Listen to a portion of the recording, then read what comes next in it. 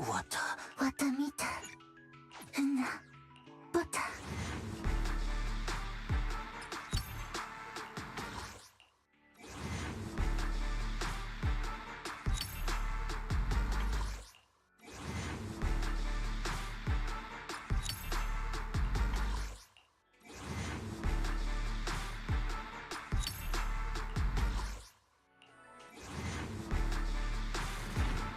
いや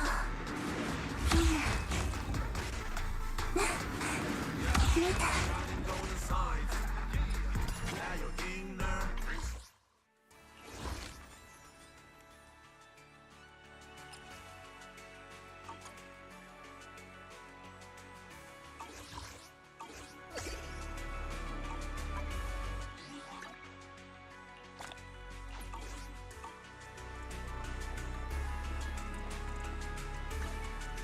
Choice.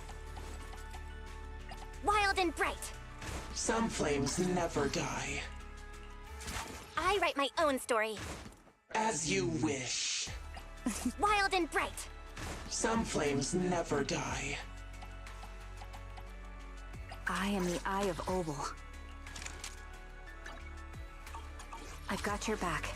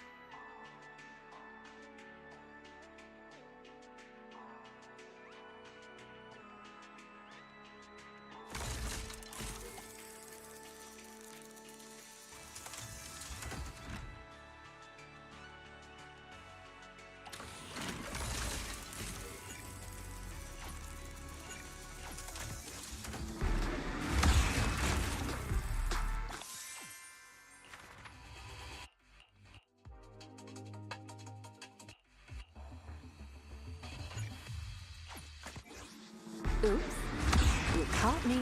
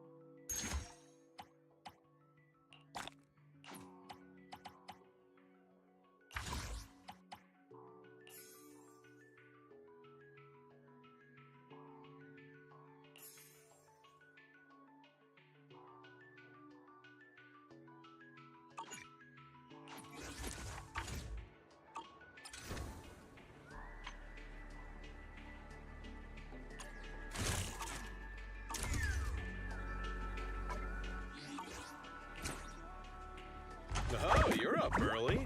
Want to try my special Bang Boo combo?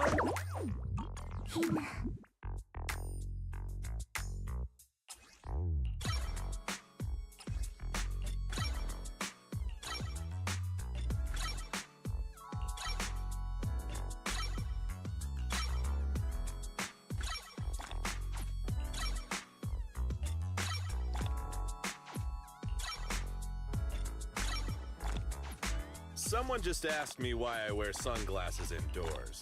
Well, is that it? Come back next time, you hear?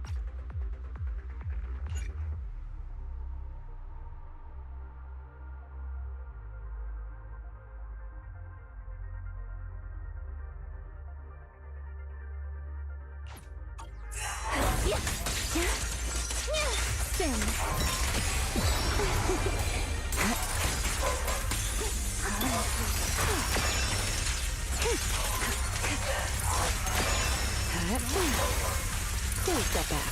Hear the howling wind. Ready to dance with me? Huh?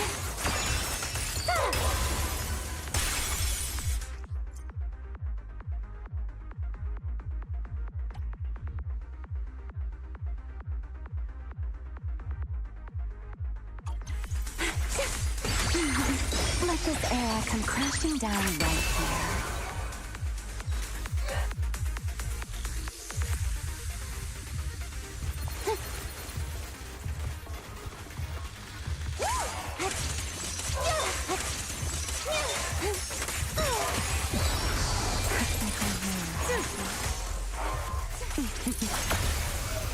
The end.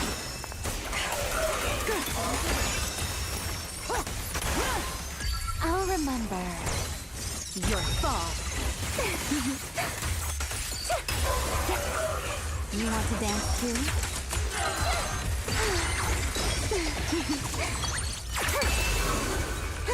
Rotate. Time to end you.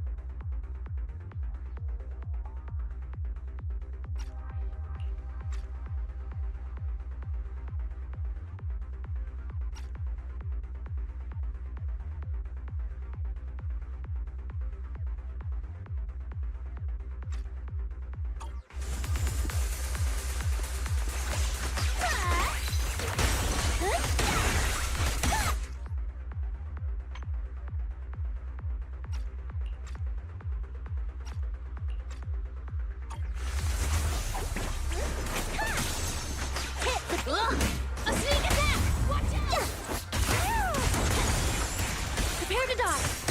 Yeah.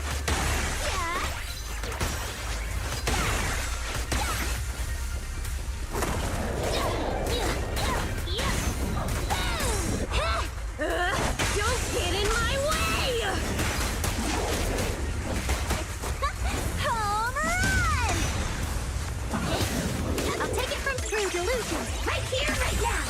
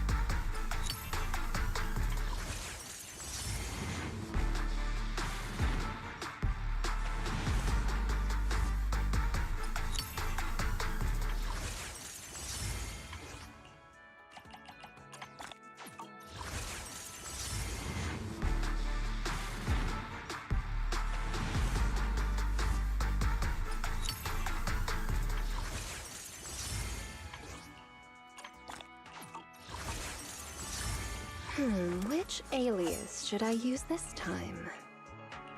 Which alias should I use this time? Wanna be my research sub? Shall we dance? This brings back memories. Do you remember when we first met? Hey, always nice to see you. Awaiting further instructions. I've got your back.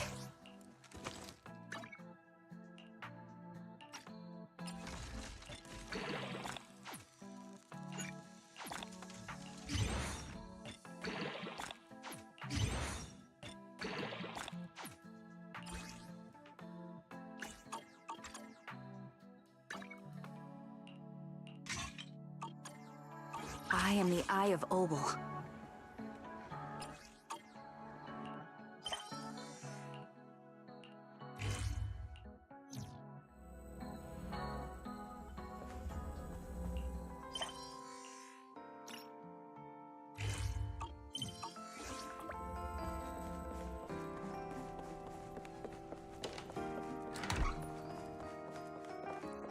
Good morning, Belle.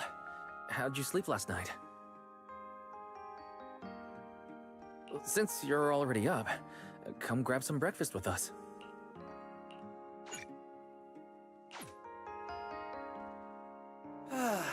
Having breakfast together with you guys every morning like this, I don't know, it just feels like... It makes even my daily maintenance feel more like a special ritual, you know? Yeah, and ever since we came to Rose Califer, Belle and I have gotten into a much healthier routine. Oh, Belle, want another fried egg? I've got an extra. I want another one too. With ketchup. Yeah. Wait, Cecilia, that's not ketchup! That's my maintenance oil! What's wrong, Cecilia? Those dark circles are no joke. Rough night? Yeah. It's all because of that thing Norma sent us, that alarm gadget thingy. I was all ready for it. No matter what time it went off in the middle of the night, I was gonna shickle you awake right away. Then we'd go catch the culprit red-handed. But it's been days, and that thing has not made a single peep. But I still couldn't let myself sleep too soundly. It was terrible last night. I counted tens of thousands of eggs and still didn't get a wink of sleep. Yeah, the Mastermind stirred up so much trouble before. Why would they suddenly disappear these past few days? Wait, don't tell me our secret operation's already been compromised! I don't think so. The truth behind the Bamboo corruption incidents was never made public.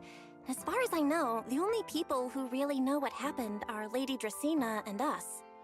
But from the culprit's perspective, now would be the perfect time to make a move. We still haven't figured everything out, and we're all being thrown off by those false leads. They seem to have vanished into thin air. Or maybe they're just waiting for the right moment? If we're talking about recent major events in Rose Califer, then the arrival of all those outsiders would be the obvious one. Yeah. That really cool Sunbringer lady did mention something like that. Wait, this culprit! They're not planning to use the crowd and all the confusion to launch an ambush, are they? Probably not, right? I heard today's welcome tea party is being hosted by the ESD. Valina and Norma will both be there, plus all 3 Sunbringers. How dumb would this guy have to be to try anything right under their noses? Fair point. But something still doesn't add up. I guess we'll just have to play it by ear for now. Oh, Belle, what about Toby? The Bamboo we saved with Valina's security key. Has his memory data been restored yet? Oh, right! Norma said before that he might have a key clue about the culprit!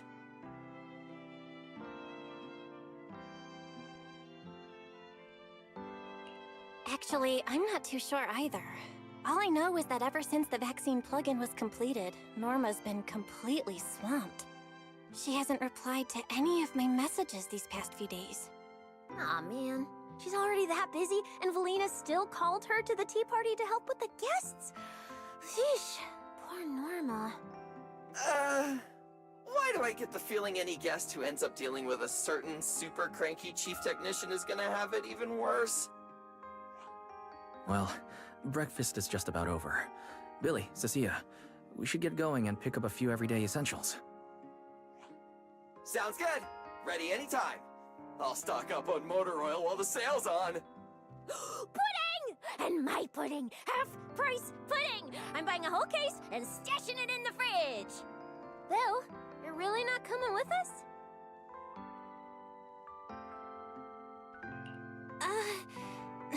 Something just came up. I mean, there's something I need to take care of with the HDD, and it's kind of urgent. You guys go on ahead. Yeah, Belle already gave me her shopping list, so let's go ahead without her this time. Well then, I'll leave things on that end to you, Belle. Huh? Oh, why do I get the feeling you two are hiding something from us? You're overthinking it. More importantly, if we don't hurry, your pudding might sell out. Huh? Oh, right! I almost forgot. Let's go, let's go! Any later and we really won't make it!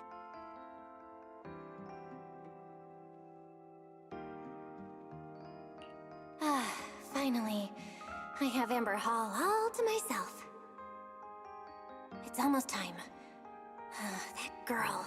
She does have quite the knack for making things difficult. But it's broad daylight. How's she planning to get here? Don't tell me she's going to climb through the window in the middle of the day. Maybe I should wait upstairs.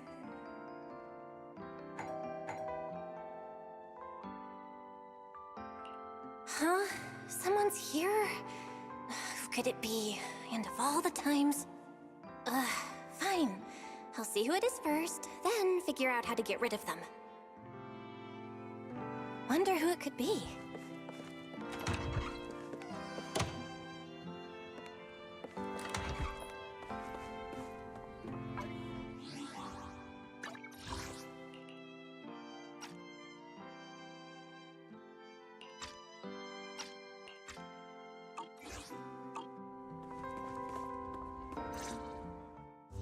Hello! Your food delivery is here! Rawr! Food delivery? Oh, we weren't expecting any... wait, that voice? It's you? Oh my! You recognized my voice right away. And I could have sworn I sounded pretty convincing. Come on, don't just stand there in silence. Give me a hand. Huh? With what exactly? So, the head is a little smaller on the inside than it looks, which means, Alright, I accidentally got stuck in it. Could you help me?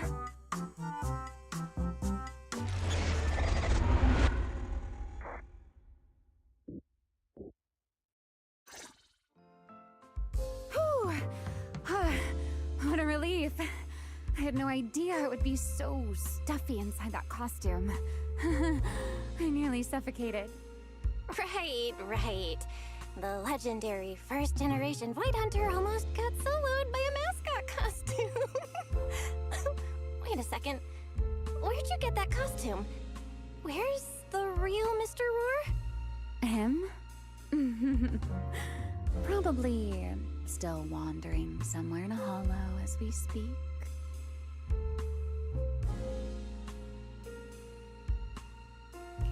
Do you have any idea how dangerous that is? Where did you leave him? Come with me. We gotta go and save him right now. Why? I left him in his own shop, of course. Come now, I'm only teasing. This isn't Mr. Roar's outfit. It's just the same design. That's all. See? Did you truly think I'd toss someone into a hollow? Oh, you really have that little faith in me? And whose fault is that exactly? A certain someone never says anything straight, only speaks in half-truths and riddles, then disappears halfway through.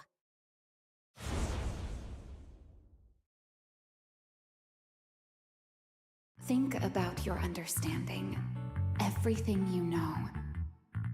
Have you ever heard of the word enchainer? Enchainer. Can't say I've heard of that before. What's that? Just as I thought. Helios never tells you anything that truly matters. But your teacher... Never mind. Let me think. Where should I begin?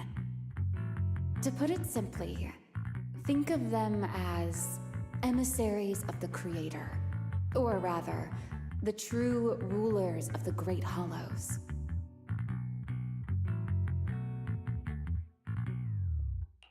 Rulers of the Great Hollows?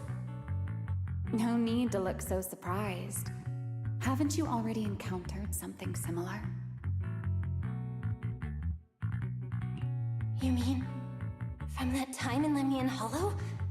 The Creator's vessel. Bingo. You got it. Still, while it bore some resemblance to an enchainer, it still had quite a long way to go before it could truly become one.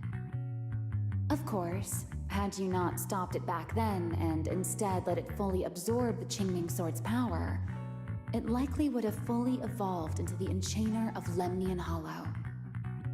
It would have gained full dominion over the laws within Lemnian Hollow, whether that's miasma or anything else. Just thinking about it, that would have been a tough battle.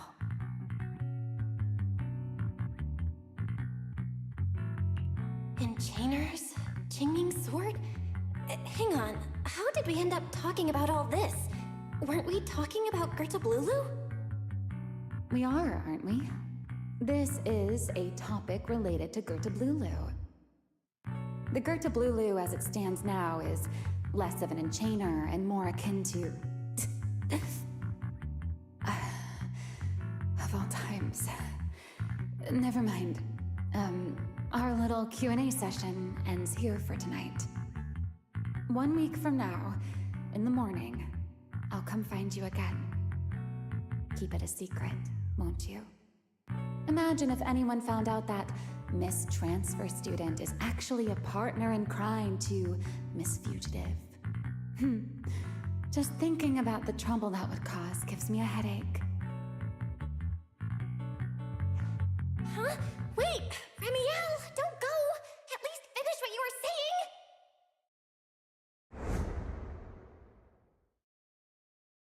saying! I never took you for the type to keep score. It's already been a whole week. Yeah. I hold grudges. So what? You just walked off mid-conversation and left me here waiting in suspense. You owe me an explanation. Oh, don't be such a sourpuss, little grudge holder. Keep digging into every little thing, and people might start thinking you're not very cute, you know. Let's return to the topic we left unfinished that night. What exactly are Gertablulu and Bashmu? The answer is quite simple. They're both enchainer larvae. Beings with the potential to become enchainers, but have yet to do so.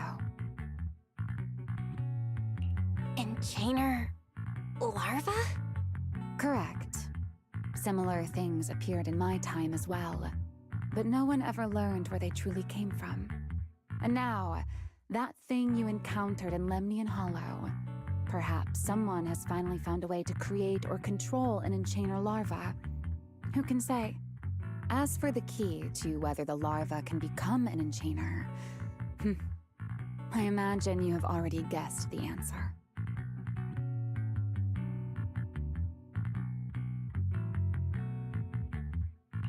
Could it be a Void Hunter weapon? Uh-huh. You're half right. Half right? What do you mean? There's something else besides a Void Hunter weapon? Now that's a whole new question, Miss Rulebreaker. It's my turn to ask one. That ability you tapped into when you faced Gertablulu, the one that lets you interfere with singularity leakage. How has that been progressing? Can you use it reliably now? Sorry. I haven't been able to do anything like that since then. Honestly, I don't even know how I pulled it off in the first place. I actually wanted to ask Lady Dracaena about that, but she hasn't shown up for the last few treatment sessions. I never got another chance. That's tricky. And here I was thinking... Thinking what exactly? that you might help me find Gerta Blulu. I'm looking for it too, you see. Will you help me out? She's looking for Gerta Blulu too? Why? No, wait, before that. Why did she come to Rose Califar in the first place? If you have a question, just ask. It's written all over your face. Okay. You probably already know about this. The Airspace Patrol's been searching everywhere for Gerta Blulu and Bashmu, and they still haven't found a thing.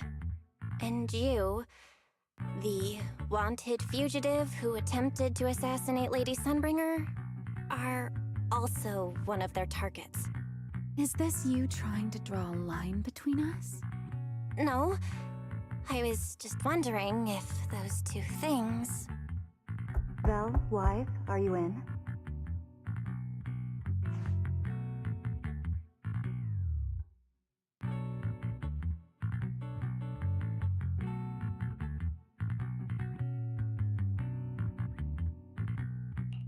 Huh? Was that Valina? What's she doing here? Uh-oh. Remiel, hurry up and... Please, pardon me. It's about something urgent, so I let myself in. Hi. Good evening. Good morning, Valina. Good morning. Are you... having breakfast with Mr. Roar? Huh? Mr. Roar? Oh, right. Mr. Roar and I are, No, Lady Valina. I only stopped by to confirm this lovely young lady's order. Rawr! Order? Right. Billy's... No, wait, Cecia's birthday is coming up, so I wanted to order a cake for her. But this forgetful young lady forgot to pick a flavor. That's why I'm here to confirm it with her. Rawr! Looks like you two have serious business to handle, so I won't keep you any longer. Rawr! As for the flavor, miss, give it a little more thought.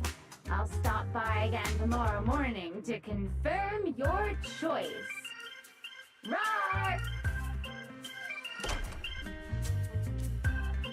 Mr. Roar seems... somewhat different from usual today. Maybe a little. Oh, right. What brings you here today? Yes. I do have a rather audacious request. Belle, I would like you to accompany me to today's tea party.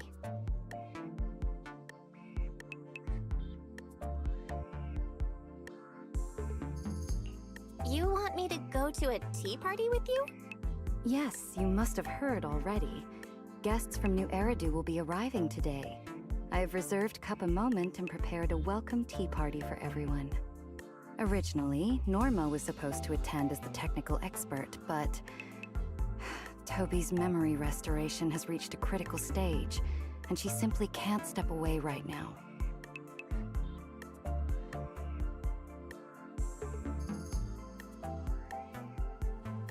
Wait, are you saying you want me to pretend to be Norma?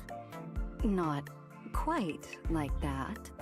Belle, I would like you and Wise to attend with me as the collaborators recommended by Mayor Mayflower. On top of that, since you arrived on our island a little earlier, I believe sharing your experience here with the guests at the tea party would help everyone settle in a bit faster.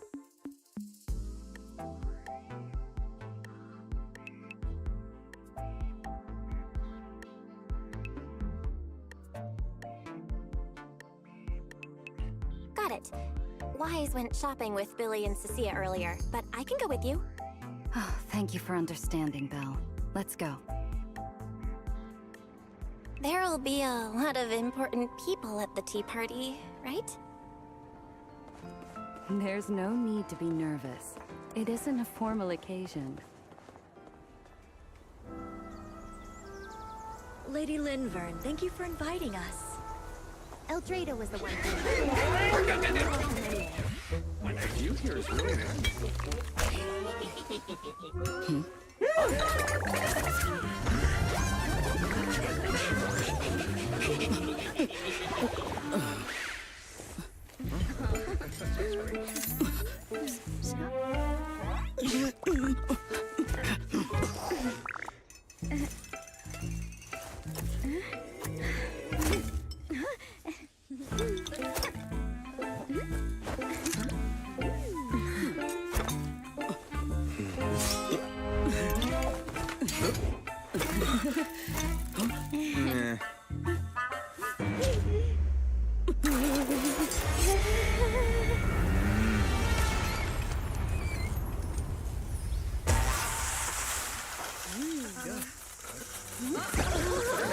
Wow, cheers lively. Pretty cool. Wow, that was amazing. It was like magic. I could barely keep up. To go to such lengths as to curate this exquisite opening, you truly have gone above and beyond. With the immense weight Rose Califer carries, I had to admit I had imagined it would be a more solemn place. Relax, Mr. Owen. Even those of us in HSO don't work with stern faces every day. For a special occasion like this, we should all loosen up a little. Yes. To be honest, I also expected Rose Califer to feel more dignified at first. But this is pretty nice too, isn't it? Just the right air to talk about cooperation.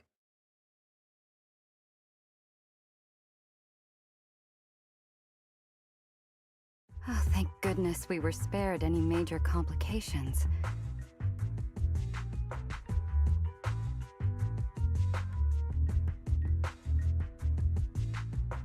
What happened just now? That wasn't part of your plan, right?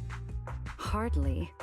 If I'm not mistaken, this little mishap is the handiwork of those little ones from the Enna gang. Enna gang? Judging by the name, is it related to Bangbu? Indeed.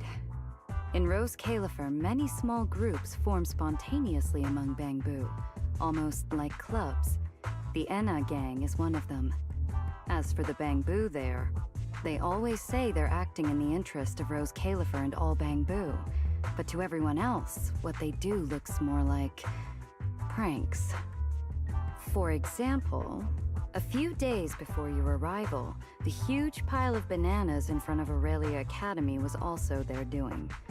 It was their way of voicing their grievances against the newest logic cores.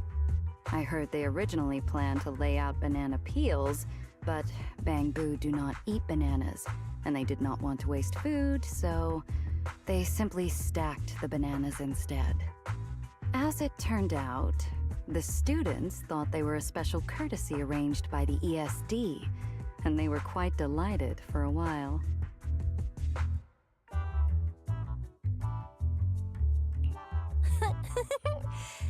So, that's what you call doing the right thing for the wrong reasons, huh? At the same time, they don't have bad intentions. What harm could those Bangbu possibly mean? They're only a little uneasy about recent changes on the island. It's fine, it's fine. Indulging their wild ideas once in a while can count as a little break from work, I'd say. Not everyone can handle their antics as effortlessly as you do, Lady Linvern. Lady Linvern? That sounds familiar. Wait, this is... Allow me to make a formal introduction. Belle, this is the director of the Airspace Patrol Department, Lady Linvern Sunbringer. Oh my, no need for the lady business. How many times have I said it? We're far past the point of formalities, aren't we? Then again, no matter how many times I say it, in all of Rose Califer, aside from Eldrada and Little Dracena, Claret's about the only one who doesn't treat me like their boss. After all, not just anyone can be like Miss Claret and end up becoming Lady Lindfern's creditor. All right. Allow me to introduce myself. Hello, Belle. I am Lindvern, Director of Airspace Patrol. I've already heard a bit about you from Dracy in secret. I didn't expect you to uncover an important clue about the Bangbu corruption incidents right after arriving. That's quite impressive.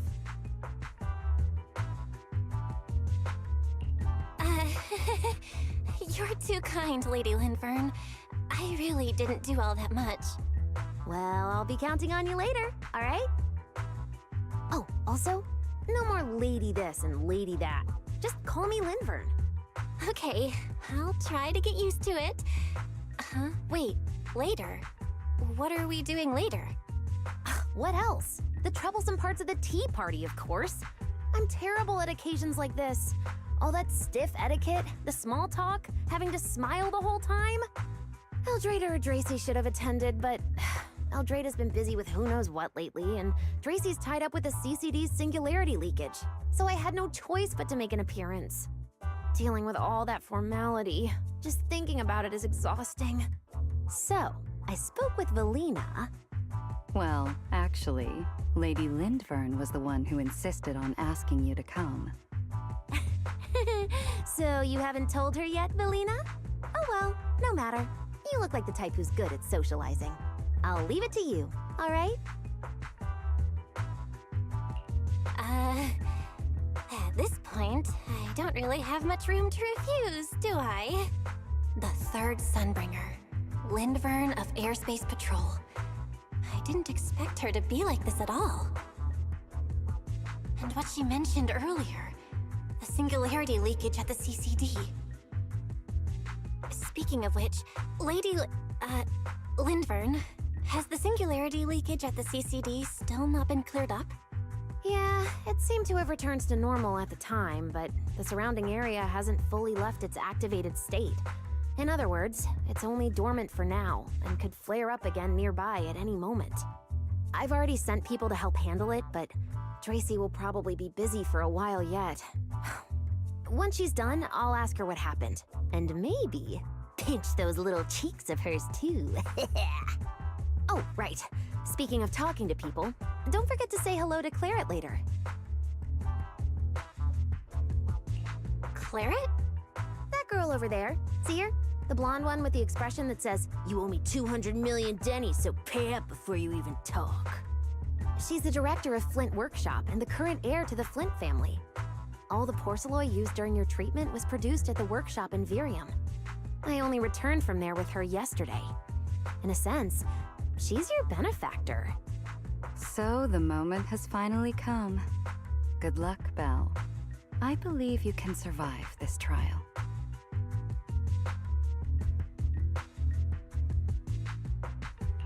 Wait, why do I feel like it's getting more dangerous by the second? Nothing terrifying's about to happen, right? No, Claret isn't that frightening. She's just a little earnest, that's all. If you're really worried, I'll teach you a little trick. Compliment her. Anything will do. Flattery does wonders.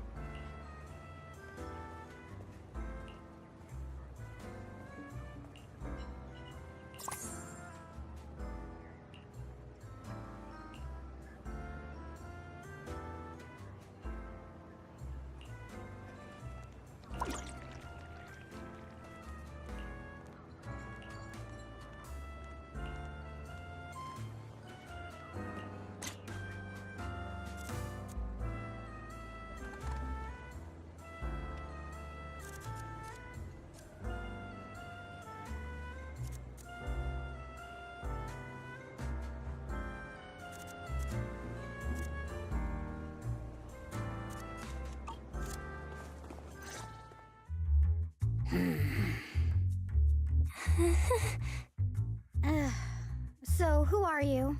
Another outsider? You've been staring at me for quite a while. Got something to say? Or is this some kind of new Eridu etiquette? Sorry, Miss Claret. I was just thinking how I should properly express my gratitude to you. Gratitude? Are you sure you've got the right person? Did I help you with something? Oh, wait, I get it. So you're the one Dracaena and the others are trying to save. Yes, that's me. Thank you very much for your help during my treatment. Oh, I forgot to introduce myself. I'm Belle. Nice to meet you, Miss Claret. Help? Funny, I don't remember doing anything like that. All I remember is someone sweet-talking me into investing in some ridiculous long-term treatment project, then burning through at least 3 days' worth of my workshop's porcelain output in a single day. As for how that turned out, that has nothing to do with you or that byproduct inside you. I'll go have a nice little chat with that innocent-faced little liar myself. Wow, she really doesn't pull any punches. Maybe I should try complimenting her just like Linvern suggested. Might lighten the air a little. Is there anything else? I'm truly sorry. I never imagined my treatment would require so much porcelain. I know this is an incredibly rare and valuable material that only Flint Workshop can produce. I'll repay your kindness somehow, and I'll never forget what you've done for me. Good. At least you understand. Hey, wait, don't just bow all of a sudden. You don't need to be that formal just to thank me. Everyone's watching. Honestly, you...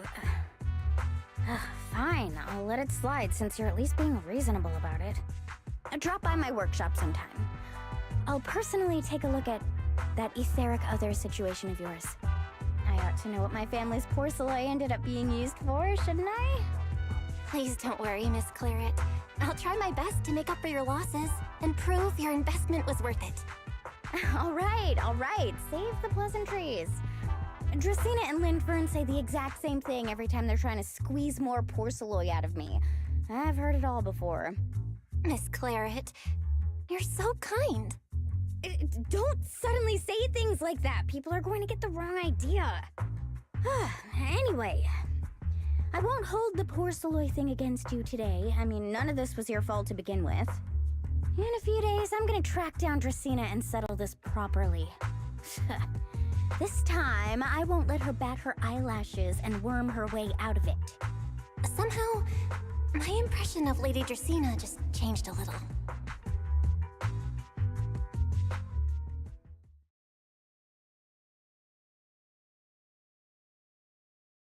Valina, Sigrid, what's wrong? What happened? No need to be so tense, Belle. It's just a small matter. Not all the guests scheduled to arrive on the island today have shown up yet. One of the airships ran into some trouble while passing through the storm belt. That held things up a bit. They're just now pulling into port. The tea party's already halfway through, and neither Lady Linvern nor I, since we're the ones hosting, can just slip away in the middle of it. So, I will be the one in charge of welcoming this batch of guests. And, Miss Belle, I would like you to come along with me.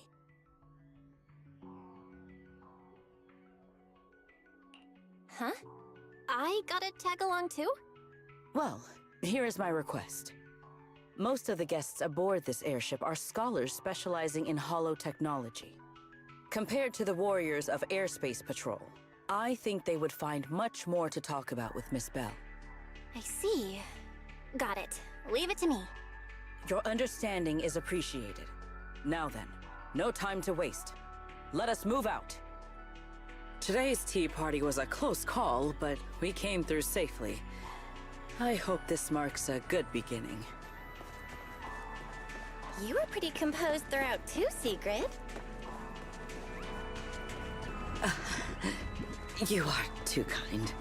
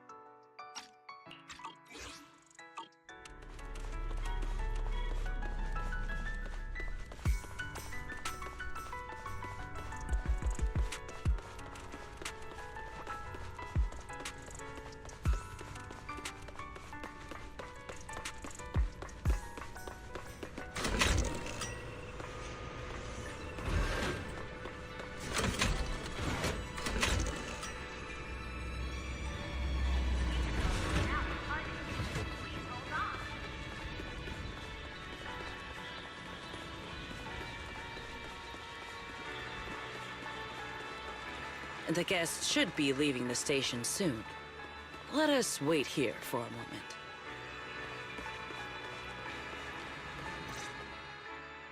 The last time I was here was just after we first arrived on the island. We left familiar 6th Street with Norma and set foot in Rose Califer for the first time. 6th Street. I believe I have heard of it. Is that where you reside in New Eridu, Miss Bell? Yeah. Wise and I run a video store there called Random Play. We also live there. A video store? Come to think of it, the temporary stall in front of Amber Hall is... Ah, I see. That explains it. If you're interested, Sigrid, wanna get a membership card for our shop? It's really handy for renting tapes, and it works at the stall too. I shall give your suggestion due consideration, Miss Bell. Ah, the guests have arrived. Miss Bell, let us greet them.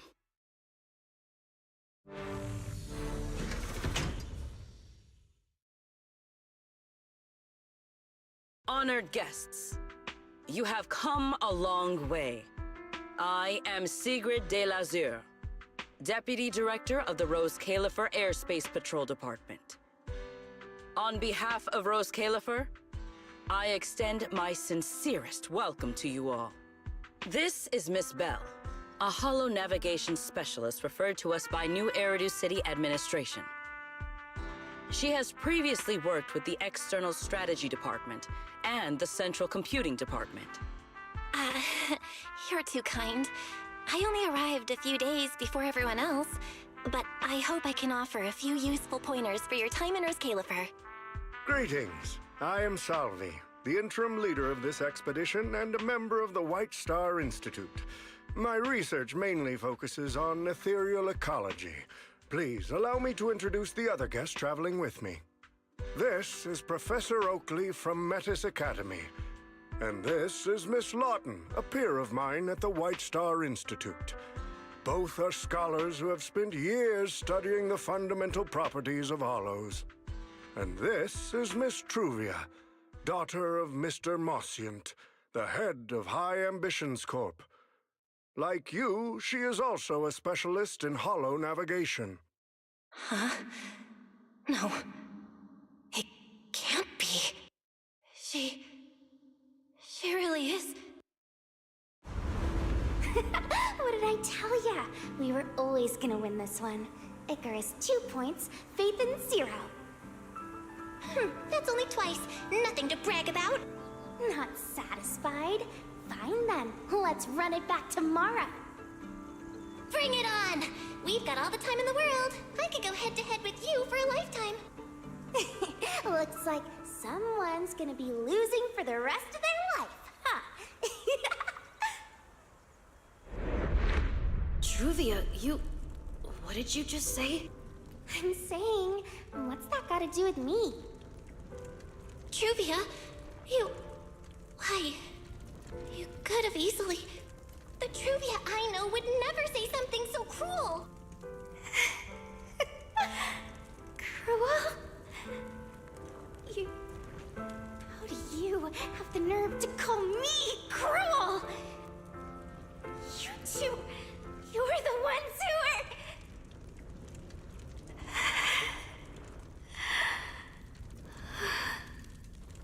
Forget it. Let's just say goodbye here, Phaethon. I know I said goodbye, but I still hope that for the rest of this life, we never have to see each other again. That really is Truvia. Why? Why is she here in Rose Califer? Did she already know Wise and I are here? No, she probably doesn't. Right, they just introduced her as the daughter of the High Ambitions Corp. Should I pretend I don't know her? Or... No, she seems to have noticed me too. Should I go say hi? Nah, forget it. When it comes down to it... Bell. Miss Bell. Yes. Miss Bell, Mr. Salvi just mentioned that since both you and Miss Truvia here are experts in holo navigation, you should have quite a few topics in common. I'm not really an expert or anything. When it comes to specialized knowledge and technical skills, you'd really want to consult Miss Truvia for that. You give me too much credit. Our group primarily researches civilian equipment and technology. I wouldn't call myself a specialist. Why are two talented young folks like you being so modest? All right. Doesn't Miss Bell also have an older brother? That's right. Then it seems I recognize you correctly. To be honest, you and your siblings' names have come up several times in our Institute's recent research logs. Naturally, I became curious and looked into it a bit. That's when I discovered Miss Bell and Miss Truvia. Not only do your research interests overlap, but you also share another connection. You both studied at Helios Academy, and around the same time, no less. That's correct, Professor Salvi. Belle and I were both students at Helios Academy once. It's just, after the fall of the old capital, we never saw each other again. Oh my, so it truly is as I suspected. Once we reach the tea party, I'm sure you two former classmates will have plenty to catch up on. Unlike an old man such as myself, at my age, there are hardly any classmates left to reunite with. I suppose you're right. This Professor Salvi really knows how to put people on the spot. What do I do? Am I really going to spend the next few hours feeling this awkward? Somebody help! I would love the chance to speak with Miss Bell a little longer, but the journey was rather rough, and I'm afraid I'm feeling a bit airsick. If I were to attend the tea party in this state, it would hardly be proper. Sorry, Miss Truvia. That was our oversight. We did not account for a situation like this. Today's tea party is just a casual welcome we have put together for you all. You do not need to worry about a thing. We will be hosting a proper formal reception for everyone down the line. If you are feeling a bit under the weather, how about having Miss Bell accompany you for a stroll in the nearby park so you can rest? Huh? Miss Truvia politely declined the tea party. She probably wants to catch up with her old classmate who she has not seen in ages. Miss Bell, too. She seems to have a lot to say to Miss Truvia. Yes, that must be it. Then allow me to lend you all a helping hand. Since Deputy Director Sigrid has suggested it, Miss Bell, if you have no objections, I would be happy to accept. Why would I object? I'd be happy to.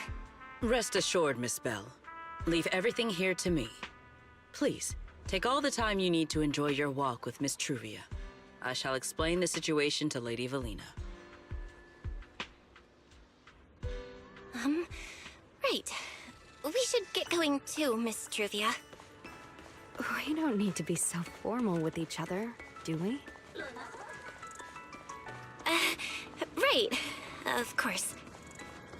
This really is beautiful. Give me a proper tour later, okay?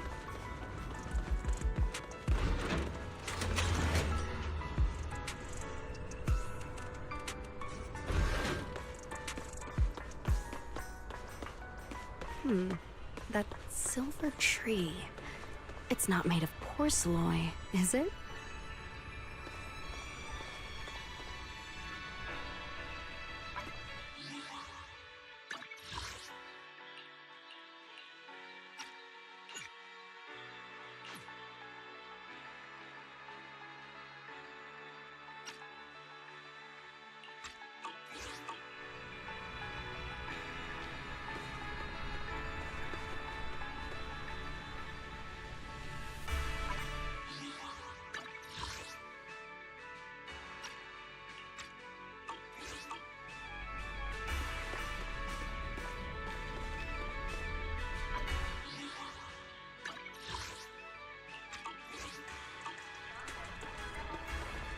The nameplate really does say porcelain. I heard Rose Califer was the homeland of porcelain, but I never imagined they'd use it for public decoration. I see. Belle, you keep saying you aren't that familiar with this place, but you always seem to have an answer for all my questions. I've heard the porcelain veins in Buastrum are also essential to the computation of Rosetta data. How much do you know about the connection between the two? Really? Or could it be that this touches on Rose Califer's secrets you can't exactly share with someone from Tops like me? Next time, huh? I'm sorry, Truvia. It's all right, Belle. Come on, let's see what's up ahead. There's so many people over there. Yeah, there's a fountain over there. It's where Bangbu hold events sometimes. It looks rather interesting.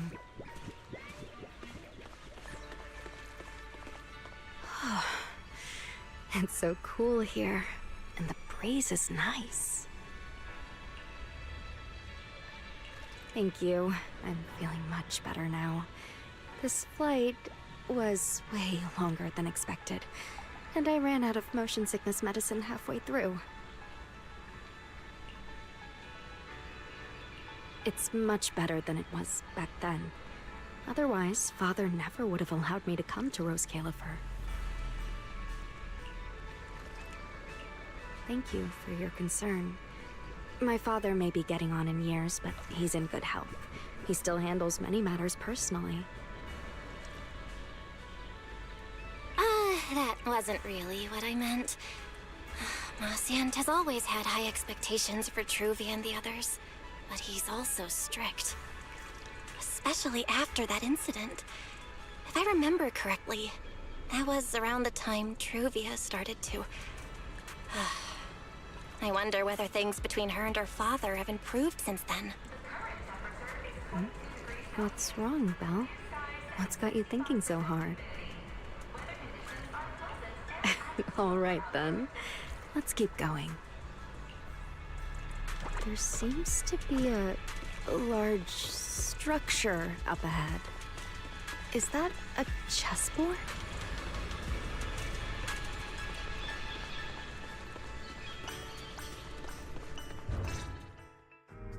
Wow, it really is a chessboard. I feel like it's been ages since I last played a game of chess.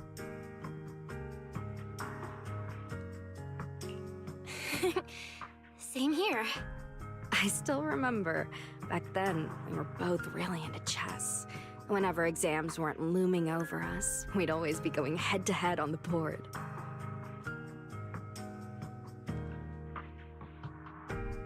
I was pretty clueless. Always ticking you off without even realizing it. Picking fights over the dumbest little things. It's fine, Belle. That was a long time ago. Oh, right. How have you been all these years? And your brother, Wise, is he doing all right? We're both doing great. My brother, he hasn't really changed at all. Still fussing over every little thing like a total worrywart. A few years back, we opened a video store called Random Play on 6th Street in Janus Quarter. Business has been... decent, I guess. If my brother didn't keep ordering all those weird documentaries on a whim, business wouldn't be so bad. If you ever have some free time, Truvia, you should totally swing by. I'll have a word with Wise. We'll hook you up with a top-tier membership card, the permanent free kind. You can rent whatever videotape you want. Well then, let me thank you two managers in advance. What about you, Truvia? All these years. Have you been doing well? I guess I'm doing all right. Over the years, with my father's assistance, I've continued my research on holo communication and navigation. Back in the day, as one of the primary investors behind Helios Academy, High Ambitions actually retained a small portion of the related research materials. My father plans to adapt the technology for commercial civilian use. Fortunately, that's something I can help with.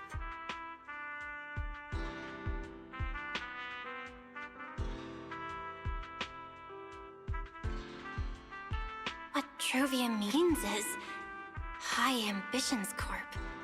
They've been conducting research related to the HDD this whole time? Does she go in and out of hollows as much as I do? If so, what's the condition of her ocular implants? Marciant, High Ambitions Corp. Do they even know that Helios never actually resolved the hidden dangers behind this power back then? No, I need to make things clear with Truvia, even if it means... Truvia, Truvia, are you still using the ocular implants Helios Academy put in us? As fellow holo navigation specialists, I think we both already know the answer to that question, don't we? Of course, I'm not trying to point fingers, and I have no intention of judging the choices you've made. But for me, I don't want this power to go to waste, and I don't want the memories tied to it to be forgotten along with it. Truvia, you've got it wrong. That's not what I meant. That incident back then, Helios Academy never fully resolved it. And not long ago, my ocular implants started acting up again. Enough! Let's not talk about this anymore. I want to hold on to those memories, but that doesn't mean I want you tracking me back to that day. I don't want today, this day of our reunion, to become the continuation of that day. Sorry. It's okay. That's all in the past now. And childhood, it's nothing more than the briefest chapter in our long, drawn-out lives. Compared to the present and the future, it's insignificant, and not really worth you and me bringing up over and over again.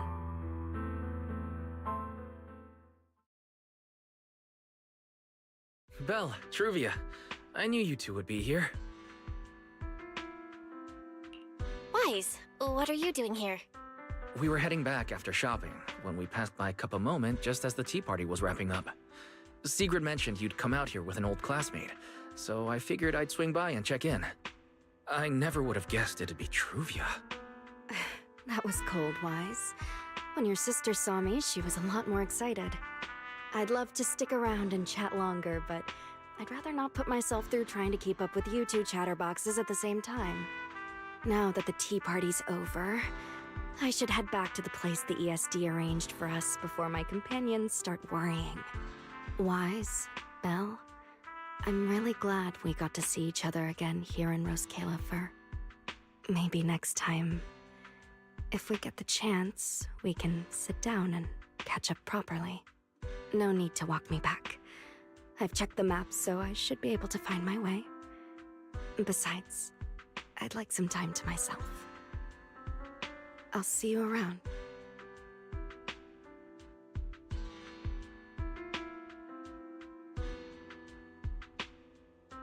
Did something happen? When I got here, things felt a little off.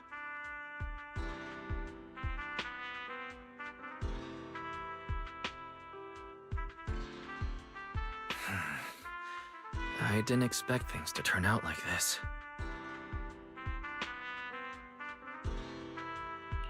Sorry, Wise. I got ahead of myself. I should have thought it through before bringing up the ocular implants with her. It's okay. You meant well. Don't overthink it. The power inside us. We don't know how much Truvia understands it. But if anything goes wrong, we're going to have a serious problem. But there's no way to talk about this without bringing up Sir Pico. We need to find the right way to tell her.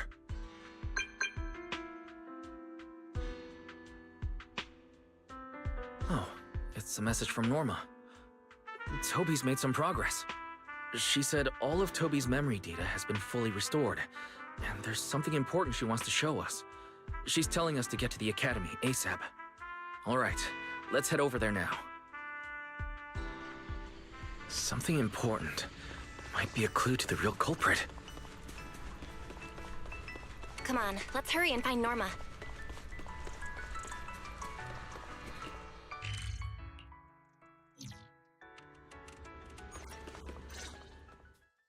Belle, Wise! What took you two so long? Norma, did you find anything in Toby's memories? Any clues about the culprit? What exactly did they do to those Bangbu? Whoa, slow down! Your expectations are way too high. Now you're making me nervous. Anyway, just like I said in the message I sent you, Toby's memory restoration work is done. Some of the data's been totally wrecked by corruption, but no biggie. I still managed to dig up someone who looks like a prime suspect. I've already seen it plenty of times. Here, take a look for yourselves. So you actually woke up, huh?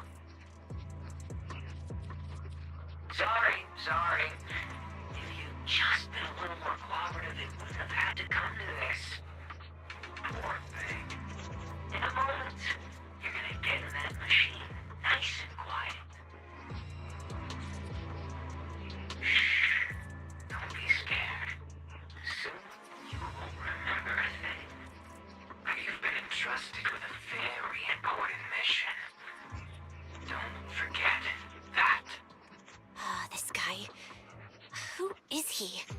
Based on what he said, he's gotta be the culprit. Exactly. That's what I think too. Unfortunately, though, Toby had already completely lost the ability to move by that point.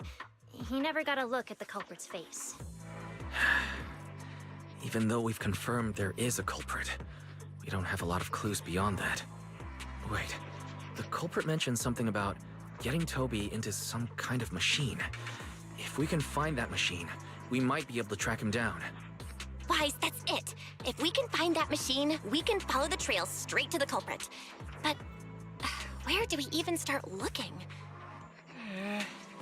Huh? Norma, over here. On the wall behind him, looks like there's something there. Can you zoom in on it? You got it. Huh. It looks like graffiti, but not the random kind.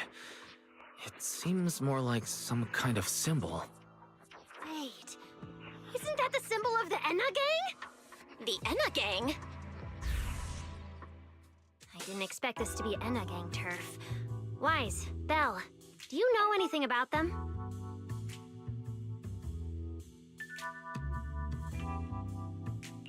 I ran into them at the welcome tea party today. Thankfully, it was just a few harmless pranks. Nothing serious. Oh, again? Those little guys sure have energy to burn. But how did they end up getting involved with the culprit? It's also possible that the culprit just happened to be on Enna Gang turf. I've heard the Enna Gang is an organization that really cares about Bangbu rights. They shouldn't be colluding with humans who intend to harm Bangbu. Looks like the only way to find out is to check out the Enna Gang's turf ourselves. Norma, do you know where we should start looking? I don't know the exact location. I just heard they sometimes meet up near the Clink Market on Gear Street to swap bottle caps they've scavenged.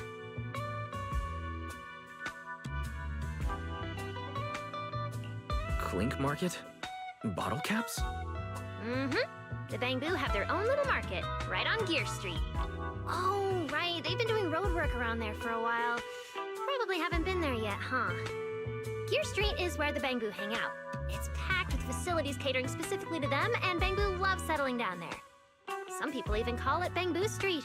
Same place, different names. As for bottle caps, I don't know if you've noticed, but the Bangbu in Rose Califer are absolutely obsessed with collecting all kinds of bottle caps. They've basically become hard currency at this point. More useful than Denny's, even. So basically, if we want to go collect intelligence from the Bangbu, we'll need to have some bottle caps ready. Huh. Oh, I just got an idea.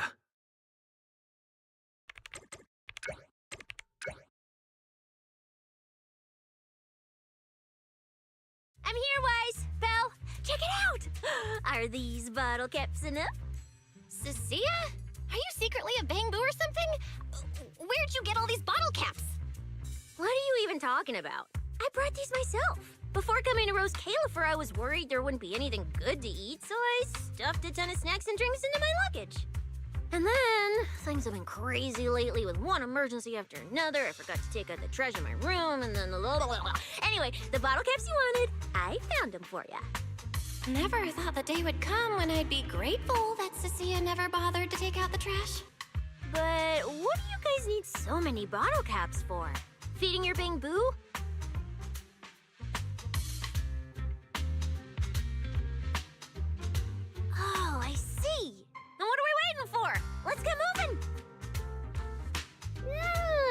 sit this one out. With someone from the ESD tagging along, I doubt you'd get anyone to talk. Here, I've marked Gear Street on the map for you. The road there should have been fixed up yesterday, so you can head straight over. But hey, don't go telling anyone I'm the one who tipped you off. All right, let's go. We'll catch you later, Norma. Clink Market seems to be located on Gear Street. I have planned a route for you, Master.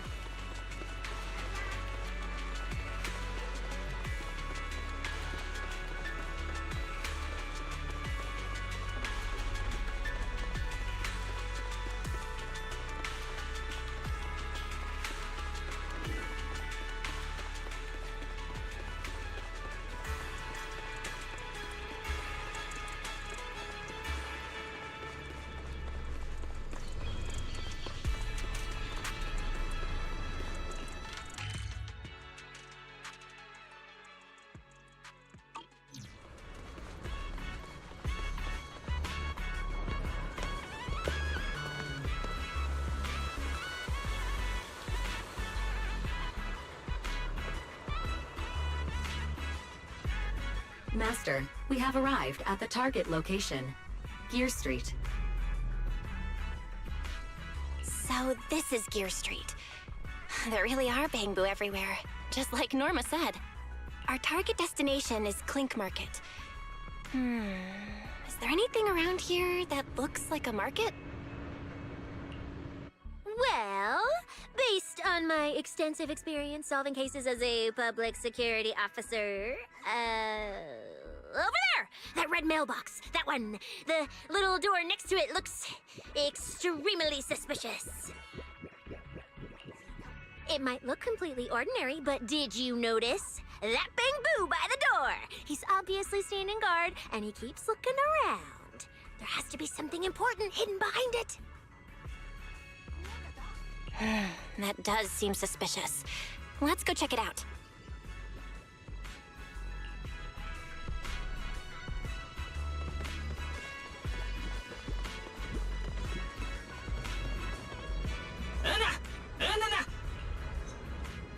I want to visit Clink Market and pick up something for my bamboo back home.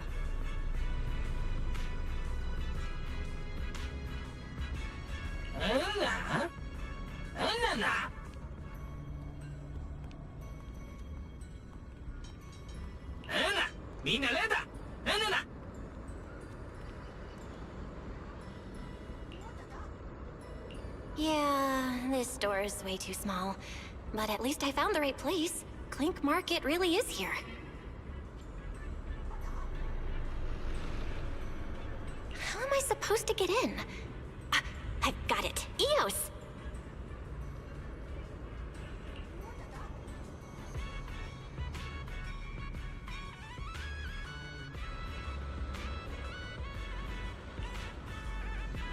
All right, that should do it.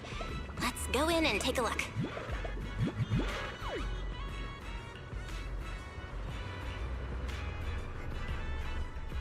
Would you look at that? There really is a whole other world behind this door. Now, who around here might know about the Enna gang?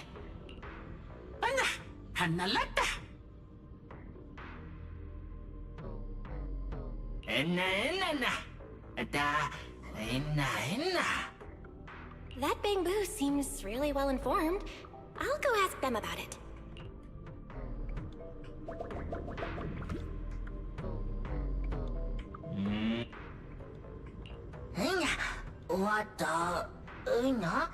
No response. What's going on? Is something wrong with Eos's language module? Wait.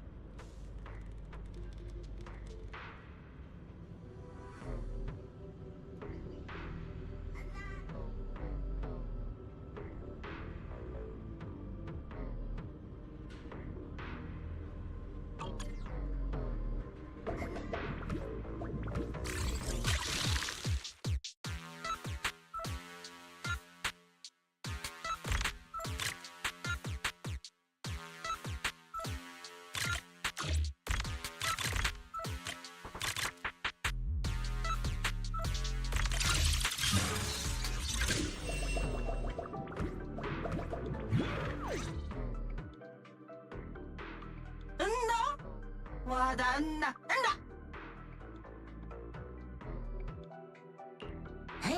와닿나? 나나 와닿나? 나?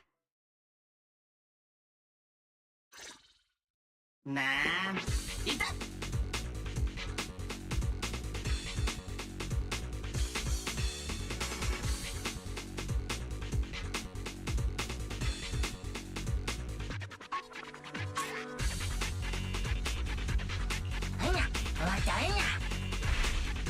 나왔다.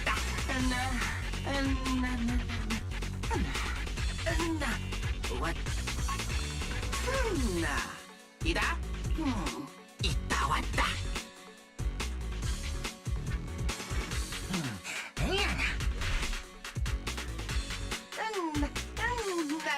와닿나?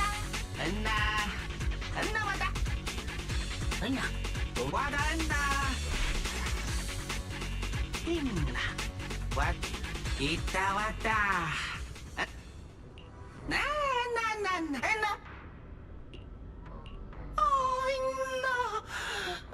나 로타.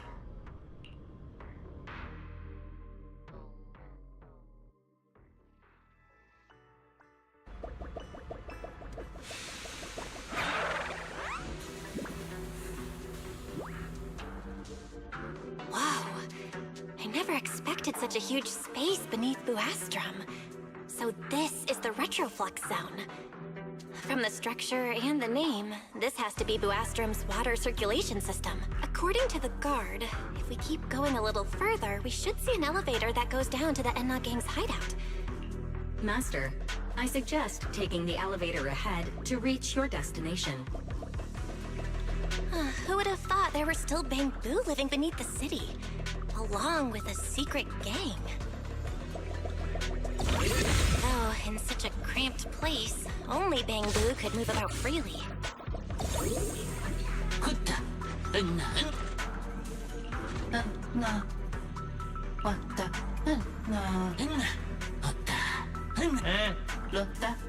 Wait, why are they all looking at me?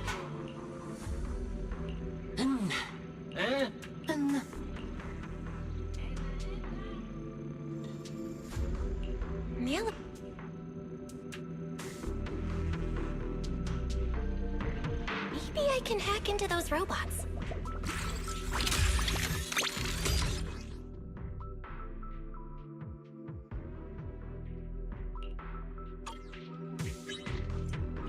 It worked.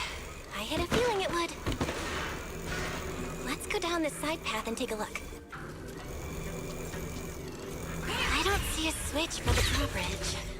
Guess I'll just try ramming it.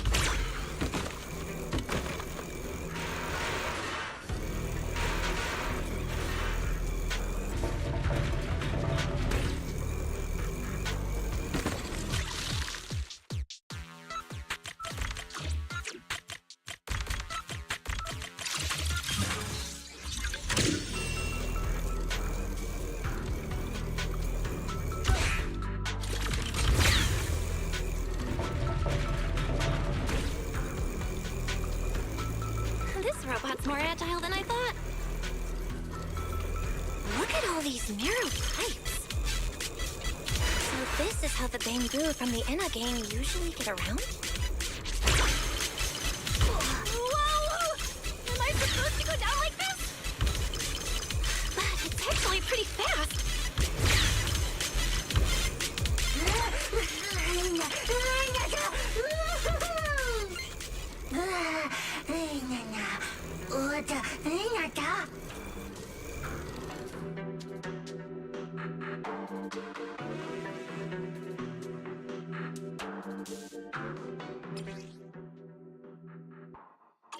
It should open if I can hit that switch. I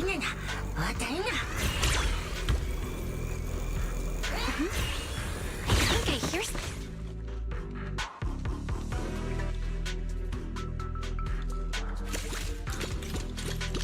Whoa, this circuit box. No wonder the elevator broke down. Let's try fixing it. We might need to come back later, and I really don't want to crawl through the pipes again.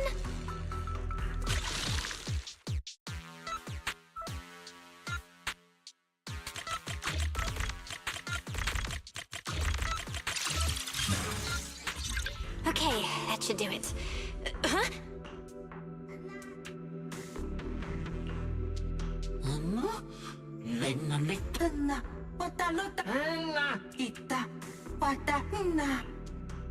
The Enna Gang's bamboo, could it be a clue about the perpetrator? What is the connection between the revelation and the culprit? Still bothering me.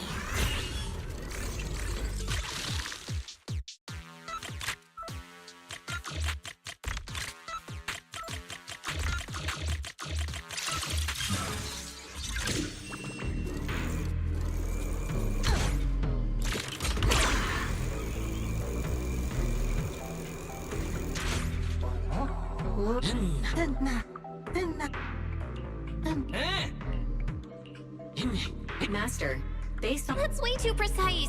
And how does this even count as a vehicle?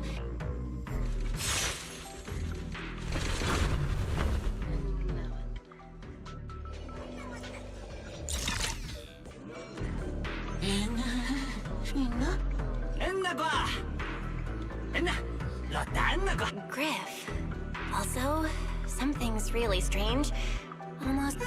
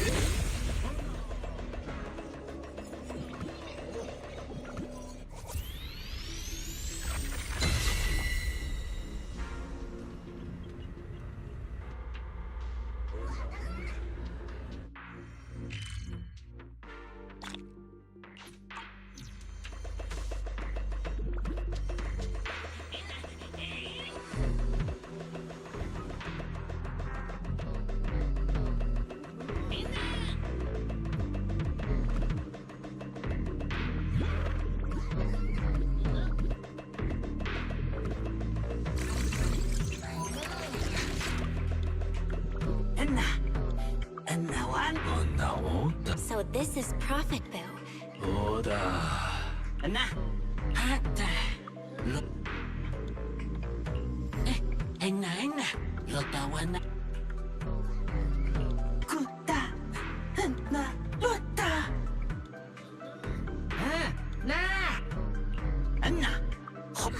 I never should have picked this revelation. Apologies, Master.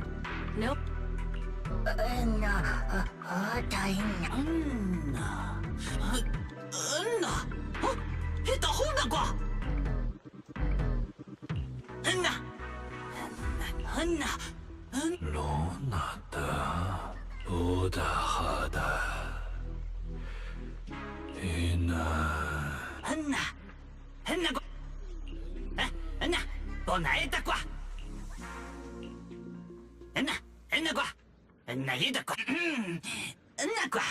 Oh? Is that so? Then come on in. The Great One. Could that be the culprit? That voice sounds weirdly familiar.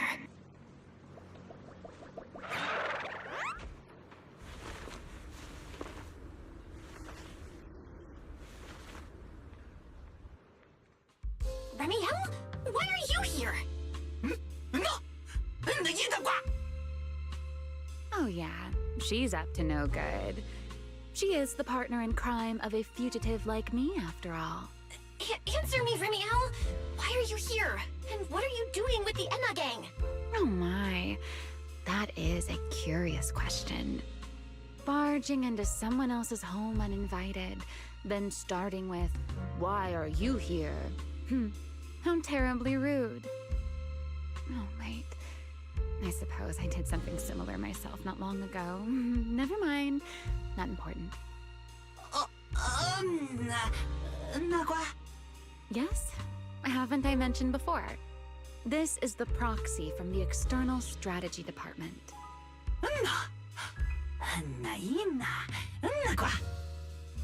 Huh? A little too talkative, aren't we, Griff?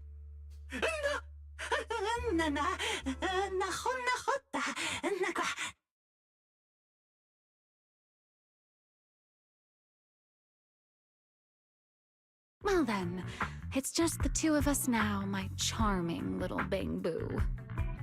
I must say, I didn't expect you to have such a practical, yet rather adorable, little skill.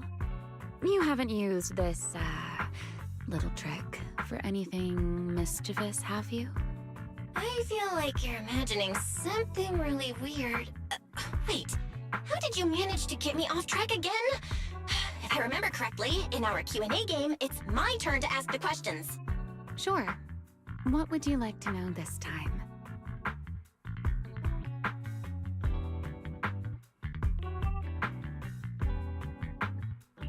Why are you on the Enna Gang's turf? And why do all the Bangbu here seem to respect you so much? My, you really should listen when people are talking, Miss Impatient. Didn't I already tell you? This is my home. What's strange about finding me in my own home? So, you're the real leader of the Enna Gang? What are you talking about? The leader of the Enna Gang is Griff, the one who brought you in just now. Me? I'm only a poor soul they took in recently, that's all. But don't the Enna Gang's Bangbu hate humans? Why would they? Because the Bang Boo they call Prophet Boo saw me once, long ago. It must have been over 100 years ago. I never imagined a Bang Boo could live that long. In his eyes, I'm still the Void Hunter, and a friend of their mother, Lady Sunbringer, the person they hold most dear. But that makes even less sense. Weren't you wanted because you tried to assassinate Lady Sunbringer and failed? In which case, shouldn't the Enna Gang's Bangbu hate you even more? Oh, that part's simple. Because, as far as the Enna Gang understands it, the three Sunbringers now governing Rose Califer, they're all imposters.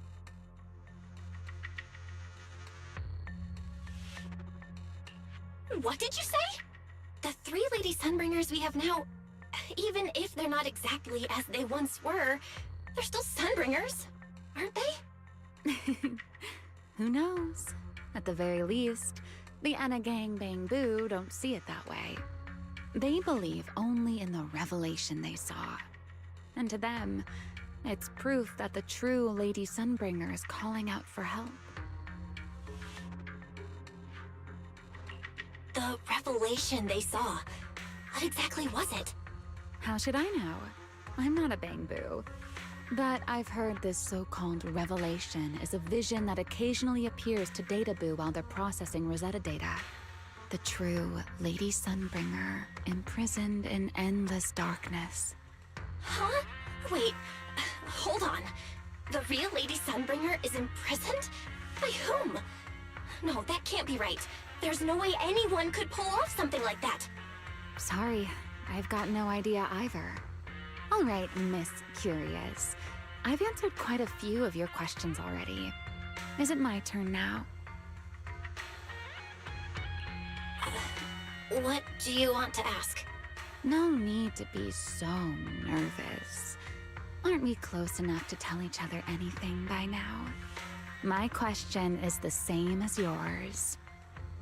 Why are you here, my dear Proxy? Remember Toby? The Bangbu we rescued from Gertablulu? We managed to restore some of Toby's memories. He was kidnapped, and the place where it happened had Enna Gang graffiti. I see. So you've come to the Enna Gang looking for answers. Singularity leakage, the culprit behind the Bangbu case, the Enna Gang, Gertablulu. If my guess is right...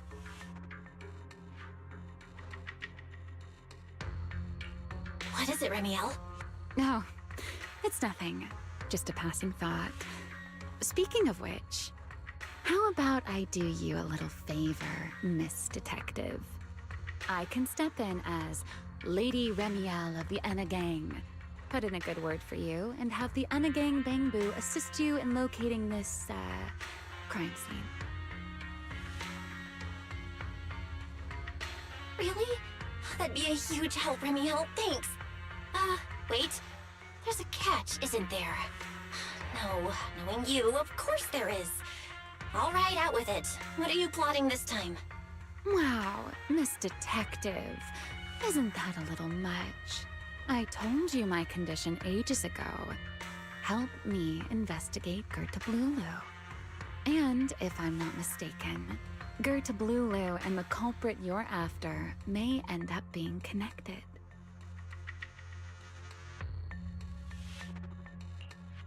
Not this again. Enough with the riddles already.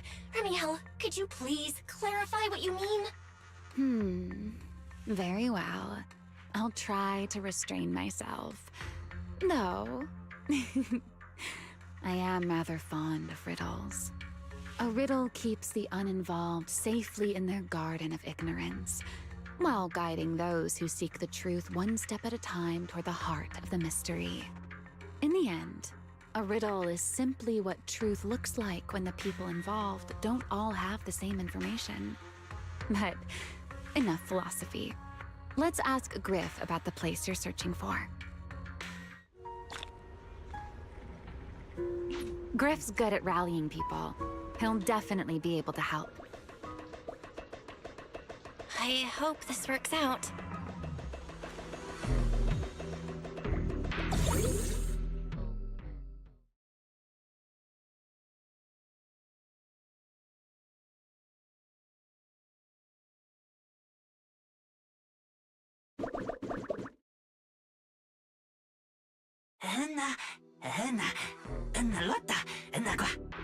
Just as I'd expect from you, Griff.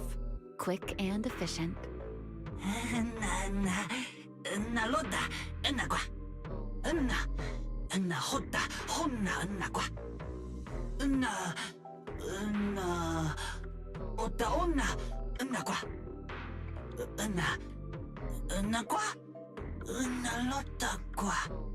Don't worry, Griff. I'll go with her.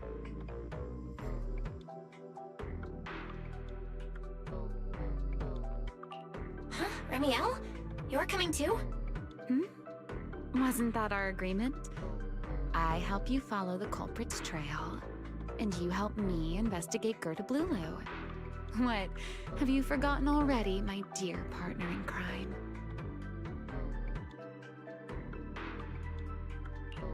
Something's not right. Did you just talk me into this again? This is one of those moments when overthinking won't do you any favors, Miss Detective. Besides, rather than concern yourself with such trivial details, my adorable little Bang-Boo, before we officially set out, could you change back into your proxy form for me? Those short little arms and legs won't be much help after all.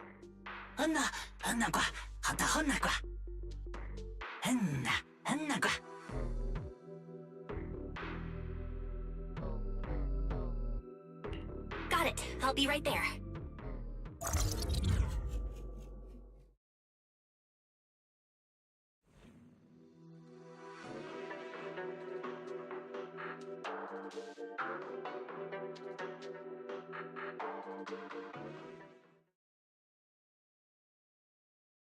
So, we've confirmed that the place where Toby was kidnapped is indeed at the very bottom of the retroflux zone. But I still can't shake the feeling that Remiel's keeping something from us. Like she said, in a Q&A game, the one answering can't lie. But that doesn't mean they have to tell the whole truth. For starters, we still don't know why she tried to assassinate Lady Sunbringer, or what her real objective is. Yeah. Back in the retroflux zone, I actually thought about asking her why she tried to assassinate Lady Sunbringer. But somehow, I had a feeling she'd just dodge the question. As for what she's really after, well, at least the part she's willing to tell us is pretty clear. She wants to use mine and Pyros' ability to manipulate the singularity leakage to track down Gerta Blulu. Toby's kidnapping, the recurring singularity leakages, Gerta Blulu? I have a feeling there's a connection between all of them that we're still missing. Yeah. Remiel said something similar too. Looks like the only way we're getting any real answers is by finding that crime scene at the bottom of the Retroflix zone. Billy and Cecilia should both be resting in their rooms. Do you want me to ask them to go with you? No need. I can handle it myself. Too many people might tip them off, and it could make the Enna gang Bangbu nervous too. Besides, with Pyrois and Remiel there, I think we'll be all right. Okay. Stay alert. Fairy and I will support you remotely. Target located. Optimal route planned. All right, let's move.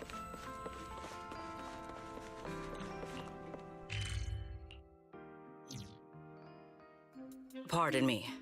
Is something troubling you? You have been circling this phone booth for quite some time now.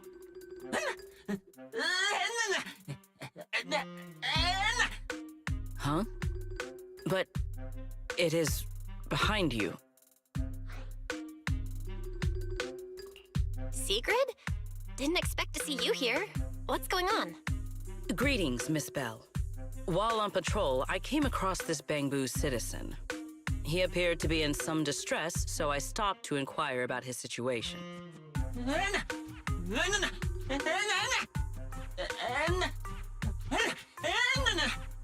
Waiting for someone?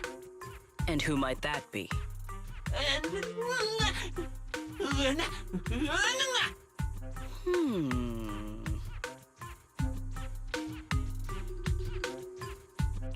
This Bangbu, is he the one Griff mentioned that's guarding the phone booth? He's way too nervous. Secret's already starting to get suspicious. I've got to think of something before he gives himself away. Secret, actually. The person he's waiting for is, I see. Citizen, the one you await is Mr. Gaboo. Is that right? Mr. Gaboo? Who the heck is that? I do not know. But we must stay here. We must wait for Mr. Gaboo. Perhaps today. Perhaps tomorrow. But one day, we shall wait no longer. For Mr. Gaboo will finally arrive. Huh? Oh, it's a line from the famous play, Awaiting Gaboo. Did I get that right, Mr. Actor?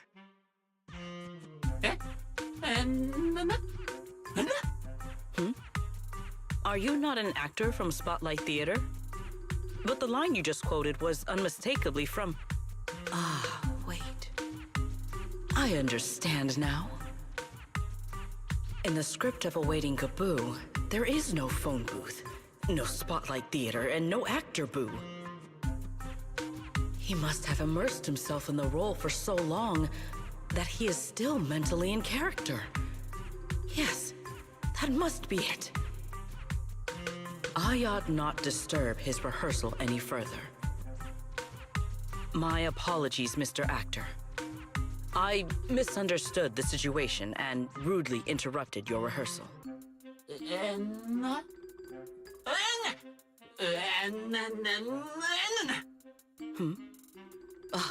Indeed. Only by holding fast to courage and conviction can we fulfill our duty to protect Rose Califer.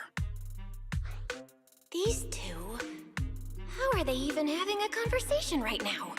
They're not talking about the same thing at all. Whatever. At least Sigrid doesn't seem to suspect anything. If she finds out where Remiel is, explaining everything would be a nightmare. We've come this far already. I'll just play it by ear. Well then, now that the misunderstanding has been cleared up, I shall not interrupt your rehearsal any further. Farewell, you two. I wish you a pleasant day.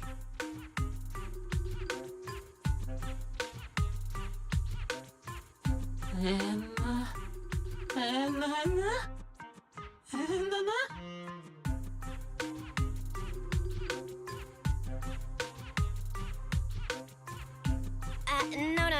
Absolutely not. You've got the wrong idea. A very, very wrong idea.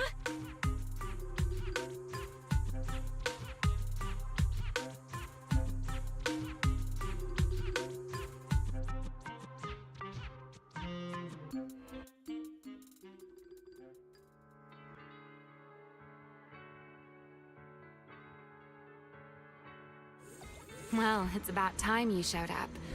Amber Hall isn't that far. What kept you?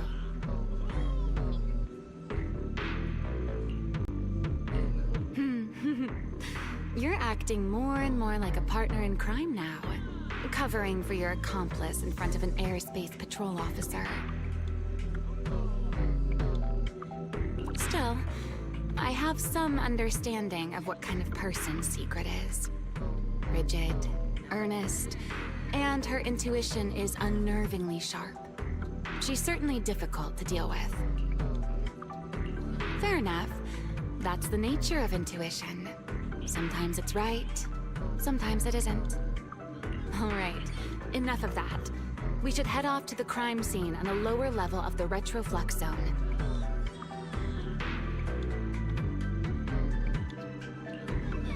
The entrance is this way.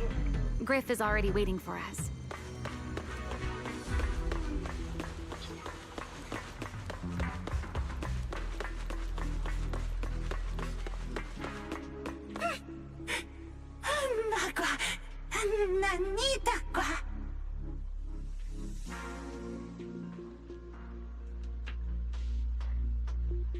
All right, Griff.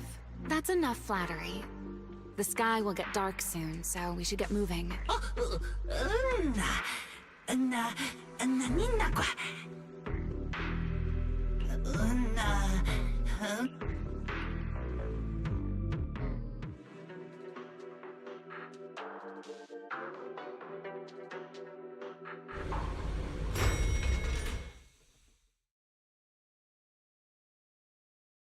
Here we are.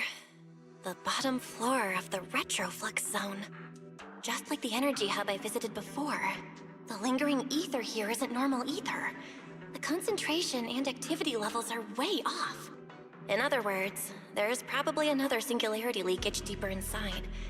Come to think of it, Griff mentioned something like that too.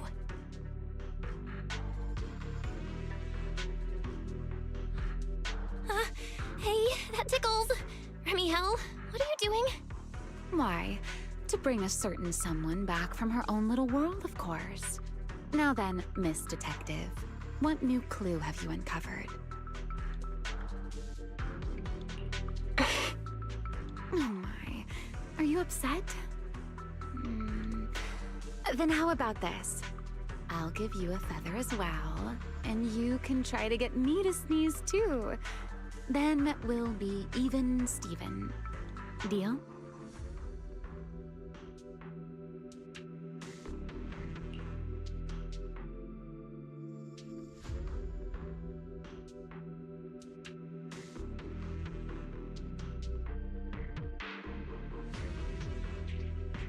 There. Now we're even. So, tell me, what did you find?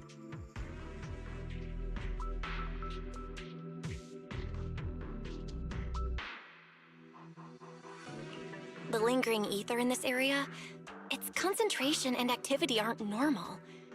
And it's a lot like the energy hub I've been to. In other words, if we keep going deeper, the odds of running into a singularity leakage are very high. So, as we keep moving deeper, we'll need to avoid singularity leakages as much as possible. Remiel, I need you to follow my directions, okay? I'm pretty dang confident in my proxy skills, so we should be just fine. Remiel? Are you listening? Remiel? I'm listening. Please, go on.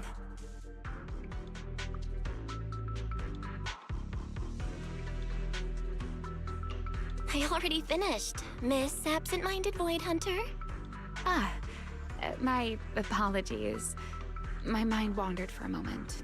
It won't happen again. But I did hear everything you said. Really. Relax. I'll follow your lead. After all, you're Faithin, the legendary proxy. I'll leave the route planning to you, oh great Faithin. Mind using a different title, oh great wanted Void Hunter? I swear, you're always way more demanding of me than anyone else.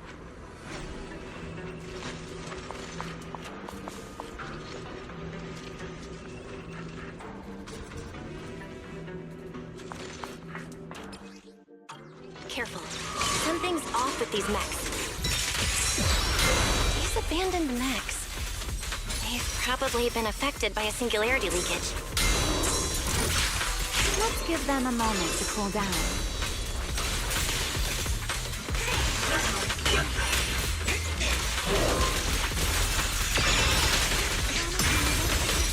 You won't be disappointed.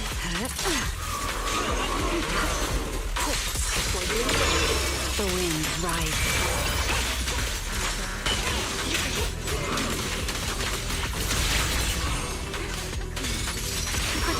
Let the stage be even more dazzling. Try your weapon! Done. Let's keep moving.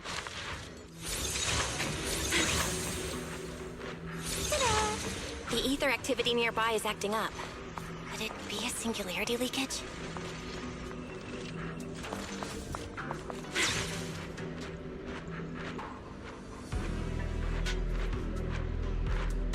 There are way more enemies around here than I expected.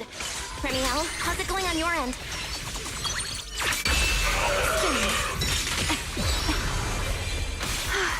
These enemies are far too strong. I couldn't possibly defeat them. Abandoned mech beats first generation Void Hunter. Yeah, that'd make a pretty wild headline. Speaking of which, your combat skills are improving rather slowly, aren't they? Hey, I'm doing pretty good for someone who's always been the brains of the...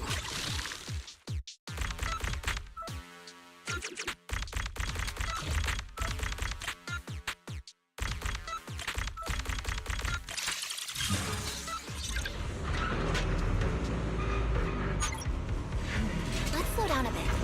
The area's... Timmy, wait, don't!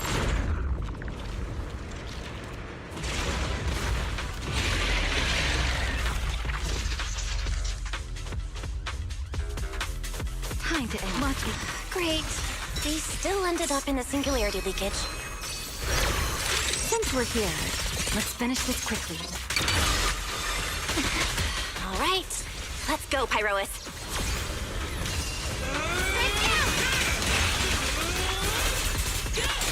Don't fret. Always can be caught. Who's got that?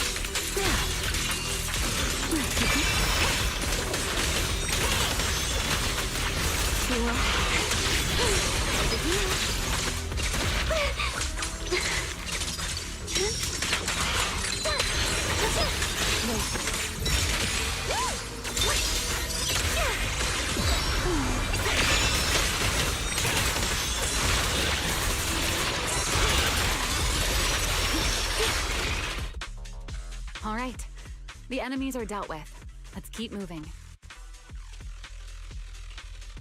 And after all that, we still ended up entering the singularity leakage. Remiel, didn't we agree? Follow my directions and avoid singularity leakages whenever possible. Sorry. That was my bad. It won't happen again. I'm not like you, Remiel. You were right. When it comes to combat skills, I really haven't improved much. I've mostly just been relying on Pyrois' power. That's why I've been trying to stay away from those dangerous singularity leakages. At the very least, I don't want us getting dragged into a fight where I'd only hold you back. If you ask me, you're being far too hard on yourself, Miss Proxy. The proxies I've known, well, there haven't been many, but among them, the only ones capable of entering a hollow and fighting in person are you and Joyous. What was it you all ended up calling him again? Ah, right. The predecessor of proxies.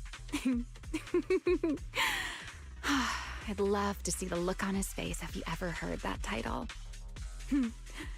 Look at it this way. You're already enough of a legend to stand shoulder to shoulder with the predecessor of proxies. Does that make you feel a little better?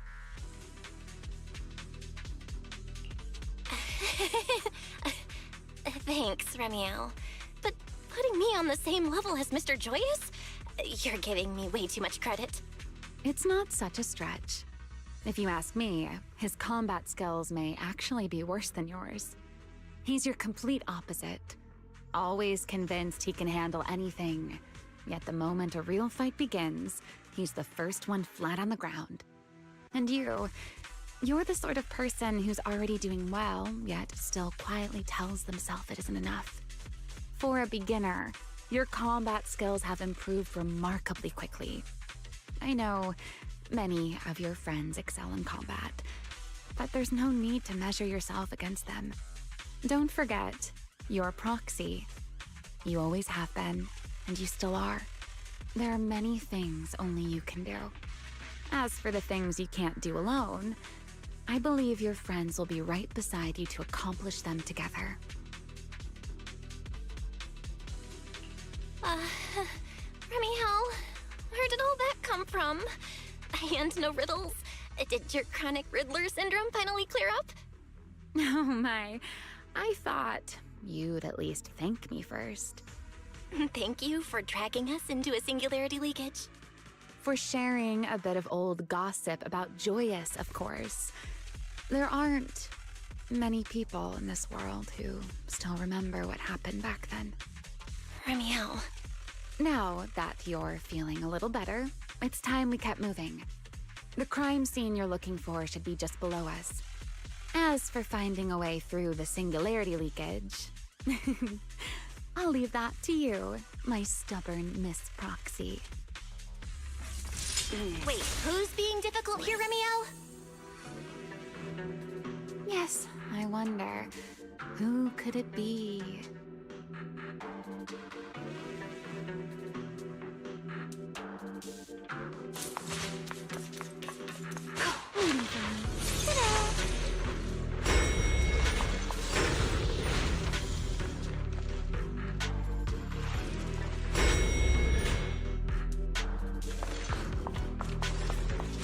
I'll leave the fighting to you, Remy-Hal. As you say, Miss Proxy.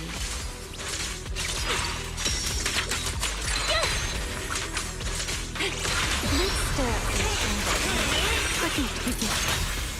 Hey, Rowan! Doesn't it seem like there's more and more enemies around here? This hardly counts as a warm-up. Feels like we're really starting to get in sync, Miss Proxy. If I push just a little harder, I can totally keep up with you. Oh, no.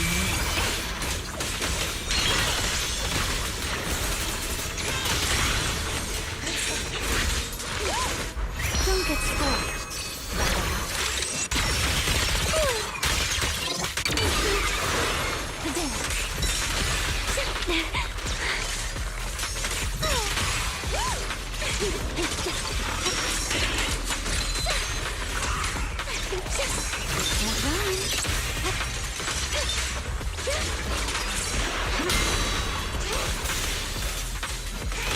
Finally, it's over. Come on, let's keep moving. Your stamina is just short of a pass.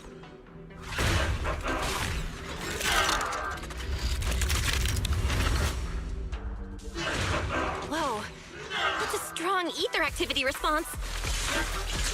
Master, I'm picking up ether activity similar to that of Toby. So the culprit used this mech to hurt Toby. Remy-Hal, you can't smash it to pieces.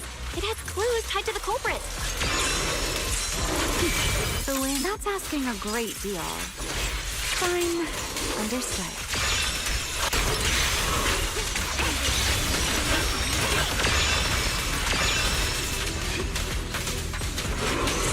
Ready to dance with me?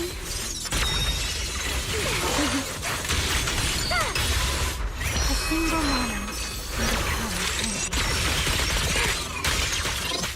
I know exactly why I've chosen to spread my wings. Wield the blade with me! Eternal imprisonment!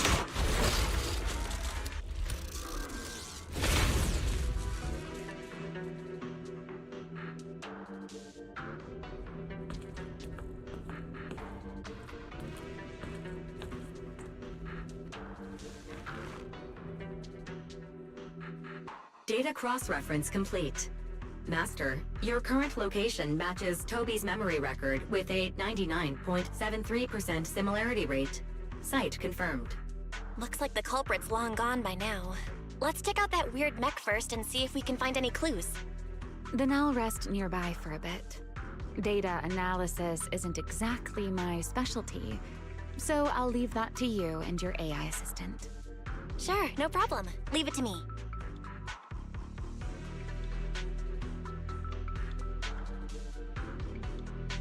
Just as I thought. The culprit used this mech to implant potent ether into the bamboo. And there's something else. I'm seeing traces of a virus inside the bamboo. Was the culprit trying to control them remotely and make them commit crimes? Or maybe... Best be quick, Miss Proxy. I damaged that mech's ether battery during the fight, so there's no telling when it might explode. Huh? Why didn't you mention that sooner? Wait, what's this? A video? No. It looks like a photo. How is that possible? Why is he here? No, that's not possible. He should have... Serpico? How could Serpico be here? Huh? That image that flashed by just now, what was it? The culprit's face? I feel like I've seen it somewhere before. I'm not sure, but... this mech's data is way too corrupted. Fairy, can you recover that image from earlier? Understood, Master. Locating anomalous image data. Serpico? No, it can't be him. It's just someone who looks like him. I must be seeing things. It's probably because I saw Truvia earlier. That's why Serpico came to mind. I must have mistaken the culprit for him. Yeah, that has to be it. But what if? What if that really is Serpico? You look pale, Miss Proxy. What happened? If we've gathered enough information, let's head back for now. No need to continue analysis here. The culprit is clearly long gone. Miss Proxy? Belle? Are you listening? Oh, I'm fine. Just give me a little bit. I want to confirm something.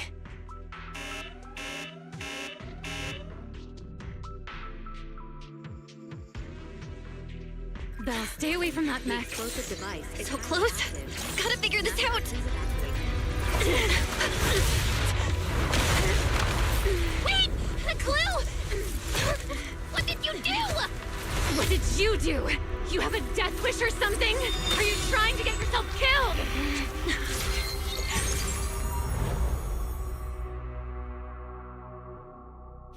Wait. What is this? These are unfamiliar voices. And visions. They are the ones who once again defeated the enemy and brought new hope to Eridu. Belly. This commendation ceremony has far too many steps. My legs are killing me from standing here. And my back itches. Everyone is watching. Behave. If you're going to be so proper about it, then stop replying. Next, please welcome Colonel Vike and Lieutenant Colonel Dan of the Guard of Staves to the stage for their commendation ceremony. Oh wait, why are you ahead of me, Belly? Shouldn't this be sorted by surname initials? Why are they using given names instead? Because it's sorted by rank. A colonel comes before a lieutenant colonel. That makes sense, doesn't it? These are Remiel's memories? But why am I seeing them? If I'm not mistaken, the person beside her is also one of the first-generation Void Hunters. A colonel of the Guard of Staves, Peliora Vike. Huh? And this one is... That is all I wish to add regarding the experiment.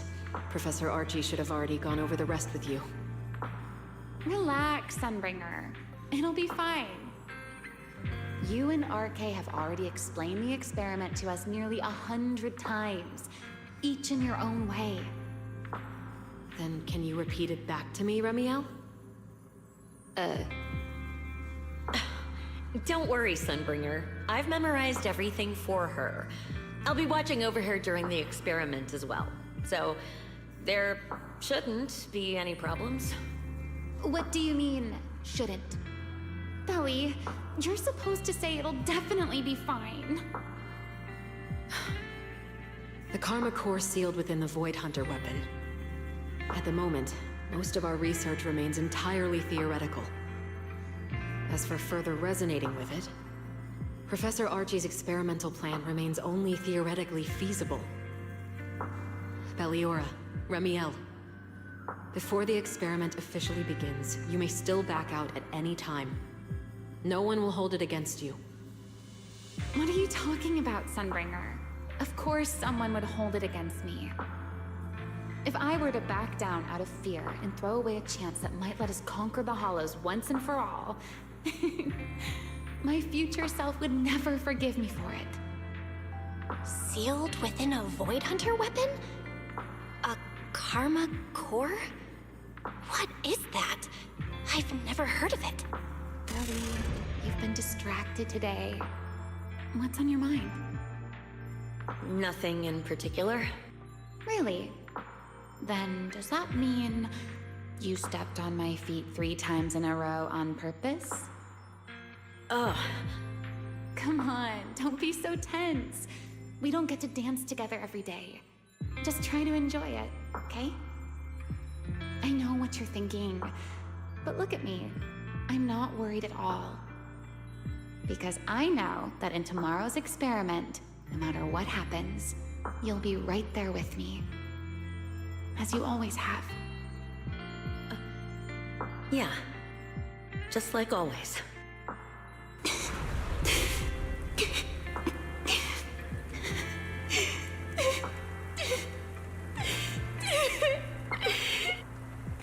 I'm sorry. I should have noticed sooner. Good night, Ellie.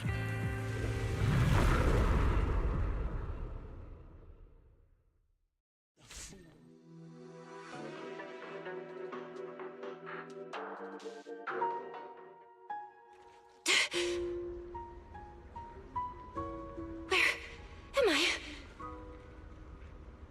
You're in someone else's home, sleeping in someone else's bed. Please tell me you don't drool in your sleep. Remiel? Wait, is this the Enna Gang's hideout? Correct. It looks like you're still in good shape. That whole ordeal didn't scramble your brain after all. Tell me, what did you see? Now, don't go quiet on me, Miss Proxy. Unless, are you perhaps a little too bashful to speak up? Worried you might be mistaken for a peeping Tom? I'll go first then.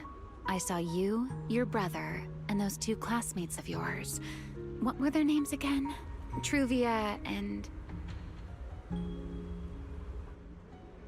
Sir Pico. Oh, right, Sir Pico. So that's what happened between you all. No wonder you were so shaken. Why? Why were we able to see each other's memories? That is not a question I can answer for you. After all, I have only experienced it twice myself. Twice? Mm-hmm. The previous time was when I retrieved Thaumiel from within you. I was really caught off guard, too. I had no idea what was happening. It felt like a flood of memories that weren't my own poured into my mind all at once. Though it seems you have no recollection of it whatsoever. Maybe you were already on the verge of losing consciousness then, and felt nothing at all. All right. It seems I am the one who'll be mistaken for a voyeur. For the record, I didn't mean to pry. So, can you tell me now? What exactly did you see? I saw you, Colonel Vike, and Lady Sunbringer. You were talking about something called a karma core, and after that... Not long after that, Belly died. I killed her with my own hands. Remiel. I'm sorry, Belle. I know I was the one who brought this up, but I'd rather not talk about it anymore. It's getting late. You should head back to Amber Hall.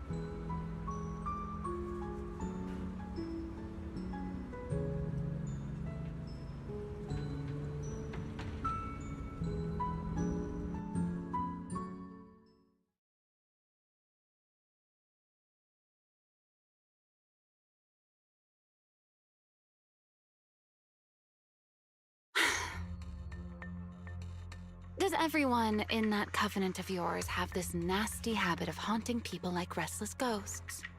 I'm simply concerned about your mental state, Remiel. Then this is the worst possible time to appear. I can at least pretend you don't exist if you just stay away. Sorry. If you are truly sorry, then disappear. Now. You knew all along that Phaethon and I would have that strange resonance, didn't you? I'll take your silence as a yes. Yes. I knew all along that she would have an anomalous resonance with you. The part of you that's already fused with the karma core. But I'm sorry. I did not expect the two of you to see fragments of each other's memories because of it. Fine. Since you are being so sincere, I will forgive you this once. So, why did you show up this time? Surely you didn't come all this way just to apologize.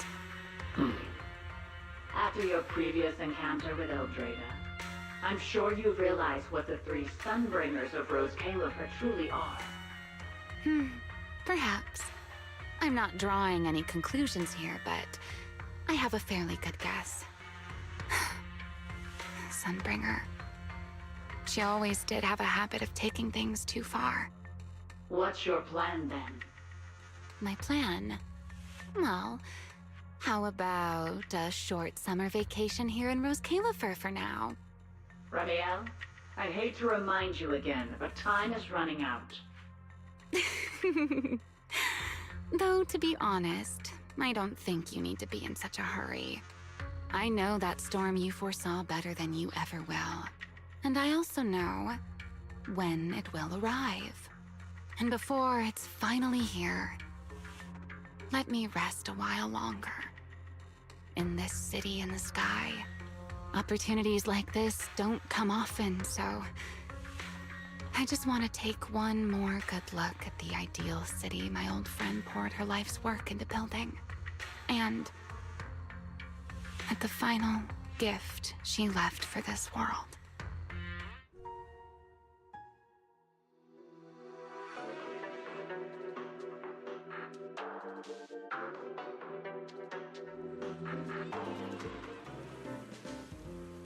I've never seen Remiel look that sad before.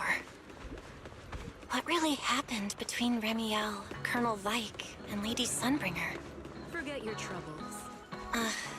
Never mind. Now's not the time to get stuck on that. I should head back to Amber Hall and check the data we collected.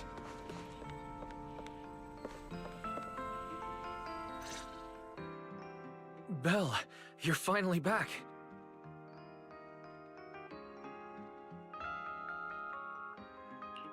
Huh? Wise, what's wrong? Why do you look so tense? How could I not be? You suddenly lost contact with Fairy down at the bottom of the retroflux zone. If Remiel hadn't used your phone to let me know you were safe, I was about to grab Billy and Cecilia and go looking for you. Sorry. That was my fault. I should have let you know first. Wait, how did Remiel know my phone password? Did she learn it back then, too? So, what exactly happened after we lost contact with you?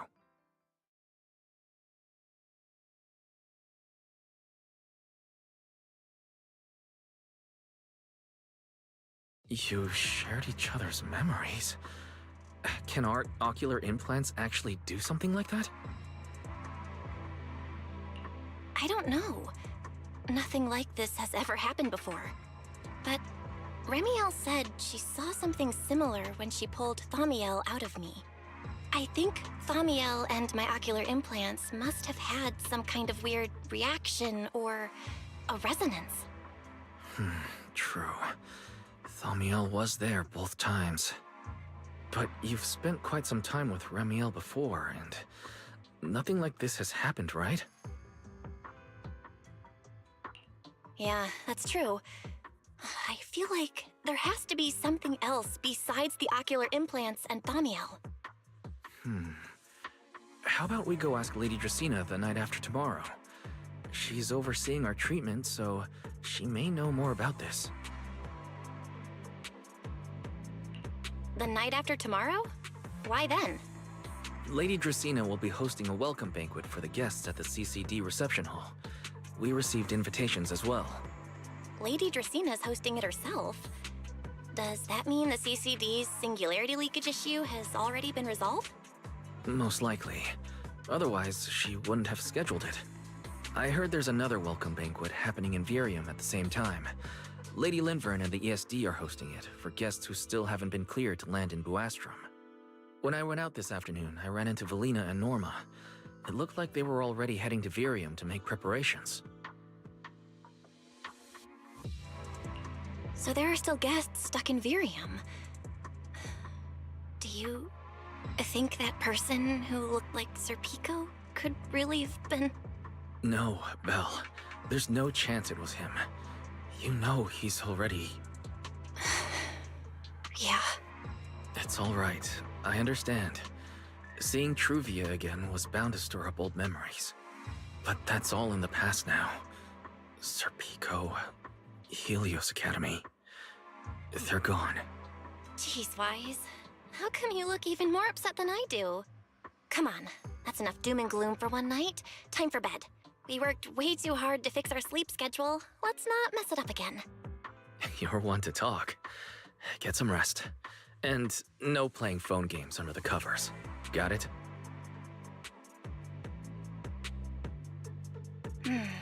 Before bed, maybe I should take another look at the data from the Retroflex zone.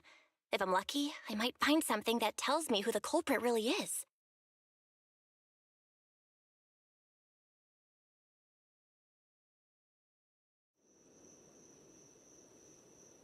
Belle? Your light's still on. Are you still working? Belle?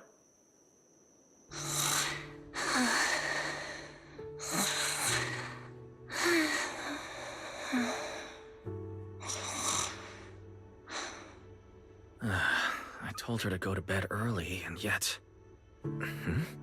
What are these papers scattered here? Notice, these are drafts Master used to analyze the culprit's intentions. Additional notice, Master has been asleep for approximately 30 minutes. Deep sleep is highly probable. Suggestion: Second Assistant, please refrain from any action that may wake Master. I know, Fairy. She needs some good rest. I'll handle it from here. That's what the Second Assistant is for. Negative. Correction. Second Assistant will complete it under Supreme Assistant's direction. All right. I'm counting on you then, Supreme Assistant. Fairy, give me a quick summary of everything we've established so far. Understood. Displaying all current findings and analysis for Second Assistant. Finding 1. The culprit's victims share no common traits. Their identities are of limited use for further deduction. Finding 2. Whenever the culprit implanted potent ether into each Bangbu victim, he also set a specific activation time and activation location. So for the culprit, what matters is the time and location, not the victims' identities. Affirmative. Based on current information, the most meaningful data is the time and location of each singularity leakage. Fairy, can you pull up Airspace Patrol's recent records? Start from when singularity leakages began appearing frequently. I want to see when and where each occurred. Understood. Accessing Airspace Patrol's internal network. Wait, Fairy. Why are you hacking into Airspace Patrol's intranet? How do we even explain this if they catch us? Just stick to the public records. Too late, Second Assistant. Intrusion and search processes complete. A complete schematic has been generated for Second Assistant, with all singularity leakage times and locations marked. So these circles mark where each singularity leakage appeared, right? The energy hub, the retroflux zone, the CCD.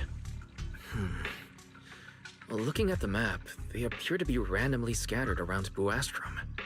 Oh, right. I remember now. Even after a singularity leakage disappears, there's still a window where it can be reactivated.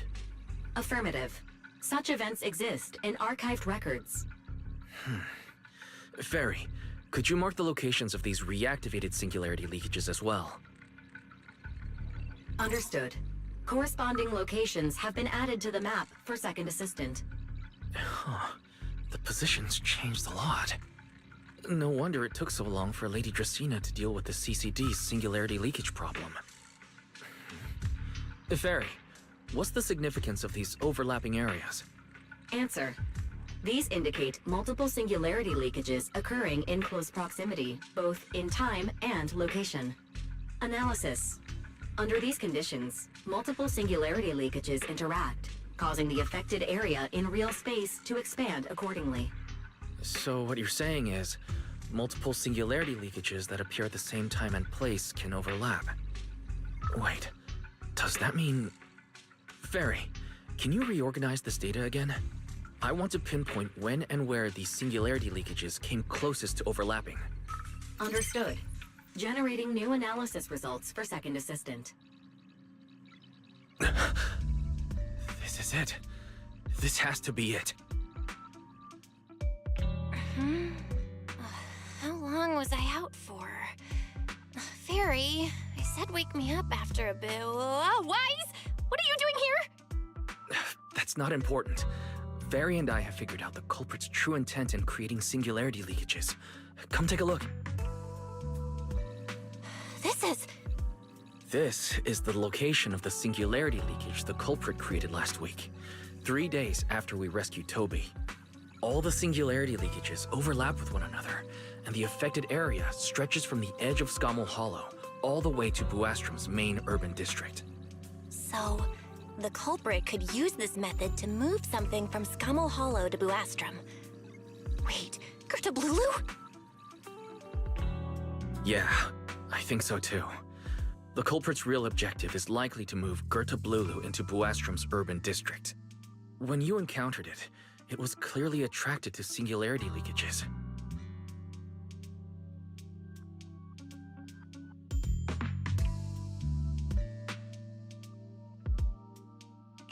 But what happens after that?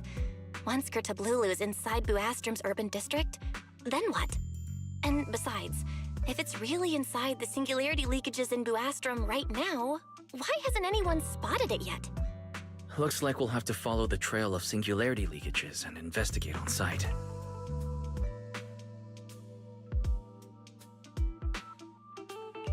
Yeah, I was thinking the same thing. Once it's daylight, Billy, Cecilia, and I will head to the energy hub. Maybe we can follow whatever traces are left and find a new lead.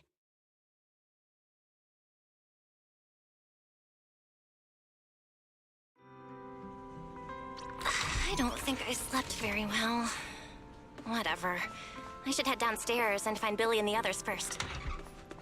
Mama.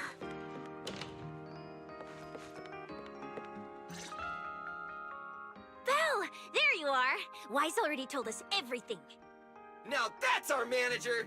You found a clue on the culprit in no time at all! All right, time to investigate the site. We'll start at the energy hub and follow the singularity leakages one by one until we track down either the culprit or Gerta Blulu. Right.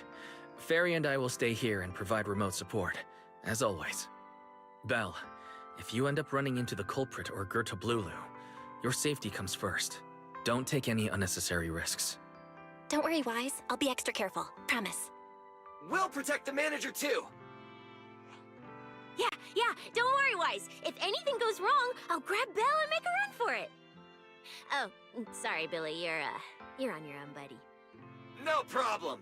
A Starlight Knight always protects their companions until their dying breath! Wow. Seriously? Come on, don't say stuff like that. It's bad luck. Anyway, it's getting late. Let's go!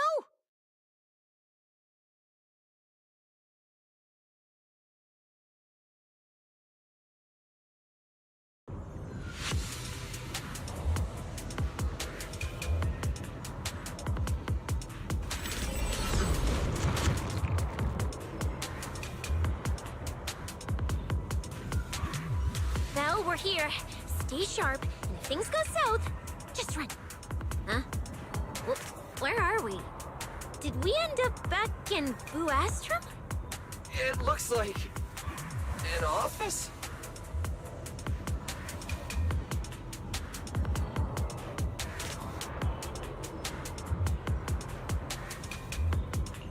This place feels really familiar. Wait, isn't this Lady Dracena's office? Felina brought me here before. Huh?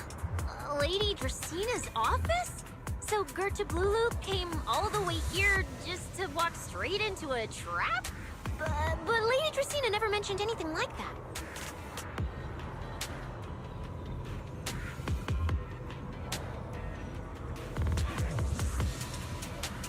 This is so strange. We expected the Singularity Leakage Trail to lead into Buastrum. But why Lady Dracena's office of all places? Hmm? Wait! Footsteps outside! Hide! Now!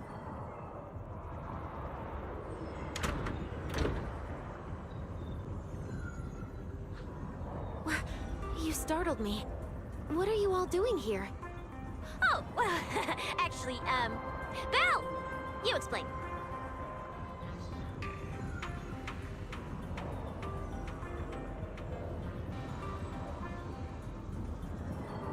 I see.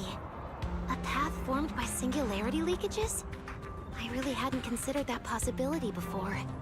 If your speculation is correct, then Gerta Blulu is most likely hiding among the singularity leakages in Buastrum right now. And if that's the case, then it all makes sense.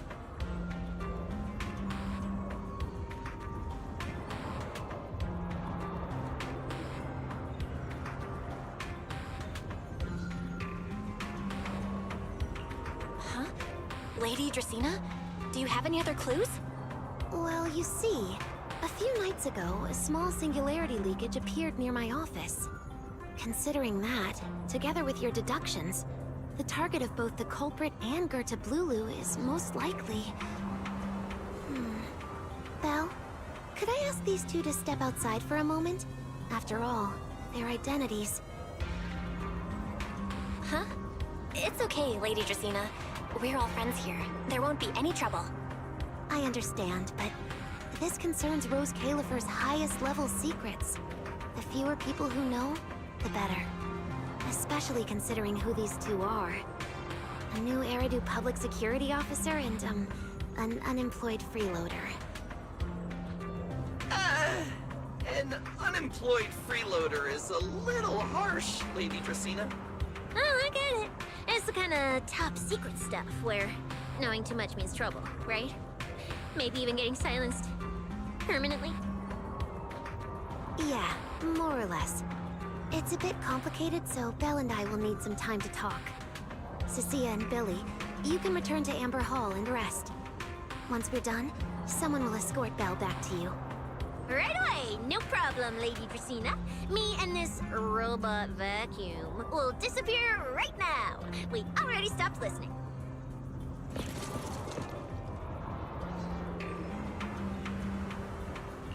Something feels...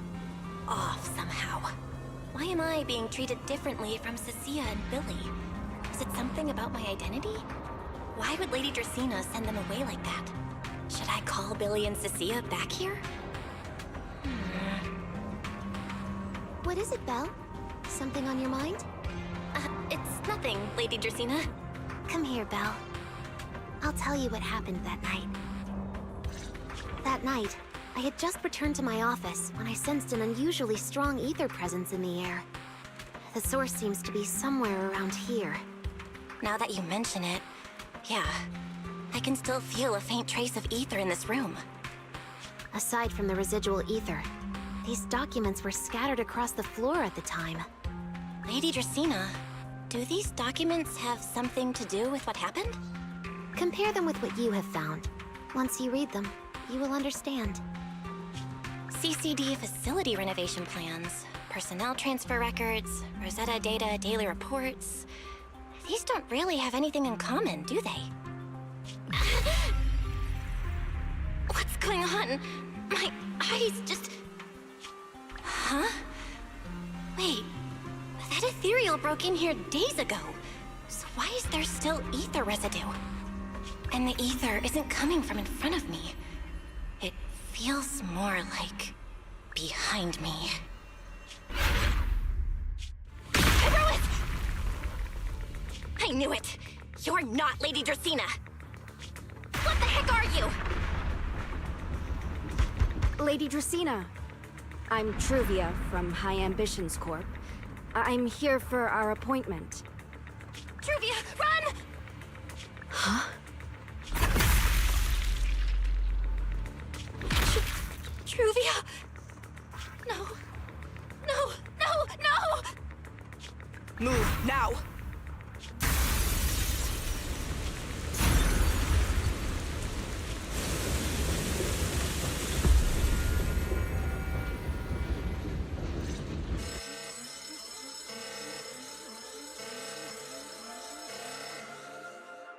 Lady Dracaena, are you unharmed? We received word that something inside the CCD... Is that... Miss Truvia? How did this... Sigrid? Oh, thank goodness, just in time. Hurry, help me stop the bleeding. Yes, Lady Dracaena. This is my fault. I shouldn't have left her here alone with Belle. Belle? Lady Dracaena, forgive my boldness, but do you mean... Miss Belle gravely wounded Miss Truvia? Yes, that's what happened. What I mean is, I never realized there was such a deep animosity between Belle and Truvia. But I believe Belle must have acted on impulse. She would never do this otherwise. In any case, our first priority is to find Belle and get to the bottom of this. She just fled. Lindvern isn't here, so can I count on you to handle this, Sigrid? Sigrid, is something troubling you? My apologies, Lady Dracaena. I will find Belle at once and bring her back to you. Good. I'll leave that to you, Sigrid. And about tonight? Keep it quiet for now. We don't want our guests who've just arrived to feel any unnecessary panic. Yes, Lady Dracaena.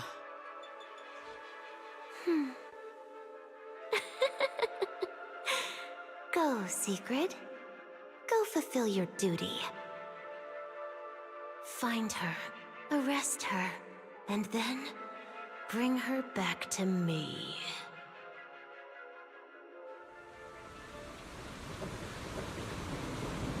Herois! Why? Why did you pull me back? Truvia, she was right there! Why wouldn't you let me save her? Because she's beyond saving. Huh? Her wounds were clearly fatal. There was no way to save her. And that thing that appeared like Sunbringer, we cannot face it on our own. But aren't you powerful, Pyrois? You're supposed to be powerful, Pyrois! So why? Why didn't you use that power to save her? Are you sure? Do you really want to see the rest of Rose Califer buried alongside your old classmate? Acting on impulse won't save her. And it won't help you either. Take some time to clear your head in the rain before that thing finds you. And then go do what only you can do. What you have to do. Something only I can do. But right now, I can't do anything.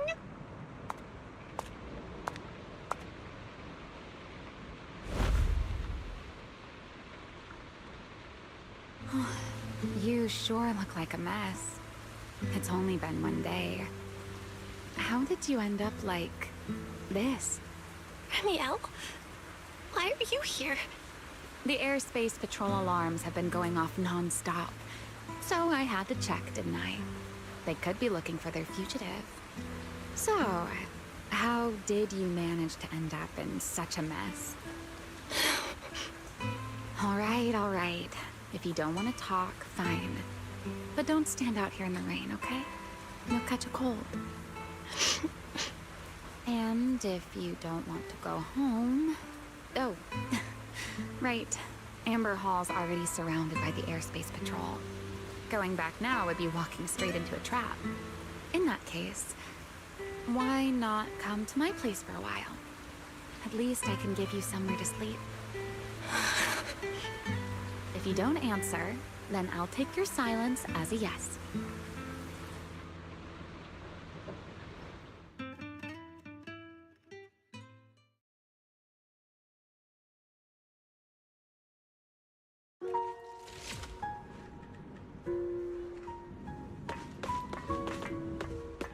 All right.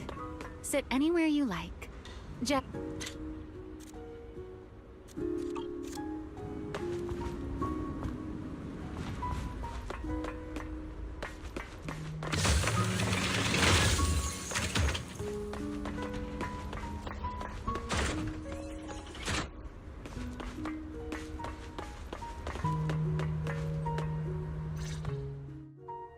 Here's a towel. You should dry yourself off. If you've got the strength, you can take a hot shower, too. There's a makeshift bathroom over there. The Bamboo built it for me. Okay, fine. If you don't want to move, I'll dry you off myself. Why? Why did you bring me here? Hey, shouldn't you thank me first, Miss Soaked to the Bone? Thanks, Ramiel. Since when did you become so obedient? That isn't like you at all. If you really want to show your thanks, here, it's your turn. My turn? To do what? Your turn to dry my wings for me, of course. There are spots I can't reach on my own. Hey, what's with that look? I've already dried you off. Now it's your turn to return the favor. Okay.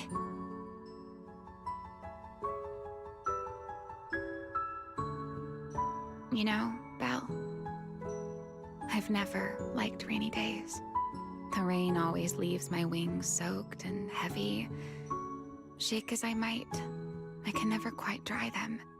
The same goes for taking a shower, though at least I can manage to keep my wings from getting too wet. Wet wings must feel really uncomfortable, right? Yes. Honestly, it's miserable, and such a hassle to manage. A hairdryer is useless. Too hot and I start shedding. Too cold and I catch a chill. But I can't just wait for them to air dry. It takes forever, and I'm way too impatient for that. Besides, it leaves this strange smell that I can never wash out. So, the best solution is a slow towel dry like this. But with wings this large, there are always spots I can't reach. Before, if I got caught in the rain, I'd sneak onto Belly's bed and roll around, drying my wings on her sheets. Huh? Wait, hold up. How on earth could you just barge into someone else's bed?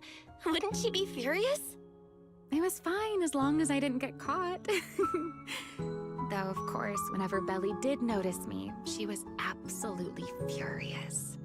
And no matter how angry she was, in the end, she'd always do just what you're doing now. Slowly drying the spots that were still damp. Belle, do you know what New Eridu's records say about what became of Belly and me? I remember something about an operation called the Day of Silence. You and Colonel Vike were involved in an accident, and then both died in the line of duty.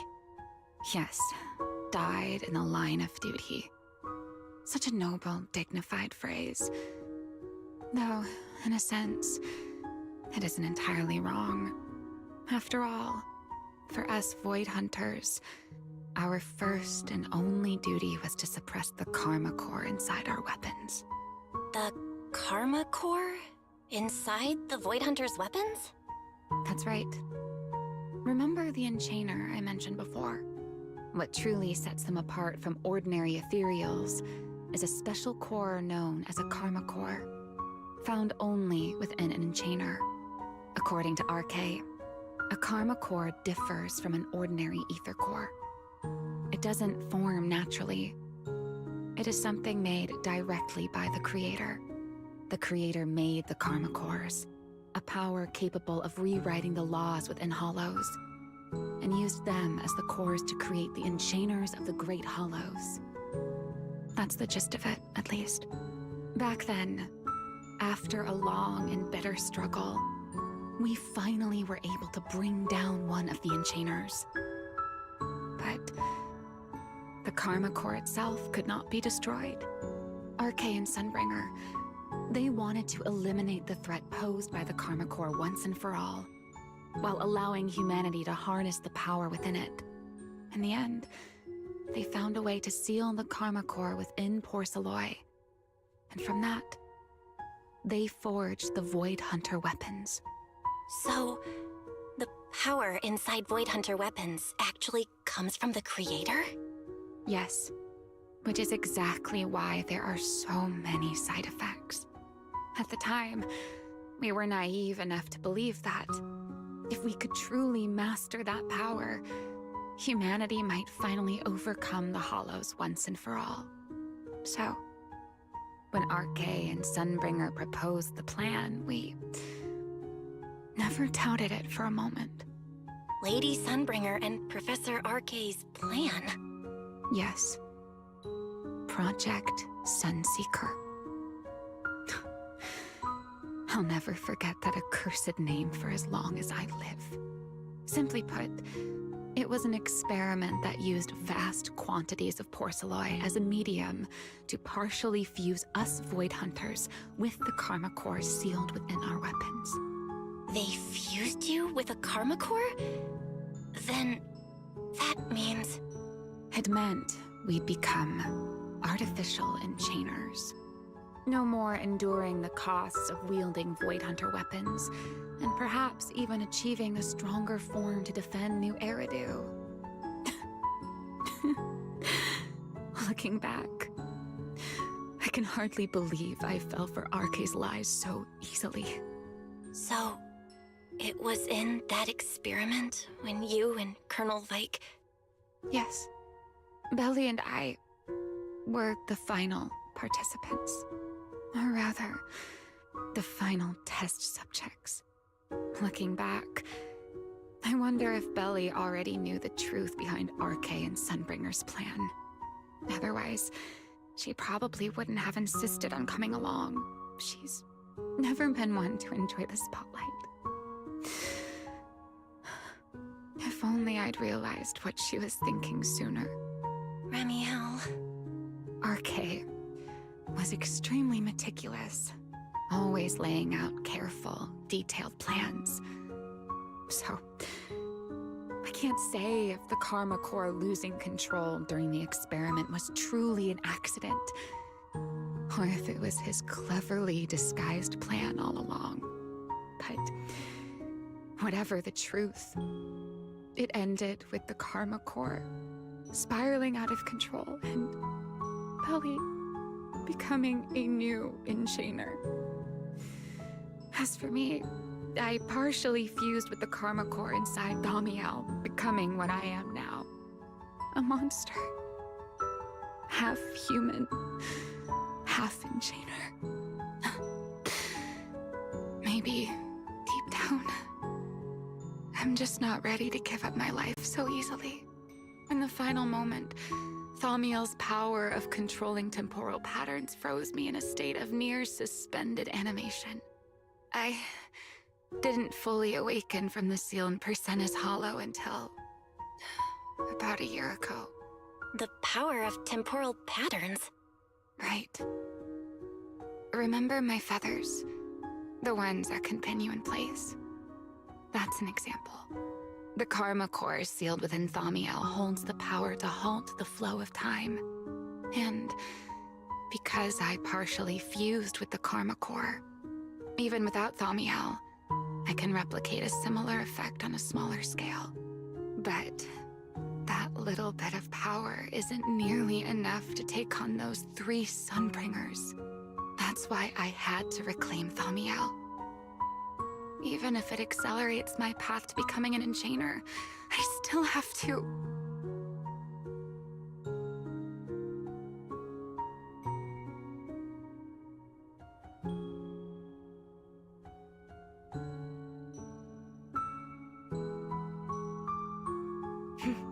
Never mind.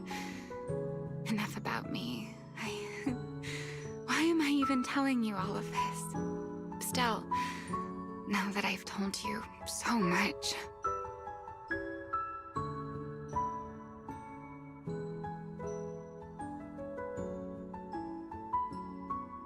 It's your turn. Huh? My turn again? Wait, to do what? To tell me your story, of course. Let's call it another round of our little Q&A game. You didn't actually ask, but I had a feeling you'd want to know. So I went ahead and answered anyway. Now, it's your turn. I wasn't even going to ask anything. You just started talking. Fair enough. But once you say certain things out loud, they don't weigh on you quite as much anymore. Or perhaps you'd like a little help getting started? Let me think. Serpico and Truvia. They transferred to Helios not long after Wise and I started there. They came from a prominent background. They were the adopted children of Masyant, the head of High Ambitions Corp. On top of that, they were excellent students. It didn't take long for them to become the talk of the Academy. We were all studying under Miss Carroll at the time, and before long, we became close friends. Back then, we were full of big dreams. We wanted to fully understand the Hollows, maybe even conquer all 6 Great Hollows, or as our teachers like to put it, seize the sun called Helios. Later, because the 4 of us had the top grades, we became the only 4 people ever to have smart ocular implants. Then, during a performance test for the implants, I lost control. Serpico, he died because of me. When I finally woke up in the hospital, I learned that Truvia had been taken away by people from High Ambitions the day after the incident. The next time I saw her was during the fall of the old capital. She was with one of High Ambition's rescue teams. To be honest, I never imagined we'd meet again like that. Wise and I were both badly injured at the time, but we still wanted to go back to the ruins of Helios, and save as many people as we could. We begged Truvia for High Ambition's help. We were willing to guide them through the Hollows, willing to do whatever they asked of us, but she refused, without a moment's hesitation. What happened after that is kind of a blur. But on that day, no one made it out of Helios alive, except Wise and me. Then, in Rose Califer, I saw Truvia again. We talked about the past, but the way she spoke about it felt like she was talking about someone else's life. I don't know how to face her. And ever since then, no matter what I do, I can't shake the feeling that I'm being watched. That gaze. I don't know whether it was Truvia's or Serpico's or... Perhaps it was your own. The you from the past. The one who kept thinking, if only I'd done something sooner. The one who never managed to forgive themselves. Making peace with the past isn't easy. And sometimes, you don't get the chance at all. Yeah. There won't be another chance. Truvia. She was killed by Dracena. By that thing pretending to be Dracena. Something pretending to be Dracena? Belle, what exactly happened before I found you? Will you tell me?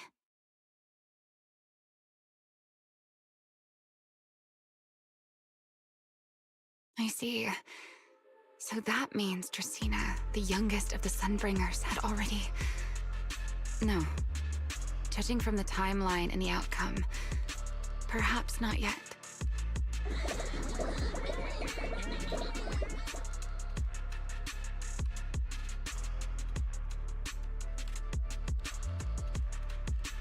Huh? What's going on out there? I'm not sure. Let's go find out.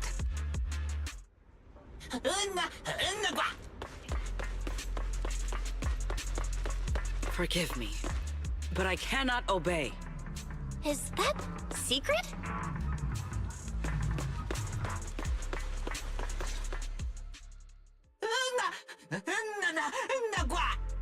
I am afraid I cannot comply. I know Miss Belle is here, and I have come to take her back.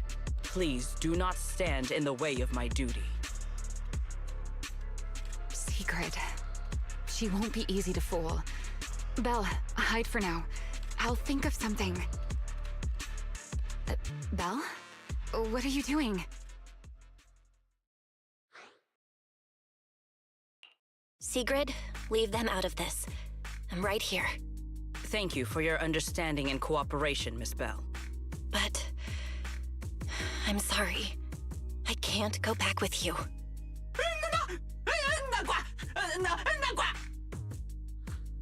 Well, since Belle has already stepped out into the open, I suppose there's little point in my remaining hidden. This would be our first proper face-to-face meeting, would it not, Deputy Director of Airspace Patrol? Remiel. Now that is an unexpected development. Miss Belle, Lady Dracena has ordered a search for you. But our only aim is to uncover the truth of what happened inside the CCD. So please, come back with me. As for this fugitive wanted for the attempted assassination of Lady Eldrada...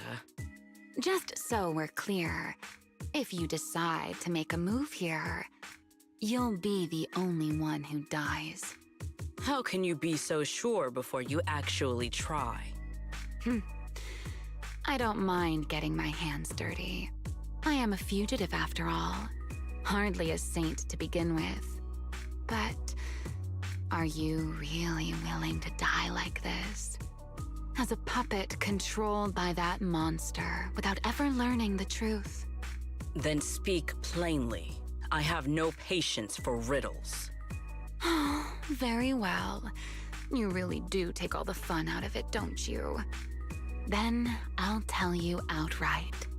The Sunbringer inside the CCD was Gerta Blulu in disguise. What did you say? Huh? I expected that reaction from Sigrid, but you too, Belle? I thought you'd figured it out already.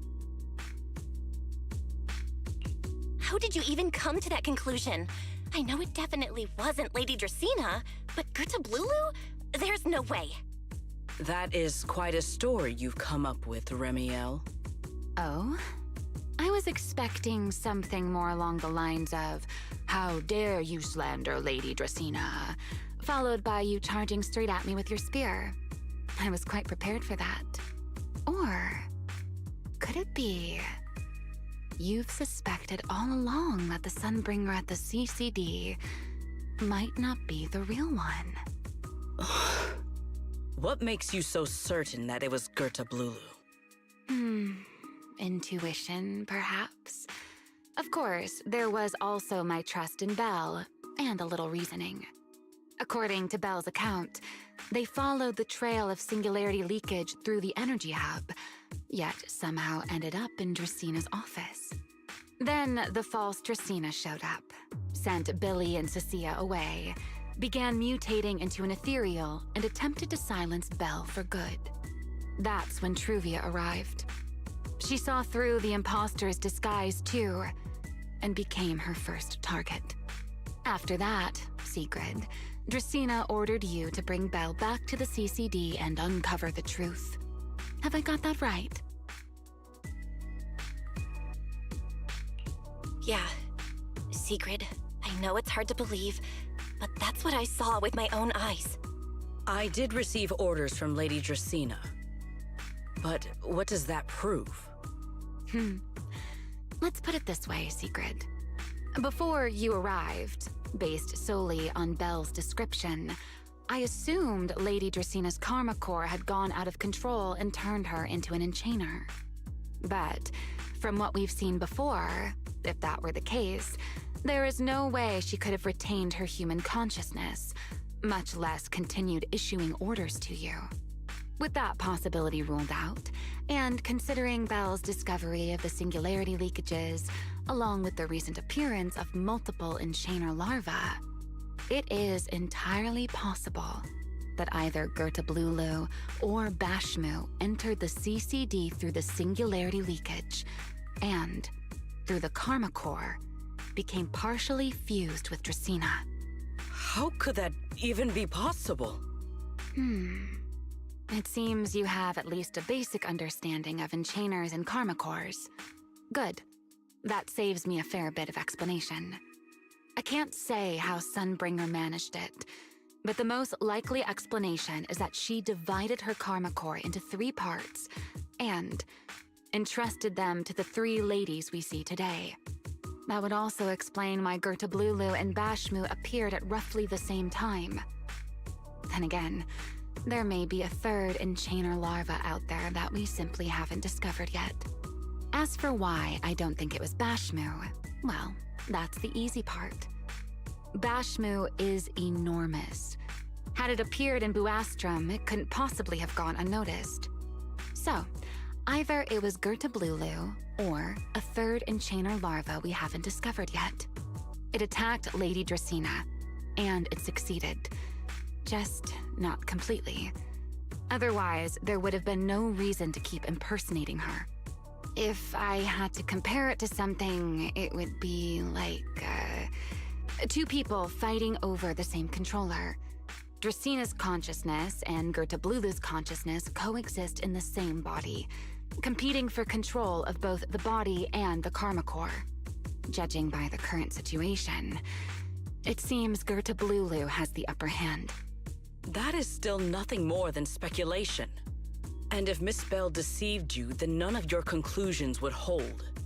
It's true. I have no way of proving that I wasn't lying. It's all right, Belle. I believe you, and I believe everything you've told me.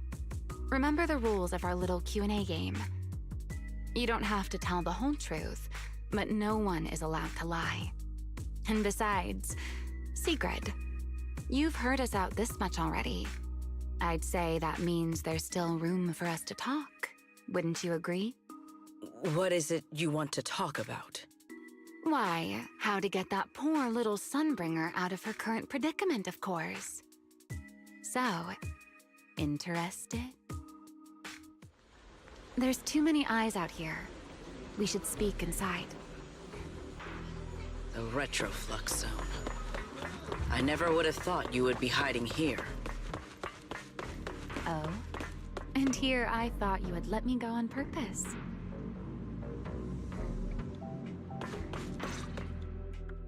I never expected the Airspace Patrol surveillance network to have such a glaring blind spot. Would you call it that? Before all this, I wouldn't have believed anyone would willingly live in the sewers with a whole colony of Bangbu either. I was pretty shocked when I first got here too. All right, let's save the small talk for later. Let's discuss how we're going to deal with Gerta Blulu. Or rather, what to do about Dracaena. First of all, the enemy has already taken control of the CCD. That effectively gives it access to Rose Califer's communications network as well. In other words, we can't communicate with anyone through electronic means right now. If we do, it'll notice us almost immediately. Lady Dracaena did give orders to keep a close watch on any unusual communication signals within the island. See? The enemy is already starting to show the cloven hoof. No offense to horse tyrants, of course. Go on. Dealing with it wouldn't actually be difficult. The real problem is how to do it quietly. Even I can't be sure I could bring it down in a single strike. None of us knows how deeply it has fused with the Karma Core. If we act rashly, worst case, everyone in Rose Califer ends up witnessing Lady Dracaena turn into an ethereal. And by then, even if we manage to save Dracaena, to Rose Califer, all we've really done is save a monster that could turn into an ethereal at any moment. I never thought you cared about Rose Califer's order and stability. Why wouldn't I? This is the utopia my friend built with her own hands.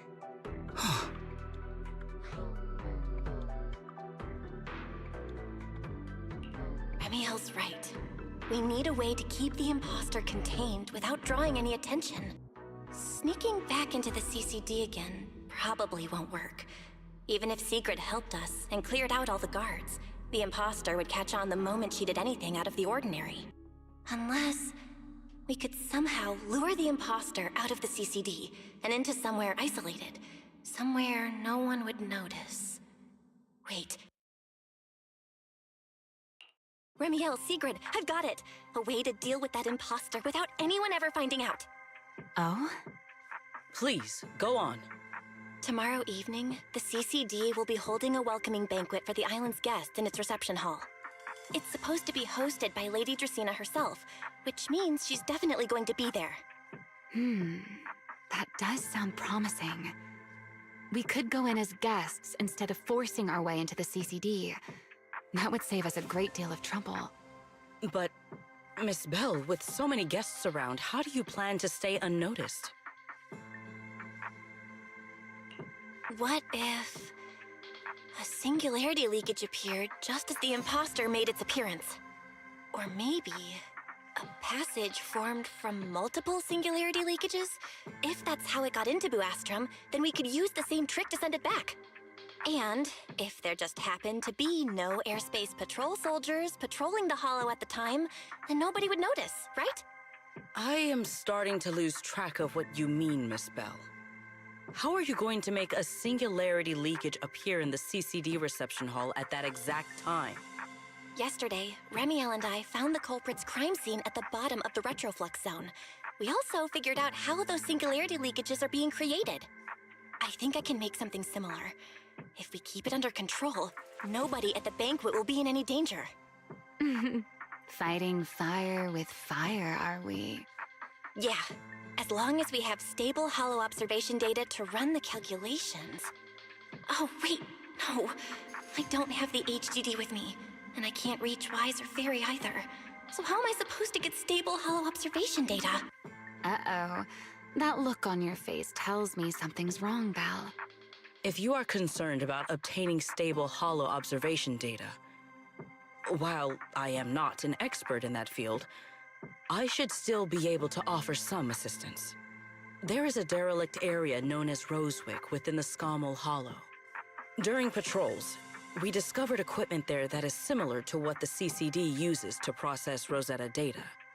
However, due to their excessive size, they were left abandoned on site and never retrieved.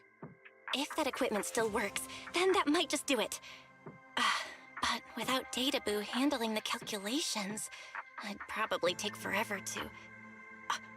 The Enogang's Bangboo! Most of the Enogang's Bangboo used to be CCD Databoo. If they're willing to help us. Don't you remember, Belle? In their eyes, those 3 Sunbringers are all imposters. Anyway, leave this to me. At the very least, Prophet Boo should be willing to do me this favor. That leaves one final question. How are we supposed to get into Scommel Hollow without tipping off the imposter?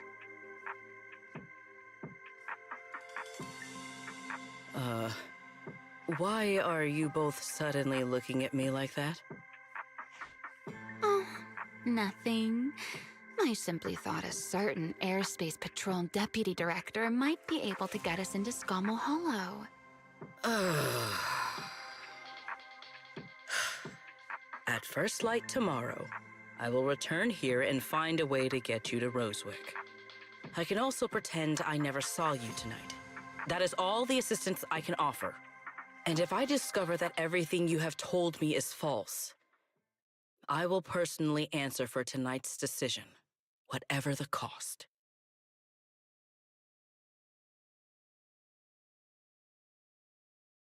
Before I leave, there is one final matter I would like to confirm with you, Remiel. Mm-hmm. You once attempted to assassinate Lady Eldrada. Why, then, are you going to such lengths to save Lady Dracena? Because none of them are the Sunbringer I'm looking for. To me, they're no different from this city in the sky. They're all gifts Sunbringer left behind for the world. I simply don't want to stand by and watch the things my friend cherished be destroyed by monsters from who knows where.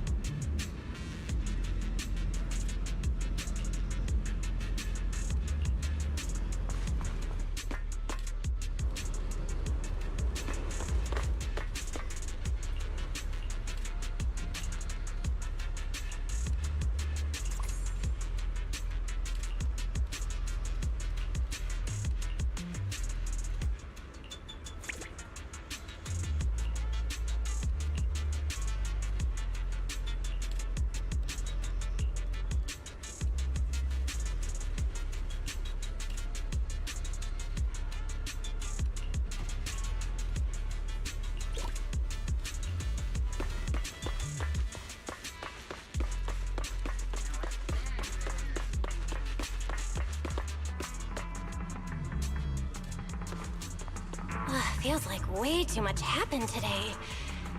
My brain can barely keep up. There's no way I'm making it back to Amber Hall. I guess I'll just have to stay here for the night. I hope Wise and the others won't worry. No, they definitely will.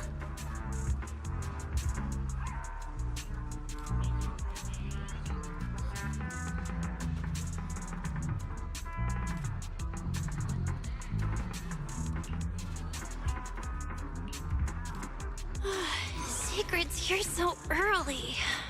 I'd better go take a look.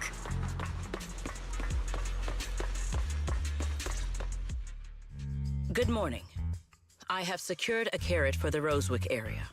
As promised, I will escort you there. How do you intend to get us there? Surely not under the pretense of transporting newly captured fugitives. Ugh. Of course not. I brought this.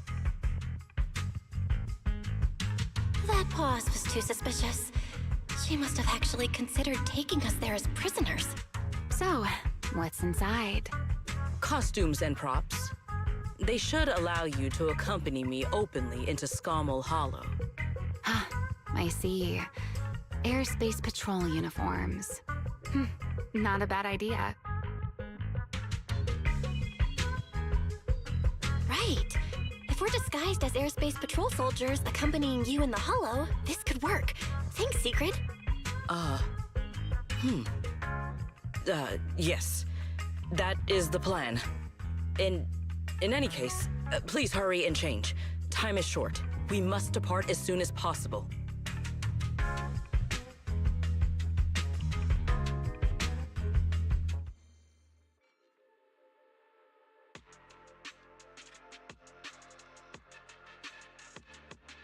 Hey, look!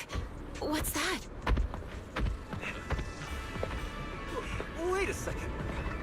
There are two Mr. Roars?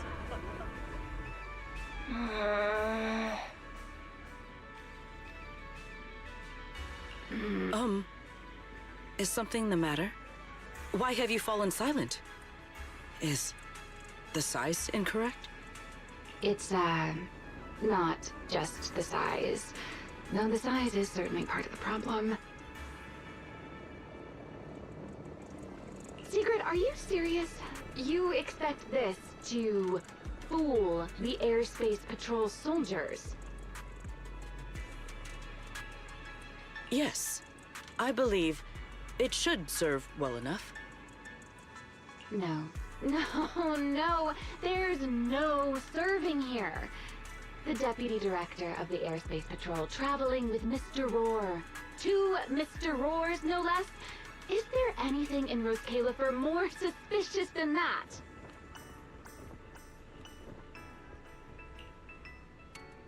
Easy, Remiel, easy. I'm sure Sigrid has her reasons for this.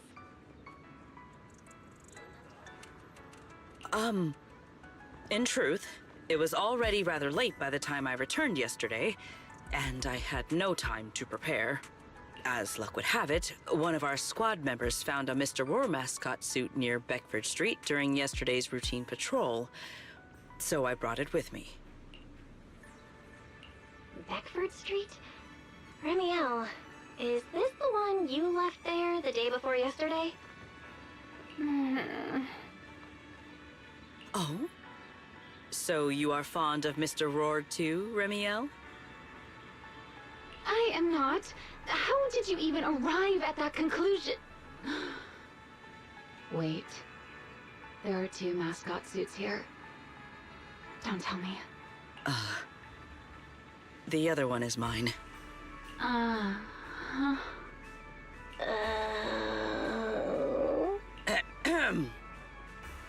In any case, once we enter the outpost, I ask that you both cooperate and play your parts as Mr. Roar properly. Do not do anything that would reveal your identities. Okay, Deputy Director Sigrid. From now on, we're the Roar Twins! Roar! You seem rather pleased with yourself. Stay in character, Remiel. Every sentence Mr. Roar says must end with "Rawr!" Understood, Deputy Director Sigrid. Roar!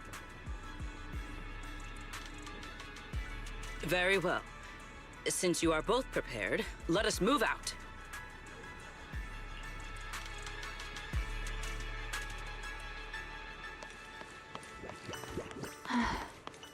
I never thought I'd be putting this outfit on a second time. Come on, you looked like you were having fun last time. You two, do not forget to add "Rawr" to the end of your sentences.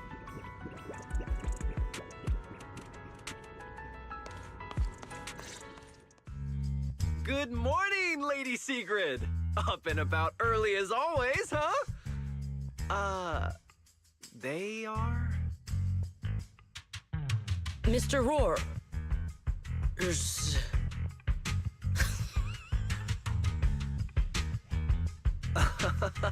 I know it's Mr. Roar, but, why plural?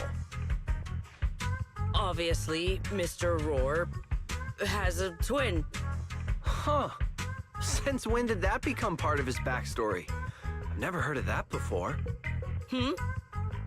Did you really think Rose Caliver's massive pancake demand could be handled by a single Mr. Roar?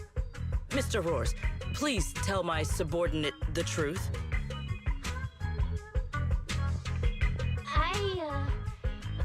I'm the Mr. Roar who works on Mondays, Wednesdays, Fridays, and Sundays.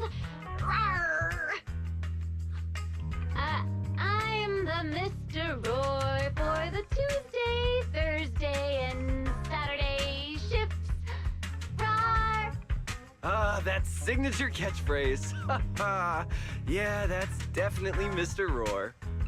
Wait, no, that's not the point here. Lady Secret, why have you brought Mr. Roars out here? For pancakes? Huh. Pancakes. Is that some kind of mission code name? Oh no, he's definitely suspicious. And why pancakes? Who would bring Mr. Roar into the Hollow just for pancakes? I can't believe I actually went along with this absurd disguise plan. I get it now, Lady Secret! Huh? The pancake ingredients were lost in the Hollow, weren't they? That's why you rushed two Mr. Roars in to help search for them. I understand completely! Rose Califer needs pancakes just as much as Airspace Patrol needs you and Lady Linvern! What is this guy even talking about? How did he get from pancakes to that? Affirmative. That is correct. No. That is definitely not what you meant. That pause was way too obvious. Oh, I understand everything now! Lady Secret, please, wait a moment. I'll let you and the two Mr. Roars through right away. I don't want to think about how any of this makes sense anymore. Rawr! Same here. My head hurts so much it feels like my brain is trying to grow back. Rawr! The route is ready. We may depart whenever you are prepared.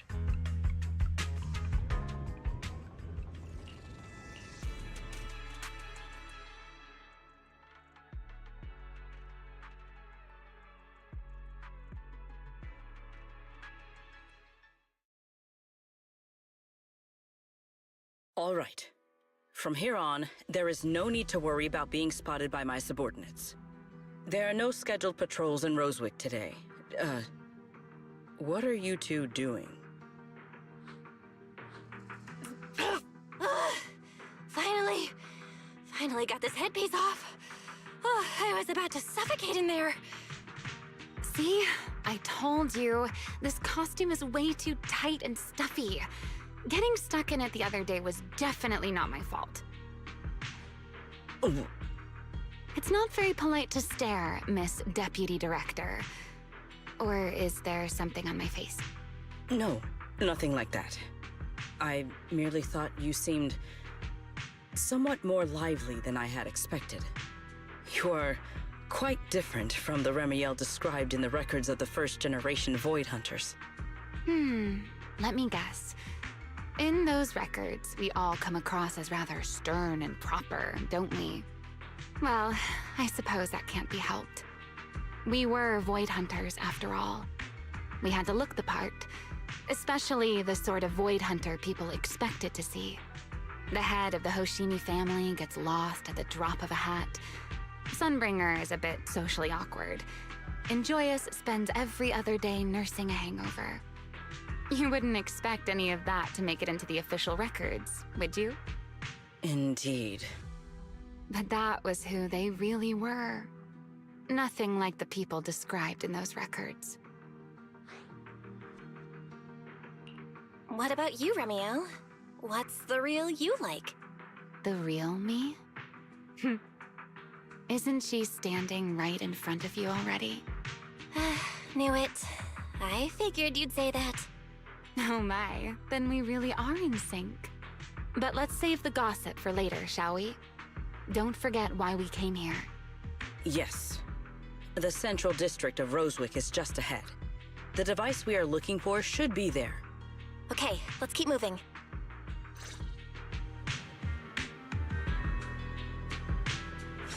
let us pass through this tunnel first.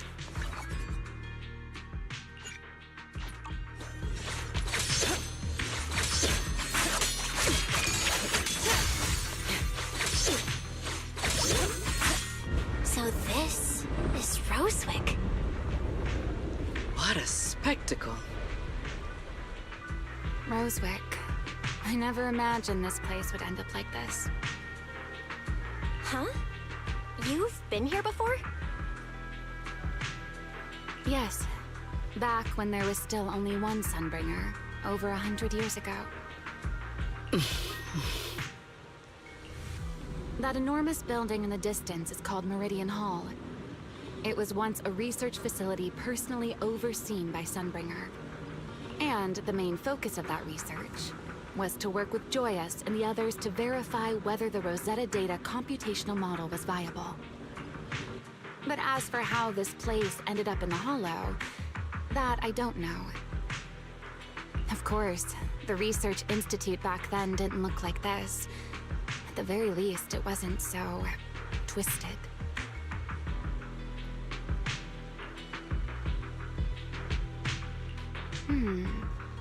It should be fine. Many of the facilities inside Meridian Hall were made of porcelain, so they should be pretty ether-resistant.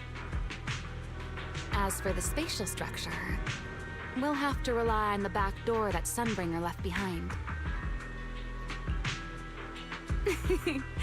You'll see when we get there.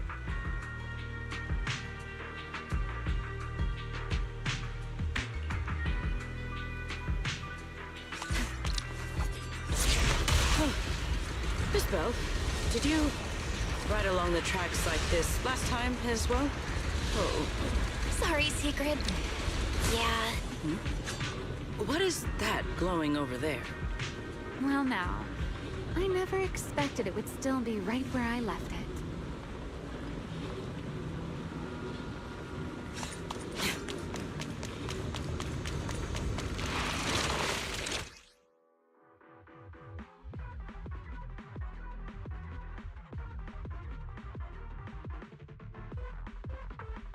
Looks like the nearby ethereals spotted us.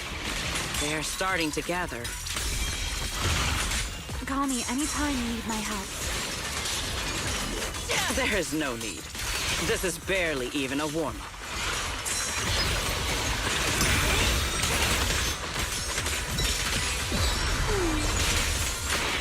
Frost and lightning!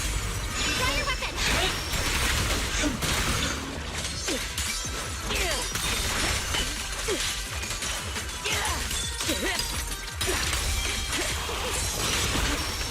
Wield the blade with me!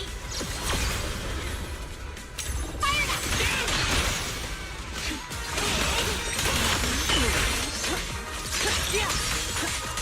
Hold the line! Shadow!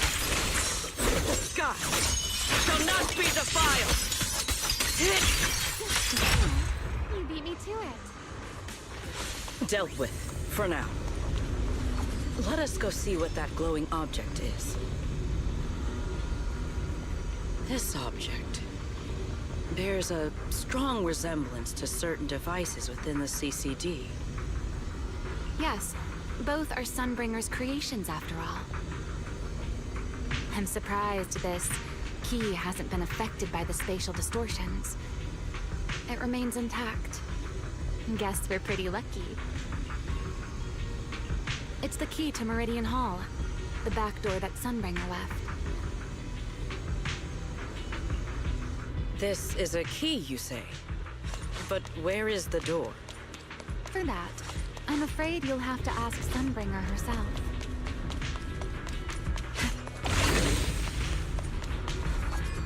Aside from Meridian Hall, most of the buildings here were residences and other facilities prepared for the researchers who worked here.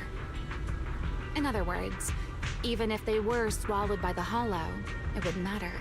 There was nothing important inside them to begin with. But Meridian Hall is different. The prototype used to verify Rosetta data is stored inside. Sunbringer, she always believed these instruments might still serve a purpose someday. So she designed a dedicated emergency restoration system for the entirety of Meridian Hall. That's the back door I mentioned.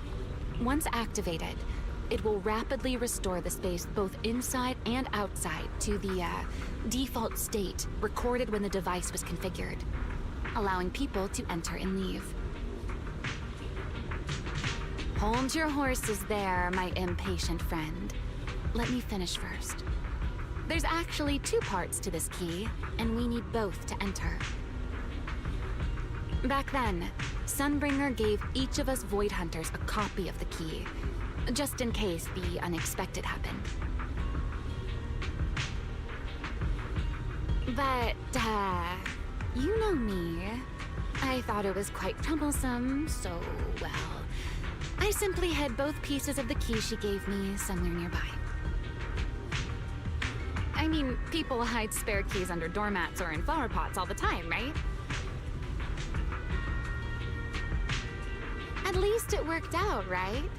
If I had taken it with me back then, we'd be at a loss now. As for the other part of the key, if memory serves, I hid it somewhere rather high up, I think. It was over 100 years ago. Surely it's natural for me to have forgotten.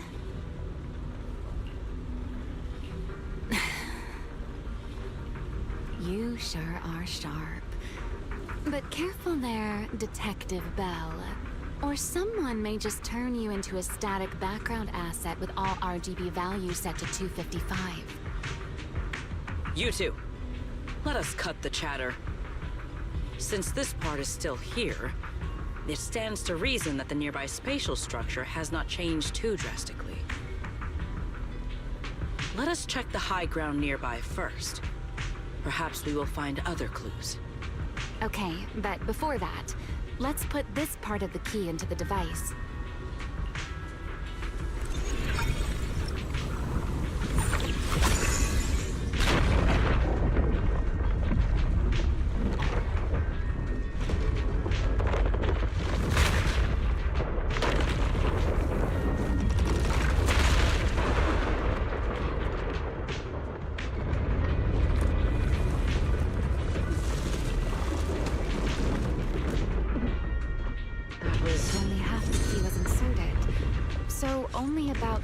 Of it was restored.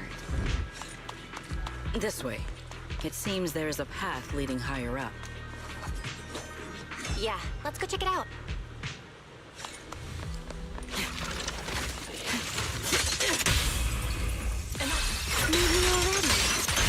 You're recording!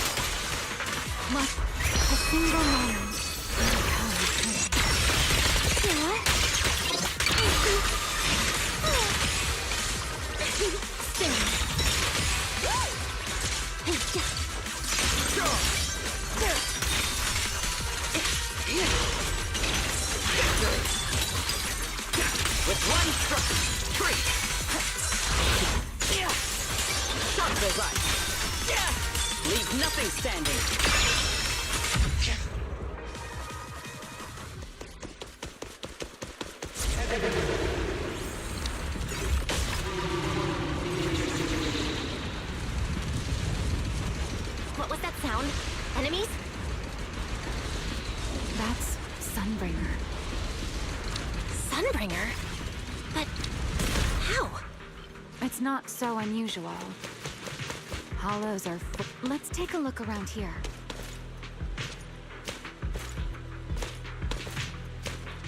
There it is. The other half of... I should be able to unlock this path if I hack the robot.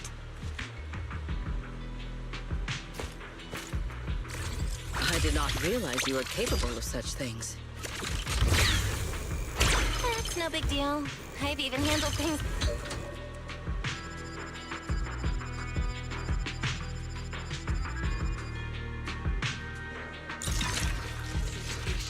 let's keep going. Looks like we'll have to go around. Tactical deployment. I seem to remember a very beautiful spot ahead. You can see the entire Meridian Hall from up this high.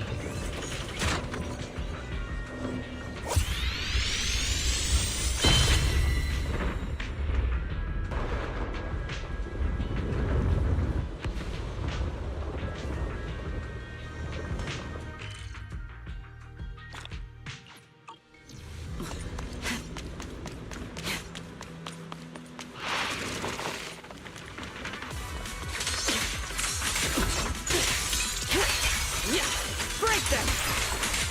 Yeah! Hey, Rowan!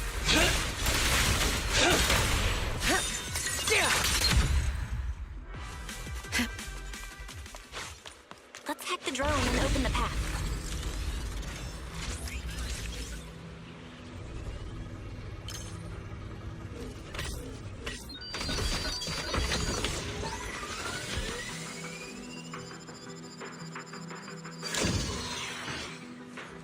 Good. We're almost there. That's quite the emotion. The experiment.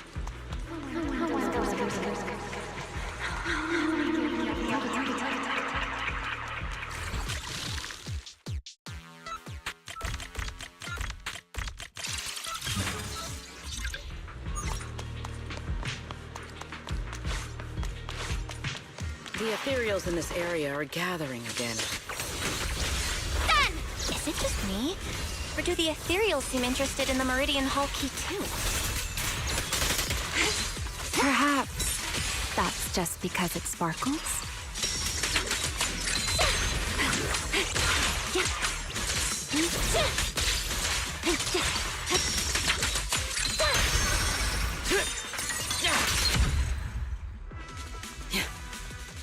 Goat, you've been left here all this time. Poor thing. Now, I'll take you to fulfill your purpose.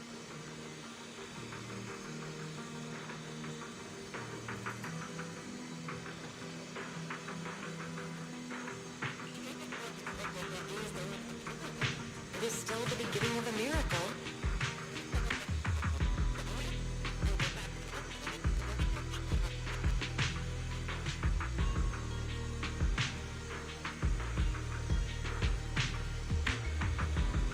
The Rosetta data. The beginning of a miracle. Celebrate.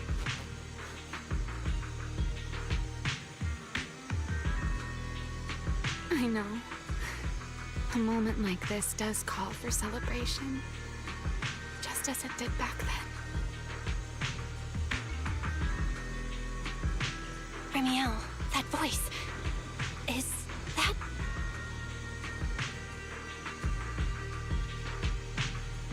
Yes. That's Belly. All right, we have the key. Let's head back. Goodbye, my old friends.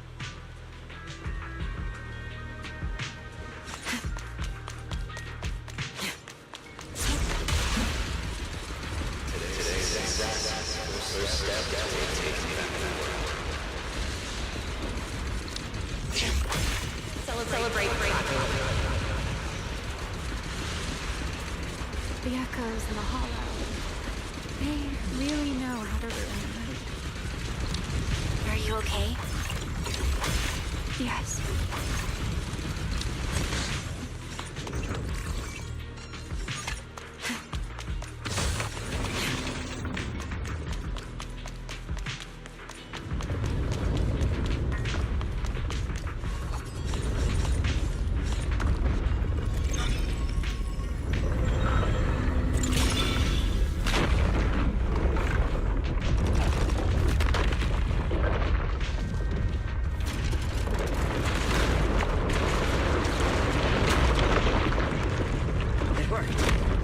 Meridian Hall has been fully restored. Well, that went rather smoothly. Let's hope everything inside is fine as well. So this is where the Rosetta data was born.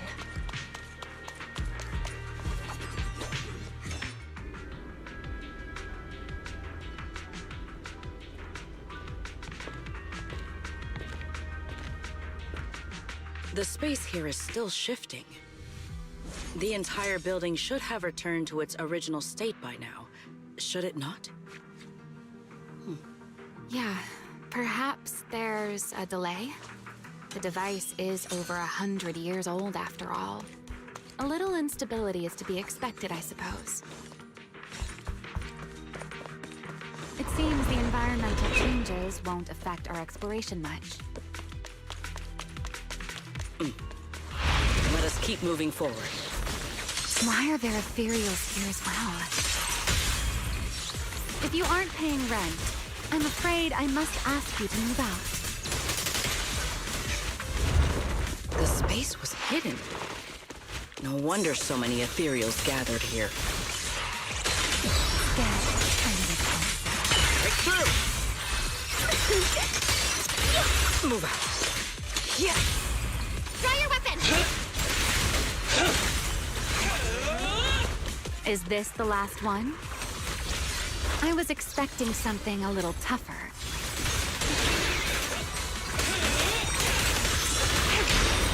Nice hit.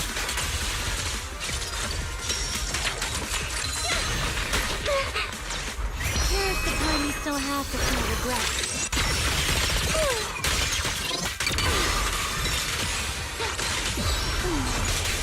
My speed scars the sky!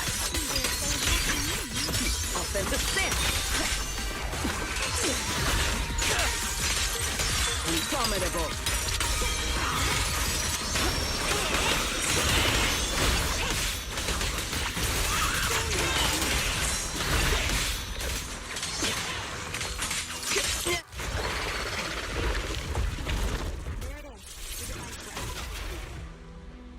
Let's go, Belle. What comes next, only you can do. So this is the prototype they used to verify Rosetta data?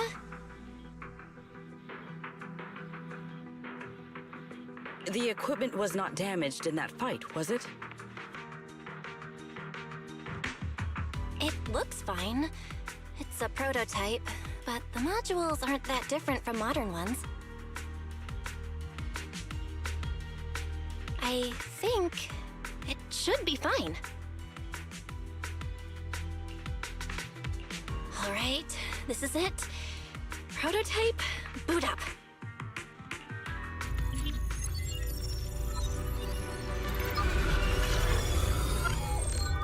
We did it! Seeing these screens light up again after all this time feels strange. Well, can you work with it? Anything unclear? Nope, it's running smoothly. Almost too smoothly? This system feels a lot like the HDD. Next, I'll connect to Prophet Boo. He'll act as our relay node and mask our Rosetta data request as normal traffic. Just to be safe, we'll only pull the minimum data from the CCD and process everything else locally. I only had time to install the essentials on Prophet Boo, and we still need bandwidth for the Rosetta data transfer, so the connection might be a little rough.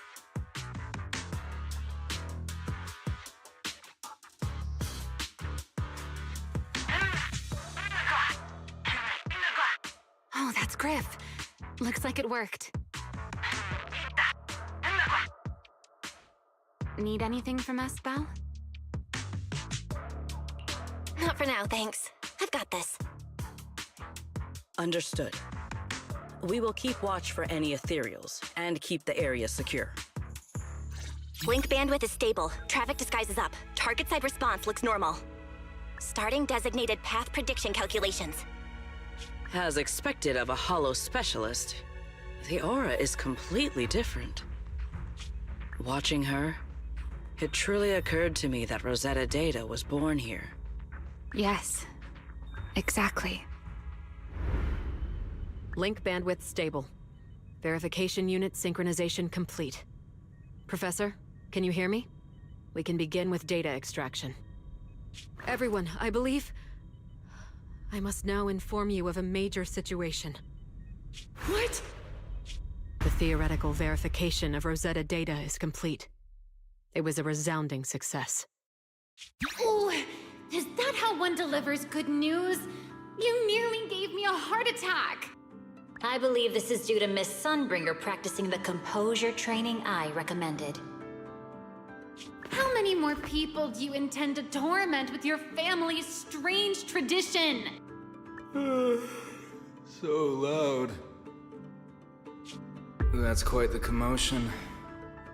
I take it the experiment was a success? Yes, very much so. It would have been even more successful if the core technology provider had simply stayed asleep. Even a little nap earns me that much grief. I was merely showing full confidence in my colleagues' professional competence. Besides, today's success is only the first step toward taking back the world. All right, all right. At a time like this, why not be honest and express a little joy? Even if the Rosetta data is only the beginning, it is still the beginning of a miracle. Let us celebrate properly, shall we? And Professor Arke, don't even think about skipping it. Then, let's throw a party, like the one Mayflower treated us to last time. Don't tell me you're planning to drink until the next morning again. The professor will throw him out, just like last time. Then let us hold a ball with soft drinks only. Hey, you people. Back then, we thought taking back the world was only a matter of time. As long as our companions were by our side, there was nothing we couldn't do. We could even go anywhere. In the end, none of us reached the promised destination.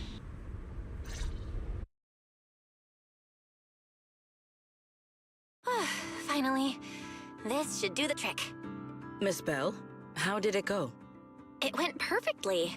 Now we just need to use this data to... Remiel? What's wrong? Are you okay?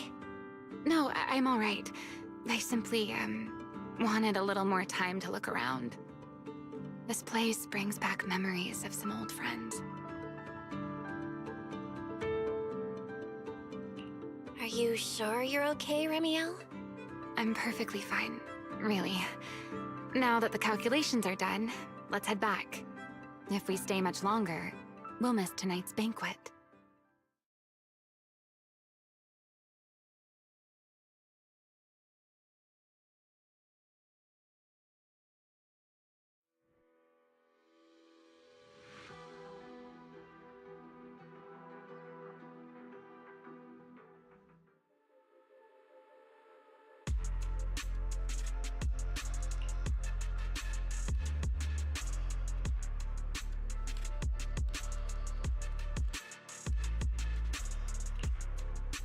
Yeah, this should do it. Here you go, Sigrid. I explained how to use everything earlier, right?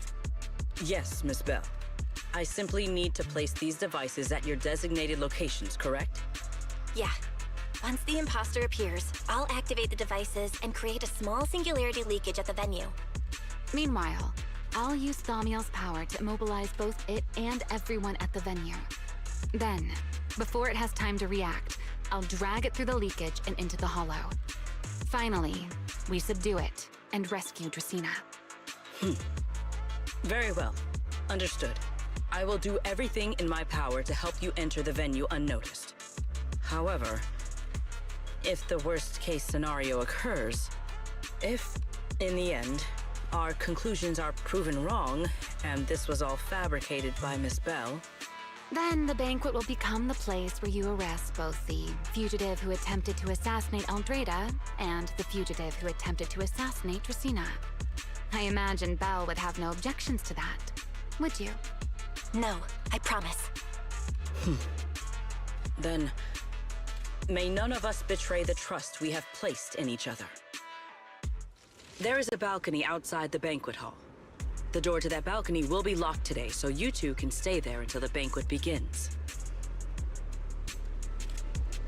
When the music begins, that signals the start of the banquet. The guests will share the first dance. Once that happens, you can head directly above the hall and prepare to act. Got it.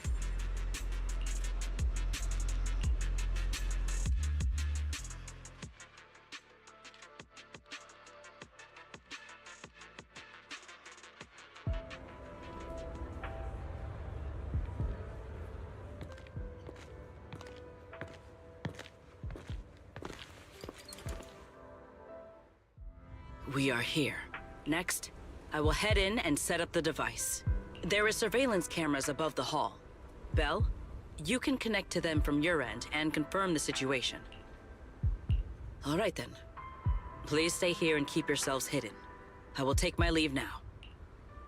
Let's use the camera to check on Secret.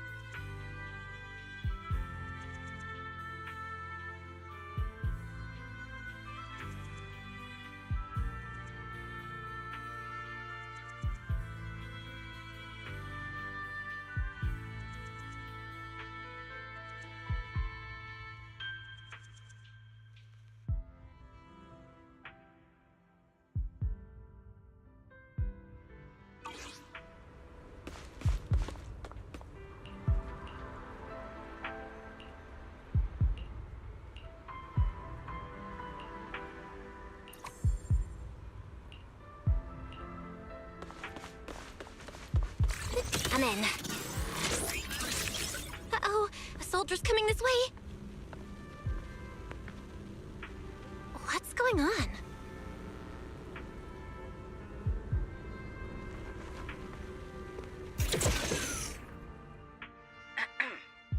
Can you two hear me fine? All devices are in position. Miss Bell, you have the exact locations in sight, yes? I see them. But what was that just now? Ah, you mean the soldier who came to speak to me. He asked me what was inside, and I said, this was specially prepared for Lady Dracaena. He then said, oh, I see. A heart-to-heart over dessert. On the floor, no doubt. I can hardly wait. And left. Can't believe I've grown used to the strange things that happen around her. The welcome banquet is about to begin, so I must take my leave now. I wish you two luck. Honored guests who have traveled all this way from the surface of New Eridu, welcome to Rose Caliber. Oh, it's starting. Come on. We should make our way up, too. All right. I'll take the side fire escape. Why go through all that trouble? Whoa, wait! Now let us follow the music and dance with our partners. May we all have a wonderful evening. Everyone down there is dancing. Once the music ends, Gerta Blulu will show up. Okay, I'm ready. Hey, what's on your mind? Remiel, stay down. What if someone sees you from down there? Why would they?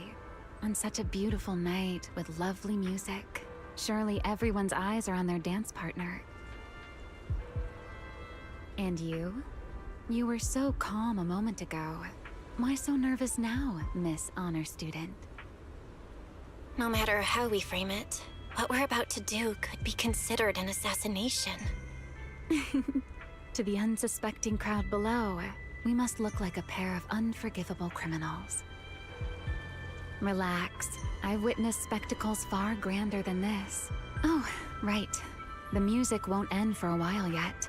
So, to settle those nerves, shall we share a dance of our own? Huh? Dancing? Right now? Right here? Isn't this kind of a bad time? You're already my partner in crime. It's a little late to worry about propriety. Just so we're clear, I've never really danced before. If I step on your foot, don't blame me.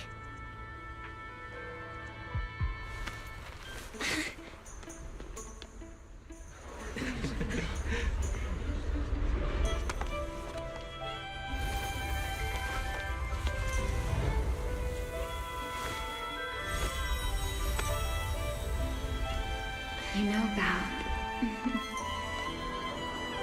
I've actually been keeping something from you. And you're definitely gonna be mad once you know the truth. But what can you do when your partner turns out to be a liar? Lady Dracena is here. Everyone stay right where you are. It's time for her speech. After you, Lady Dracena.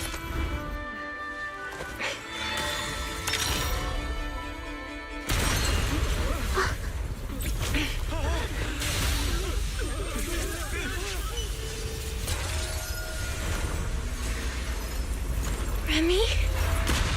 I'm sorry, Val. As this dance draws to a close, it's time for us to say goodbye.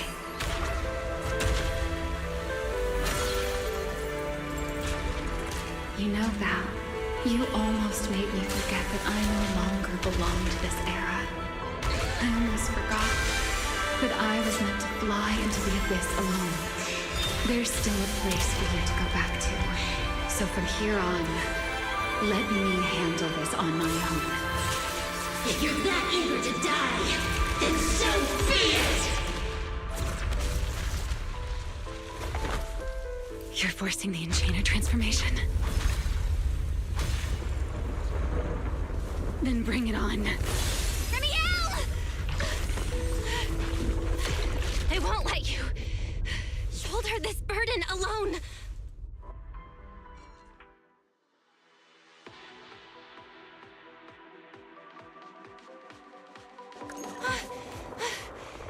Remiel, if you ever freeze me with those feathers again, I'm plucking you like a chicken.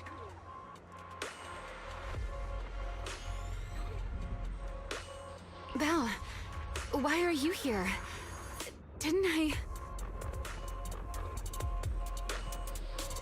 You're the one who said we were partners in crime. What kind of partner just ditches someone like that? Sorry.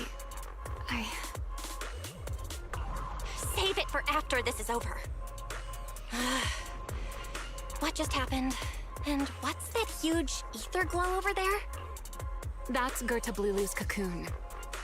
Since we ruined its plans, it's trying to absorb nearby ether to make up for the energy deficit and force its fusion with the Karma Core. And completely devour Dracena. I can't be certain how much longer she can hold on. Is there any way to stop it? Do you see those new ether growths nearby? Gertablulu created them.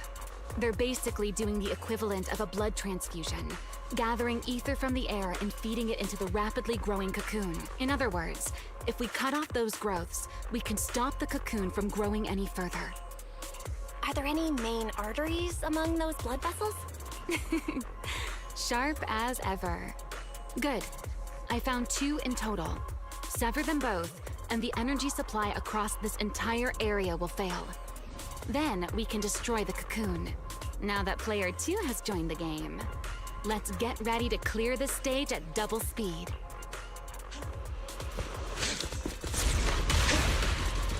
The space here is unstable. Watch your step. I'll keep an eye on the tracks. Wait for me at the end.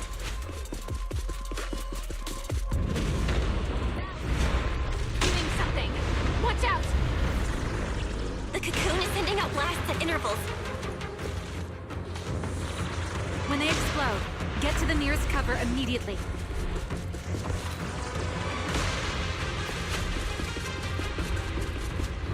That's it! That's the first artery! Explosions are becoming more frequent. I need to find a way into the next area. This may get a little rough. Be careful.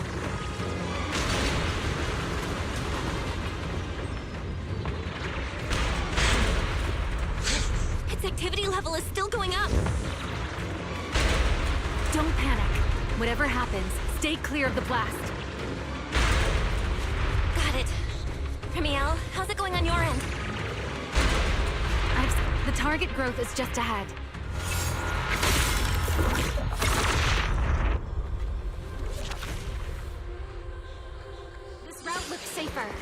this way. Ramiel, how's the cocoon looking? Seems to be even more active than before. What a nuisance. The blasts are getting stronger. Val, take the tracks to the next target.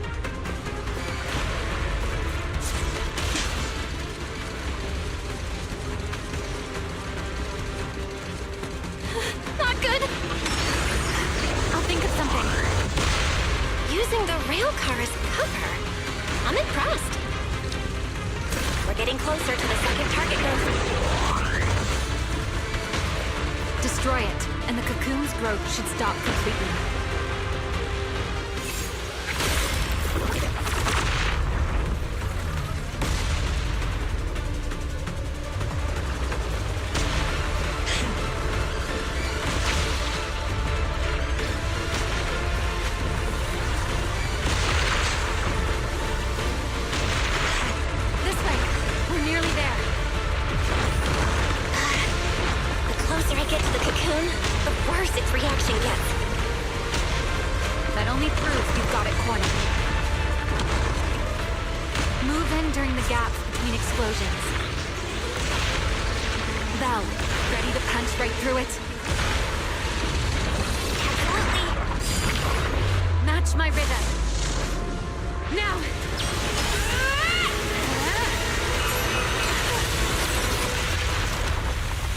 Don't let your guard down. It's not over.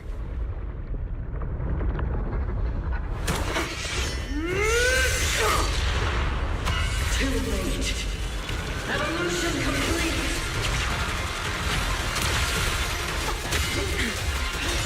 Together!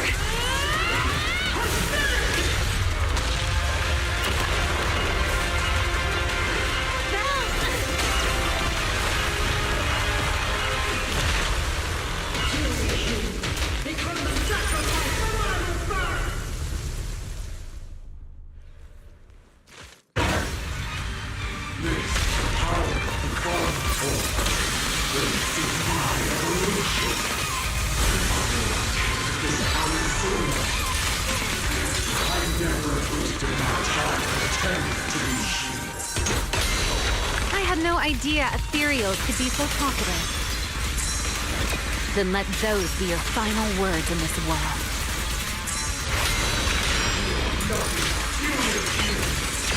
Kneel before my power!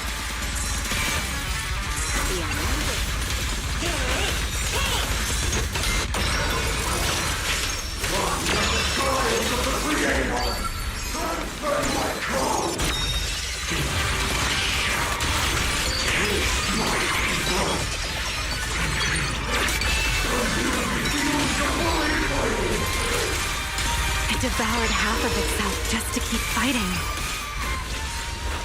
Is this how a beast born from the Hollow thinks? How tragic. Let's put it out of its misery.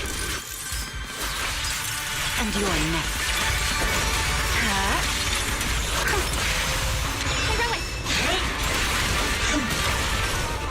Don't disappoint me. Try not to move. Don't get scorched. That'll help.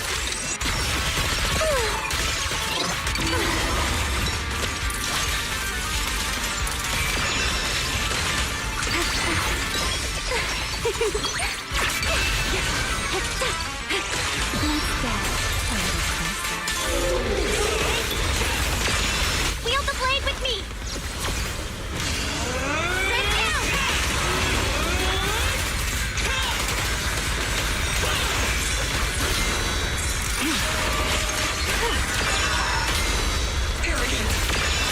Let the stage be even more dazzling. Huh?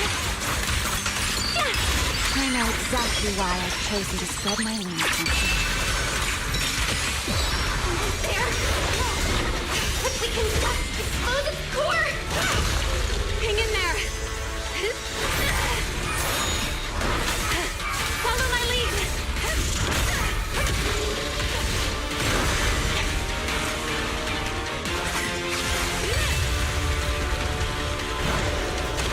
Getting away! We gotta catch it! Belle, you should take a breather. Now then, it's finally time to get serious! I'm counting on you, Remy!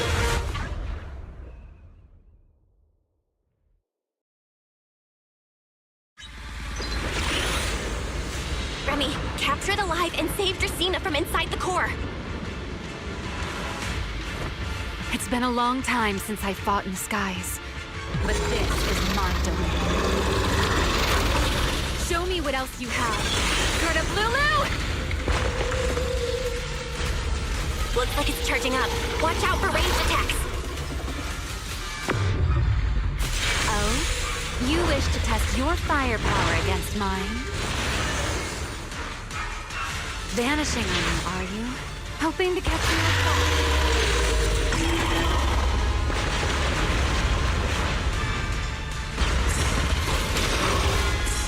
Always attacking from behind.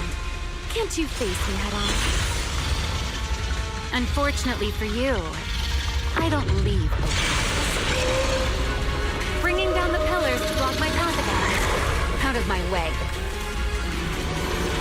An attack this weak. It won't be long now. Its core is about to be exposed. Good. Time to end this. Now, checkmate, monster. I hope you enjoy the dance of death.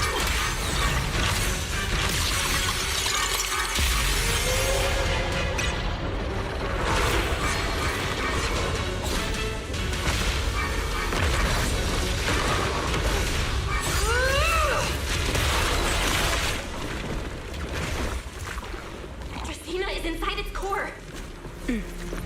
I'll handle this.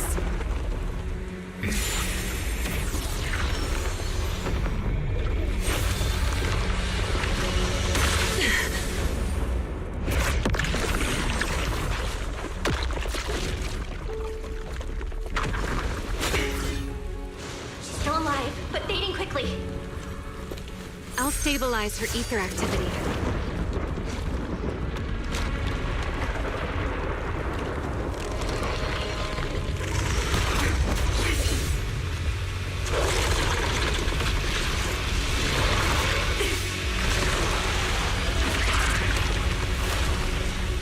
It just devoured her Tabloolu and left. Why?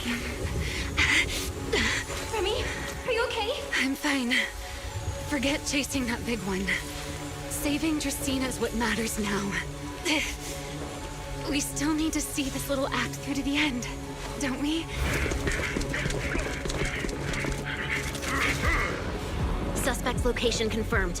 All units, combat readiness level 1. S-rank wanted criminal Remy L. Dan. You would do well not to resist in vain. Lindburn? Why is she here? Isn't she supposed to be in Virium? I don't know what's going on, but I have to explain this to her. You there, unfamiliar face. I do not know your identity, but if you have nothing to do with this, do not act rashly. Our first priority is to ensure Lady Dracena's safety and arrest the criminal who attempted to take her life. If you understand your position, remain silent and do not interfere with our official duties.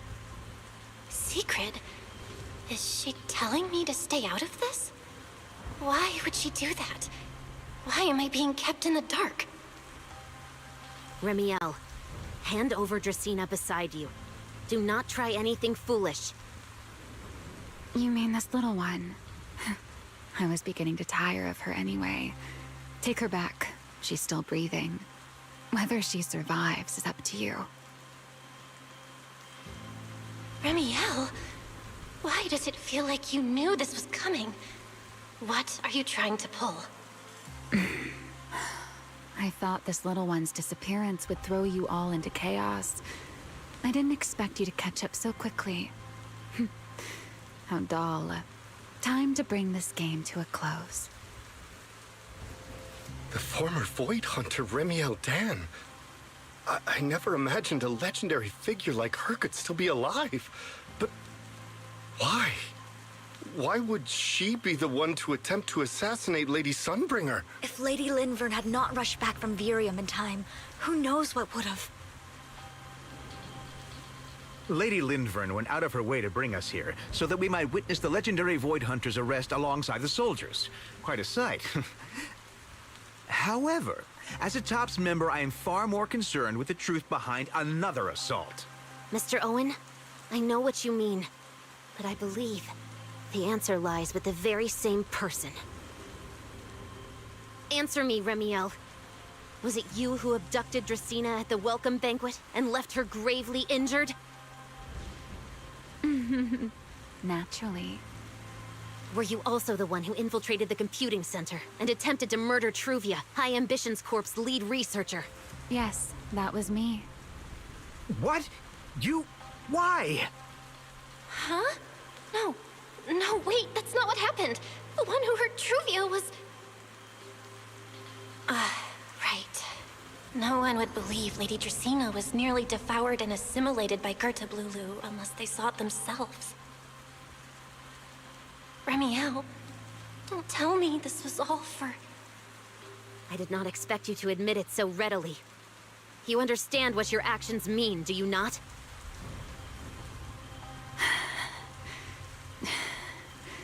Of all times, now is when I've reached my limit. What a pain. It's not over yet. Remiel, do not attempt to resist. No, I won't resist. I'll simply vanish right before your eyes in an instant.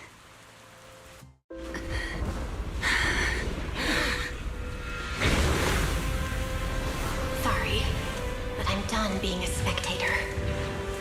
This performance of yours, you wouldn't mind one more joining, would you?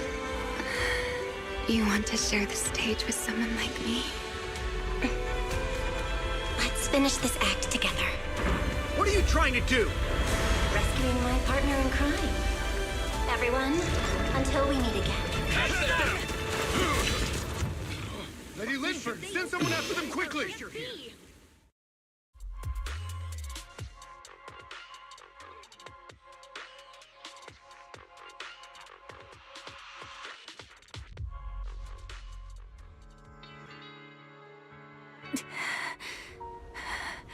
No, look away. It's okay now, Remiel. Please don't. Don't look at me. Okay, I promise.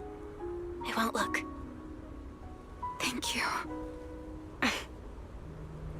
So, why didn't you tell me sooner about your plan with Sigrid and even Linfern? Because you and I are different. You still have somewhere to return to, but I do not. The era I knew, the people I loved, those memories, they're all long gone. So, I can't drag you into this. You really are impossibly headstrong, Remiel. You're the one who called me your partner in crime. You're the one who held me together on that rainy night. And now you're leaving me behind? Did you forget you're over 100 years old already? How long are you gonna keep acting like a cranky kid? I get it. Sometimes, someone's gotta step up and do the hard thing. What happened to Dracena and to Truvia, someone has to answer for all of it. But that doesn't mean you have to shoulder all of it alone. Didn't you call me your partner in crime? Then act like it. Doing bad things together, running away together, getting ourselves wanted together. That's what partners do. What kind of partner takes all the heat alone? What kind of friend does that? You really are getting more silver-tongued by the day, Belle. I'm not trying to sweet-talk you. Can't you tell I'm really mad right now? I can hear it, Belle. I'm sorry. I shouldn't have done that, my dear partner in crime.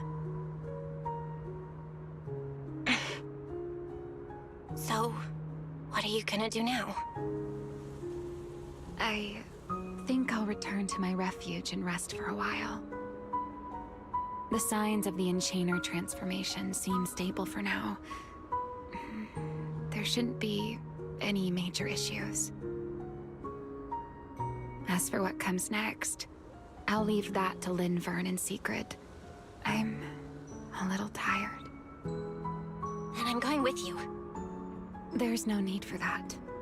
I can walk on my own now.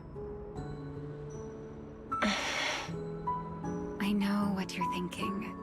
I can't let Remiel out of my sight again, or who knows what outrageous thing she'll do on her own, right?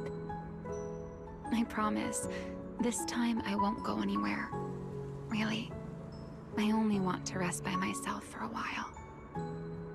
Once I've recovered a little more, I'll come see you again. I promise.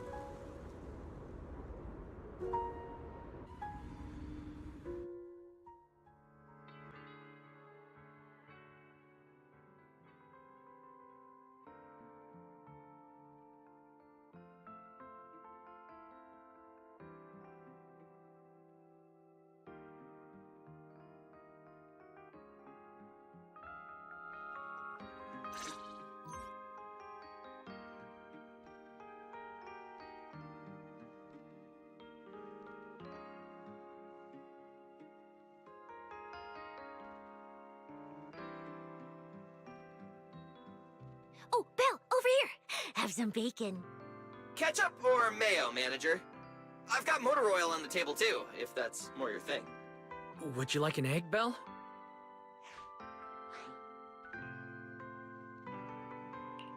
Is it just me? Or are you guys being overly friendly today? How can you say that? It's only been a day, and you're already skin and bones. Manager, breakfast is a sacred tradition at Amber Hall, and everyone's gotta have their fill. Besides, when Valina and Norma stopped by last night, they were just as... Seriously, that was way too close. I was so worried. Whew, thank goodness everything worked out. Yeah, thankfully. You're worried about Truvia, aren't you? I think she's still in intensive care.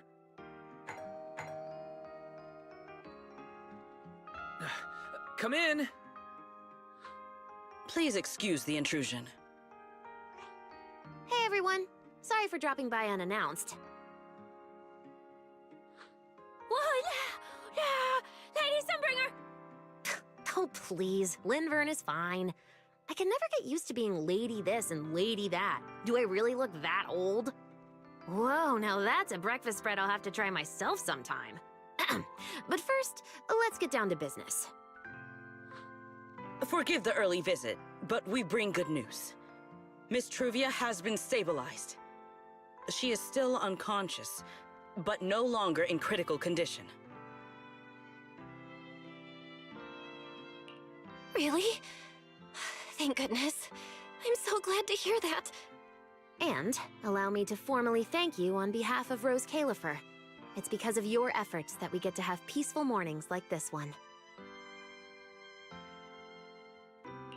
I can't take all the credit. I only did what I had to do. And I owe all of you, too. My bad for not thinking about what would happen after everything. Belle, I owe you an apology. Remiel and I kept our plan from you, but it was not because we doubted you. Rather... I know. You were just worried about me and didn't want anything bad to happen. But there's something I need to ask. Now that Remiel's cooperating with you, what's going to happen to her? Actually, we'll be taking her to Virium soon. Oh, relax. Not as a criminal, but as a friend who needs our protection. As for her ongoing Enchainer transformation, we can treat it with Porceloy. In return, she'll help us stabilize Dracina's condition with her unique ability. How is Lady Dracina doing now? Why does this all sound so serious? Her condition isn't great, but Flint Workshop is keeping things under control, for now. Oh, right. Remiel knew we were coming, so she asked me to pass along a message. She's already waiting for you at the usual spot. Huh? Right now? She really does love catching people off guard. Hey Belle? Aren't you going to see Remiel? Why are you going upstairs? Cecilia, curiosity isn't always a virtue, you know.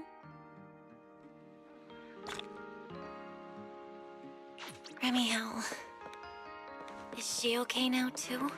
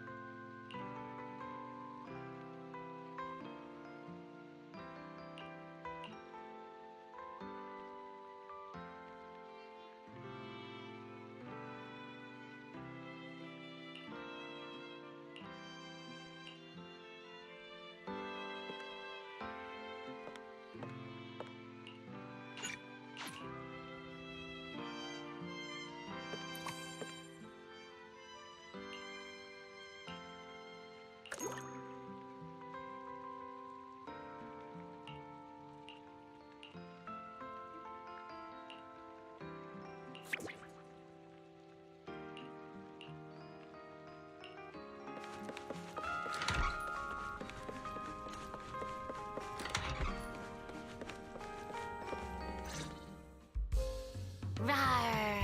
Good morning. Rawr. There he is! Mr. Roar Remiel. Wait, that won't work at all. How does the enormous Mr. Roar even disguise himself as me? Although, he might pass if we give him a pair of fake wings. Mr. Roar in your clothes? No, absolutely not. It's weird no matter how I imagine it. No? Well, I thought it might be cute. I'm really struggling to see the appeal. Anyway, you're here early.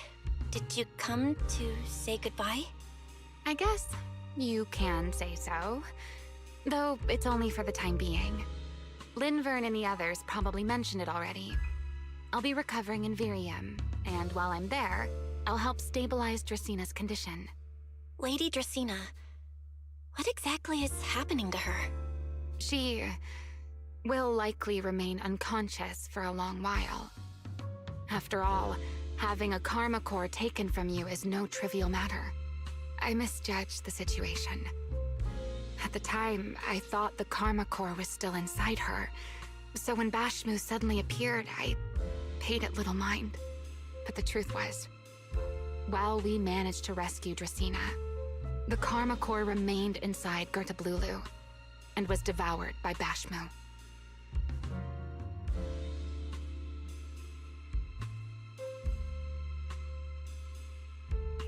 That's terrible. Does that mean Bashmu becomes the Enchainer instead of Gerta Blulu? Yes, it seems far more intelligent than Gerta Blulu. But of course, the culprit behind all this may have planned it that way from the beginning. Clearly, Gerta Blulu couldn't have done it. So, who lured it to Buastrum with the singularity leakage? The real culprit is still hiding somewhere in Rose Califer. Correct. Though, I don't think we need to worry too much at the moment. Dracena likely only possessed 1/3 of the Karma Core, which means the other 2 parts are still inside Eldrada and Linvern. Right. I wanted to ask. You said Karma Cores are sealed in Void Hunter weapons. But why is Lady Sunbringer's split into 3 and stored in 3 different bodies? What's really going on with her? Yes, Void Hunter weapons. Perhaps that's what the Sunbringers truly are. Huh? Oh, come to think of it, I don't think I've told you yet. The truth behind the so-called attempted assassination of Lady Sunbringer. The truth is, I really did come to Rose Califer in search of Sunbringer. Not the 3 who stand here today, but the one I once knew. And then I saw Eldrada. Do you know that strange feeling? How someone can look so much like her yet not be her. Somehow, after reclaiming Thaumiel, the remnant inside it resonated with the Karma Core fragment in me, and suddenly I was able to sense the Karma Cores within the Sunbringers. Which is very strange. Sunbringer didn't fuse with the Karma Core and become an enchainer. Rather, the Karma Core was divided into 3 parts and stored within the 3 Sunbringers, which is just like Void Hunter weapons. You mean the 3 Lady Sunbringers we've met are actually living Void Hunter weapons? No. There's no way that's true. Well, it's only a working theory. There are still plenty of gaps in it, but it does already answer a lot of questions. The most important question I have is, where is the Sunbringer I knew? I don't believe she would die so easily. Yet somehow, she just vanished from everyone's memories one day, and then she became the 3 Sunbringers we know. So until I find my answer, I suspect I'll be staying in Rose Califer for quite some time. Still, some proper rest is greatly appreciated, at least for the next few days.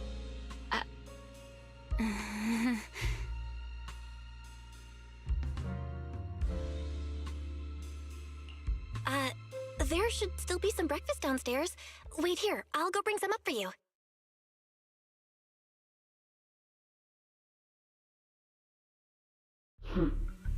How many times have I told you before?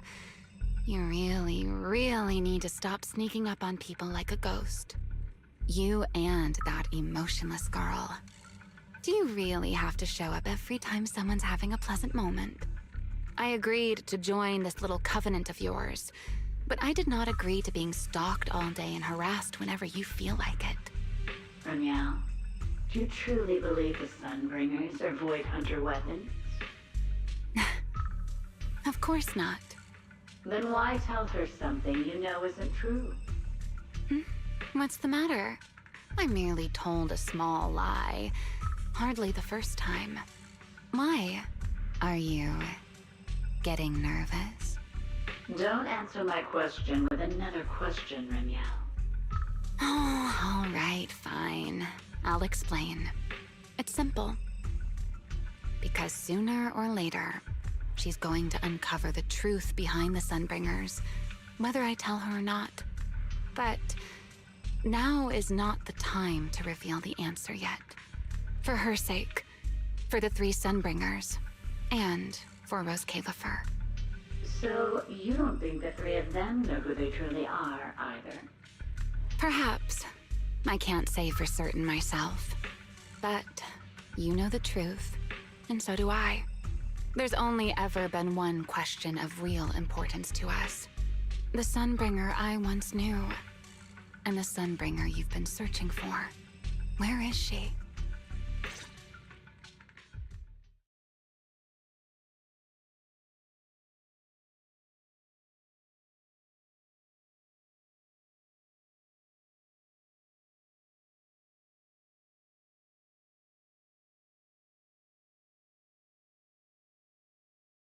How pitiful. What do they call that monster again? Right, Gertablulu.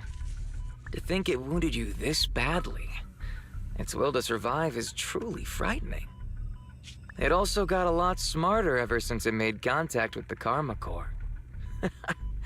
Came embarrassingly close to actually pulling it off.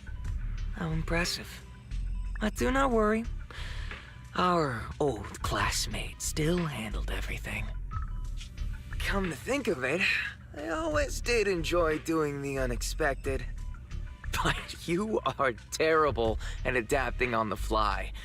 That is why you keep losing to them. Again and again and again. Why not? Simply admit that you are worthless.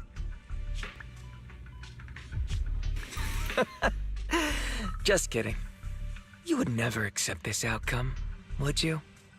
That's enough for an infirmary visit. I have something I must do. And I look forward to your performance in the next act.